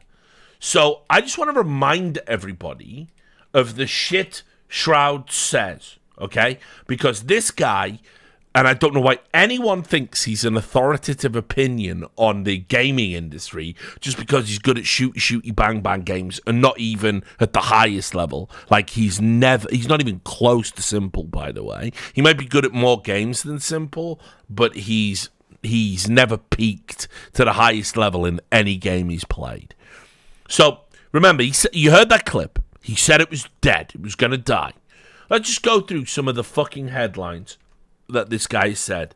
2019, PUBG is a waste of time, says Shroud. One of the biggest online game streams, April 26, 2019. This is Shroud. He says that it's a waste of time. I'll just read the thing. These are super short. Recently, Shroud went off against Apex Legends, deciding to abandon the newest entry to the genre to return to playing PlayerUnknown's Battlegrounds. That switch was short-lived, though, as the streamer lost his temper with the long-running game. That session, Shroud was hit with 2 instances of lag. Oh my god, not lag in a video game. During his first 2 games. Then while still in the lobby for his 3rd match, his game lagged again. Shroud had had enough and shut down the game. I'm not playing this, he told his viewers. This is fucking stupid. I don't even care. I'm not dealing with this shit. It's a waste of time. But after his PUBG pains, he immediately ended up going back to Apex Legends for the rest of the stream. So why is that relevant? Well, you go into it and let's just see what he said about Apex Legends, right? Because this is kind of relevant, right? So remember, that's a 2019 article where he said Apex Legends is shit and I'm going to play PUBG. And then he said PUBG is a waste of time. Let's just see. Oh, what's this? 2021, he said, Shroud ranks Battle Royale games, says Apex Legends is the best. Oh, it's the best now. Okay. Michael Shroud, whatever. I don't want to mispronounce his surname and get called a noob. It's all about the first-person shooters, and he spent ample time on his gaming career playing Battle Royales, like PlayerUnknown's Battlegrounds. The streamer recently revealed his top picks, and he said here, what is Shroud's favourite Battle Royale game? The streamer revealed that Apex Legends takes the cake in the best Battle Royale category, despite a few problems here and there. And this is how he ranked it. He said Apex Legends, PUBG, Fortnite, and Warzone. He explained that Apex is unique from its competitors, but it can be a tilter due to poor servers. With mere 609 streaming hours in Apex Legends, it was an unlikely pick, but other games are either too hard for casual fun or too buggy for Shroud's liking. As for Warzone, the streamer went ahead and called the whole game one big bug, putting it at the last spot in his ranking. I think I enjoy Fortnite more than Warzone. Is that weird? I don't know, because it's unique and hard as fuck, Shroud said. He conceded that Fortnite is the most competitive game in general, but he personally enjoys respawns. Okay, right, cool. All right, so now we know what he thinks, right? We know what he thinks. Not a problem. We'll just move on to the next headline. So we got a little bit of consistency here, just a little bit of consistency in his opinions. He says he's on Deserto. He says Shroud says Apex Legends is still the best Battle Royale despite one major issue. Throughout the game's existence, Shroud has frequently had an on-off relationship with it, imagine that, at times clearly in love with it, before falling back on other games to keep things fresh. This is somewhat dissimilar to a lot of the top streamers who will stick to one game almost permanently until something new comes out, as we've seen with the likes of Fortnite and Warzone. Apex is by far still the best Battle Royale, he said, clearly not even entertaining the idea there's anything better on the market, which was, of course, in 2020. Right? So, we'll get... So, 2019, it sucks, PUBG, but then PUBG sucks, but then 2020, Apex is the best. In 2021, it's still the best, but he likes Fortnite better. Okay, just try and follow all of this in your brain, and let me take you to a report from also 2020. And this is where things start to get a bit weird. You've just seen 2020, Shroud says Apex Legends is still the best Battle Royale. Shroud explains why he thinks Call of Duty Warzone is better than Apex Legends. That's Call of Duty Warzone that in 2021 he says is one big bug, right? Like, so I just want you to... I don't know, like, maybe this guy sort of just says shit. I don't know. But okay, let's read it. He must have a good reason. He said, Call of Duty Warzone, the Battle Royale spin-off Call of Duty Modern Warfare is out now and free to play. The game has quickly become the fastest growing Battle Royale yet, with millions of gamers logging in just the first week alone. It's clearly the new hotness, but players are still discussing whether or not Call of Duty Warzone is a great game or not. Mixer streamer, remember Mixer streamer Shroud is already comfortable drawing some conclusions. Shroud's latest YouTube video is entitled The Best Call of Duty Yet. Imagine that, the one he plays for money for his community. It's the best Call of Duty ever. Clearly, Shroud has a positive opinion of Call of Duty Warzone. He starts off the video by saying that he's having a lot of fun with the new Battle Royale game. Shroud's only characterization for his opinion is that Warzone is chaotic as fuck. He means that in a positive way, of course, in that it's fast-paced and filled with often unpredictable action. From there, Shroud starts comparing Warzone to Apex Legends. Apex Legends being Shroud's most played game in recent months prior to the launch of Warzone. He starts by referring to one of the biggest criticisms of Warzone, which is audio problems. He then says he makes his exceptions for Warzone in this regard because of its scale, but he doesn't for Apex Legends. Scale in this context is meant to mean the size of Warzone, specifically the number of players. Shroud goes on to compliment the developers of Warzone, Infinity Ward and Raven Software, saying it's impressive from a technical perspective. Remember, he said it was one big bug. A year later, he lauds Warzone for offering such a content-rich experience that still manages to perform really well. What they managed to achieve is pretty nuts. Okay, right, okay, all right. So it's okay now. We know what Shroud thinks. Okay, we've got it. We've got what he thinks. Okay, so let's fast forward. We've done 2020. We've done 2021. What about 2022? This is Deserto. Shroud explains why he quit playing monstrosity Warzone and COD games. This fucking guy, right? Oh, it was a monstrosity the whole fucking time, bro. Okay, well, all right, Richard, come on. You got to read the article. You're not being fair here. Let's see what he's got to say about it. When Battle Royale titles started getting big on Twitch, tens of thousands of viewers would flock to watch Shroud popping heads and racking up wins. The former counterstrike star was, for a lot of it, balancing Twitch dominance with his esports career, never true. Excelling in both disciplines, also never true. As he stepped away from competing, he stuck around in Battle Royale and has dominated everything from PUBG to Fortnite. Never professionally, he's a pub stomper. What the fuck are we talking about? And even Cuisine Royale, waiting for the report saying that's the best game. Anyway, he certainly won't be going back to Call of Duty Warzone anytime soon, as he says there is too much bullshit affecting the game, especially for those on mouse and keyboard. It's just COD, brother. I'm not a fan of the point and click, Shroud said, answering one fan's question about why he doesn't play Warzone anymore. COD just needs a little bit more depth for me to really enjoy it, you know. And by that, I mean like depth when shooting guns. Dude, that game is a fucking monstrosity. It's a plague for mouse and keyboard. It is, by definition, a terrible shooting game for mouse and keyboard. When you shoot in that game, your screen is covered with bullshit. You can't even see what you're shooting at. You know what that means? You can't play on mouse and keyboard. Right, okay. I'm starting to get it now. Okay, right. We all know now, actually, where Shroud stands. It's okay. So what other games do you like? Let's see. Well, okay. What about this one? Shroud says, so it must be true, because Shroud says, Battalion 1944 is probably the best first-person shooter out right now. This game fucking died in 2 weeks, right? Okay, well, listen, guys, listen. Richard's being really unfair here, right? Because, read the article, Rich. I'm a Shroud fan. Shroud's the best. Okay, he knows what he's talking about. Okay, while Battalion 1944 had a rocky launch into early access, the rockiest, you might say, it killed the game. The game's recent 1.0 release has brought a massive surge in interest and a consistent rise in player numbers.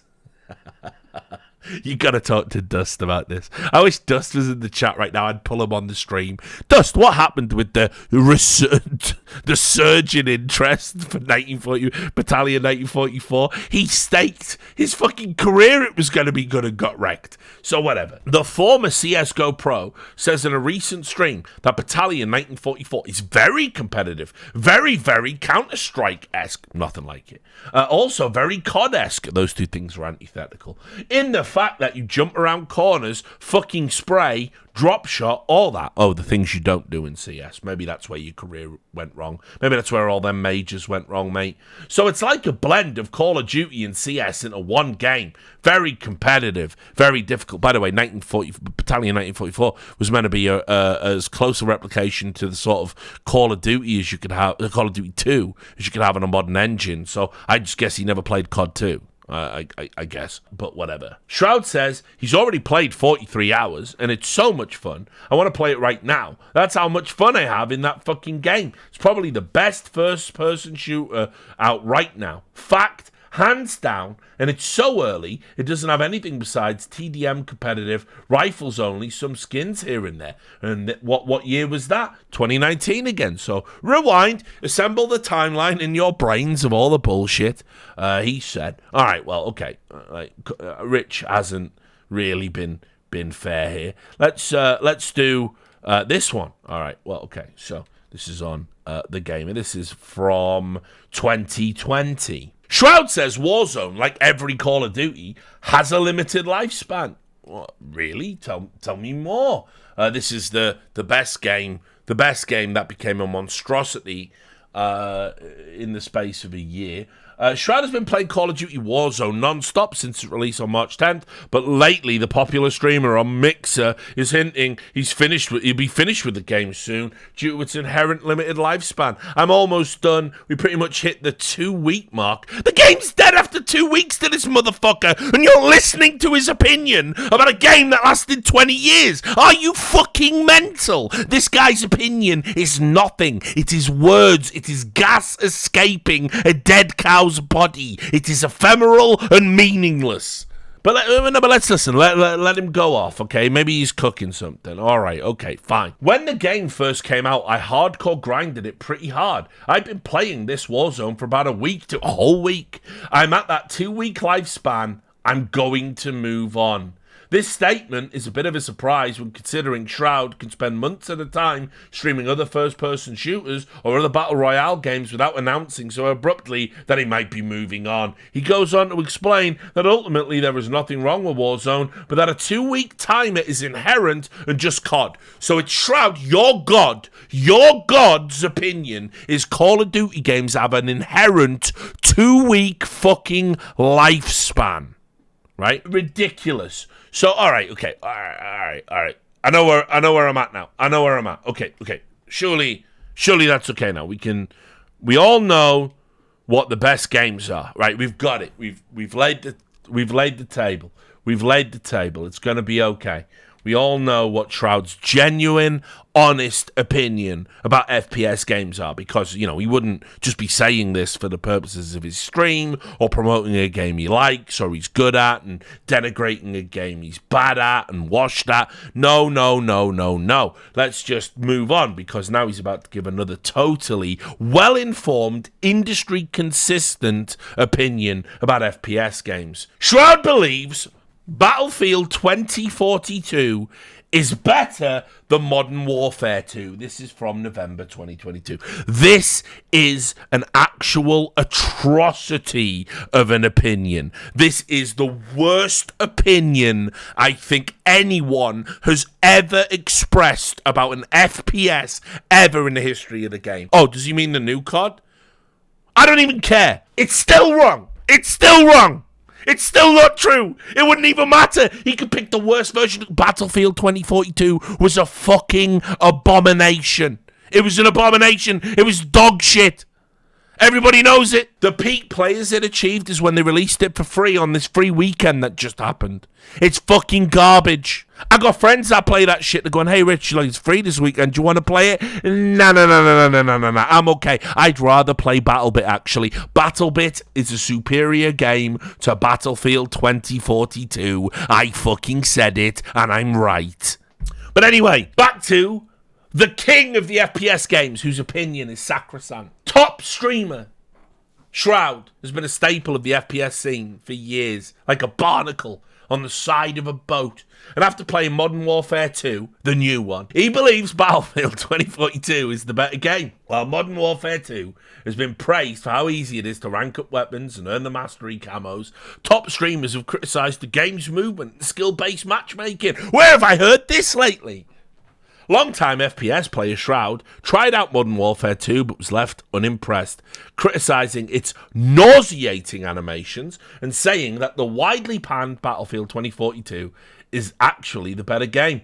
While playing Modern Warfare 2, Shroud immediately criticised how his whole screen is shaking, literally shaking, when he shoots, saying there is no way that's real. Calling the new system nauseating, Shroud said nobody wants to see weapon shake on fucking everything.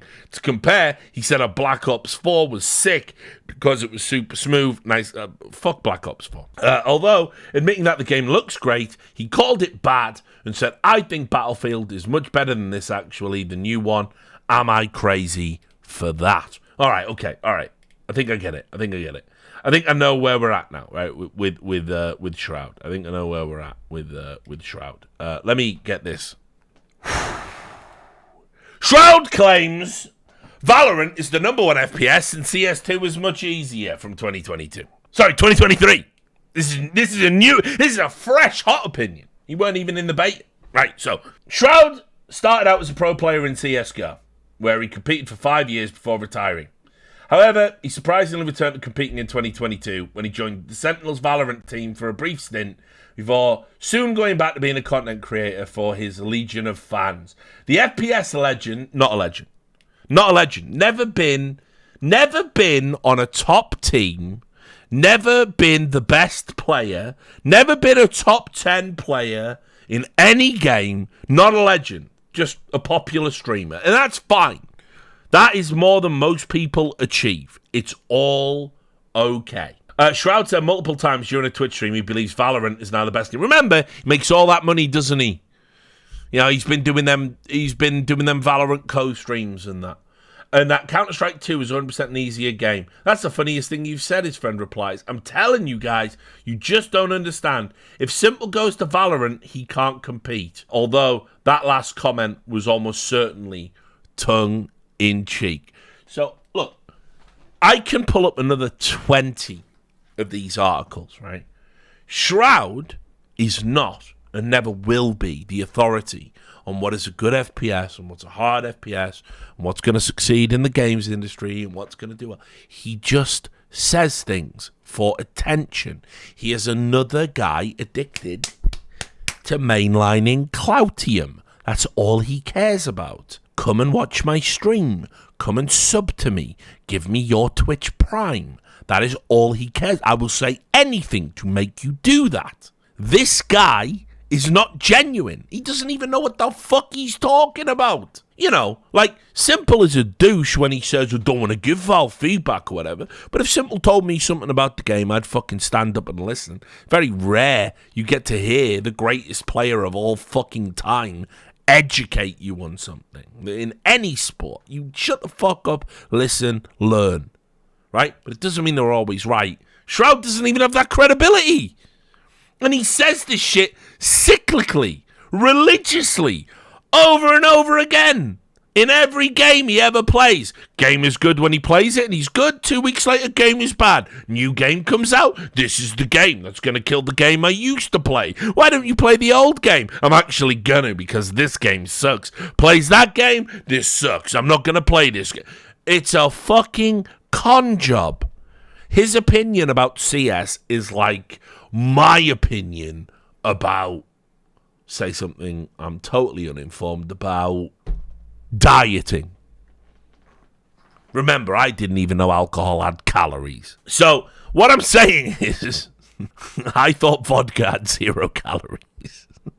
That's how I got here. So anyway, just fuck his opinion about CS2 and about everything in general. Right, you bums, I've got to get up in 7 hours because my life sucks. But I did this for Echo, and I did it for you. I did it for all of you. And I wanted to have this rant and exorcise some of the demons. Because CS2, it's a game that has real potential. It really can elevate us into the area of sort of modern shooters and we can be a modern game and we can have a AAA feel. And we just got to keep the faith a little bit because it hasn't even been a month. And I've played the game, and yes, it feels different to CSGO, but I don't think it's bad. And there's new features in there that I like and I kind of fuck with. And there's new tactical aspects to it that I like and I kind of fuck with. And I don't care about the pros, and I don't care about the grifters. Here's what I care about. A game that we can all sort of come together and enjoy, and it has longevity, and it could do another 10, 11 years. And we've laid the foundations for that with this fucking game. And all this inaccurate bullshit and pandering to the lowest common denominator is fucking stupid. And you, my audience, are better than that, and I know you're better than that. But unfortunately, the overwhelming majority are better than that in the community. And, you know, it should tell you something when you see Sadakis come out and Anders come out and Fifth Lauren come out and they're listening to my stream and they're putting comments in there because they're part of my community too. They're my fucking brothers, right? And so you gotta get it in your heads that it's hard to come out and be an optimist because people are gonna tell you, they're gonna lie and they say you're shilling and you've got the interest. But right now, the cheap fucking play is to fucking dogpile Valve and point out the clear flaws and the lack of perfection in a thing that is the future. And what I'm saying is you can either get on the ground floor or you can be with the assholes outside, and guess what happens? The assholes outside in a year, they come in and they tell you they always believed, and they lie to your face, and they get all the status and all the credibility and all the money and all the jobs, but they didn't fucking help. They didn't get in the trenches and pick up a shovel. And that's bullshit. That is fucking bullshit. And you should be outraged at that. That they're going to do that to you. They're going to do that to all of us. No, fuck that noise. I'm not taking that. We used to handle this shit in CS. Can't speak to other games. But in CS, we handled this shit like adults. And we carved out stuff that worked. And we built communities. And we built leagues. And we built ladders. And we made the game good. And we did it over time. And we did it through knowledge, understanding, and patience. And we can do that now, or we can do what we're doing, which is this childish shit. And we shouldn't. I believe in CS2. I'm not going to cover it. I won't be there. I won't work the events. I nearly had a moment where I called up Silvio and I said, hire me for PGL. I'll come host it. I'm going to lose a bunch of weight and I'll be there in May. Nearly did it. I'm not going to do it. Can't get sucked back in. But if you care about CS2, this is where Valve needs you. This is where the game needs you. So just be positive. Give it time. And I'll be right there with you for this revolution. I'll pick up a pitchfork and a torch in May if we're launching a world championship on a game as busted, broken, as dog shit as everyone says this version of CS2 is. I'll be right there with you. But until then, calm the fuck down and grow the fuck up.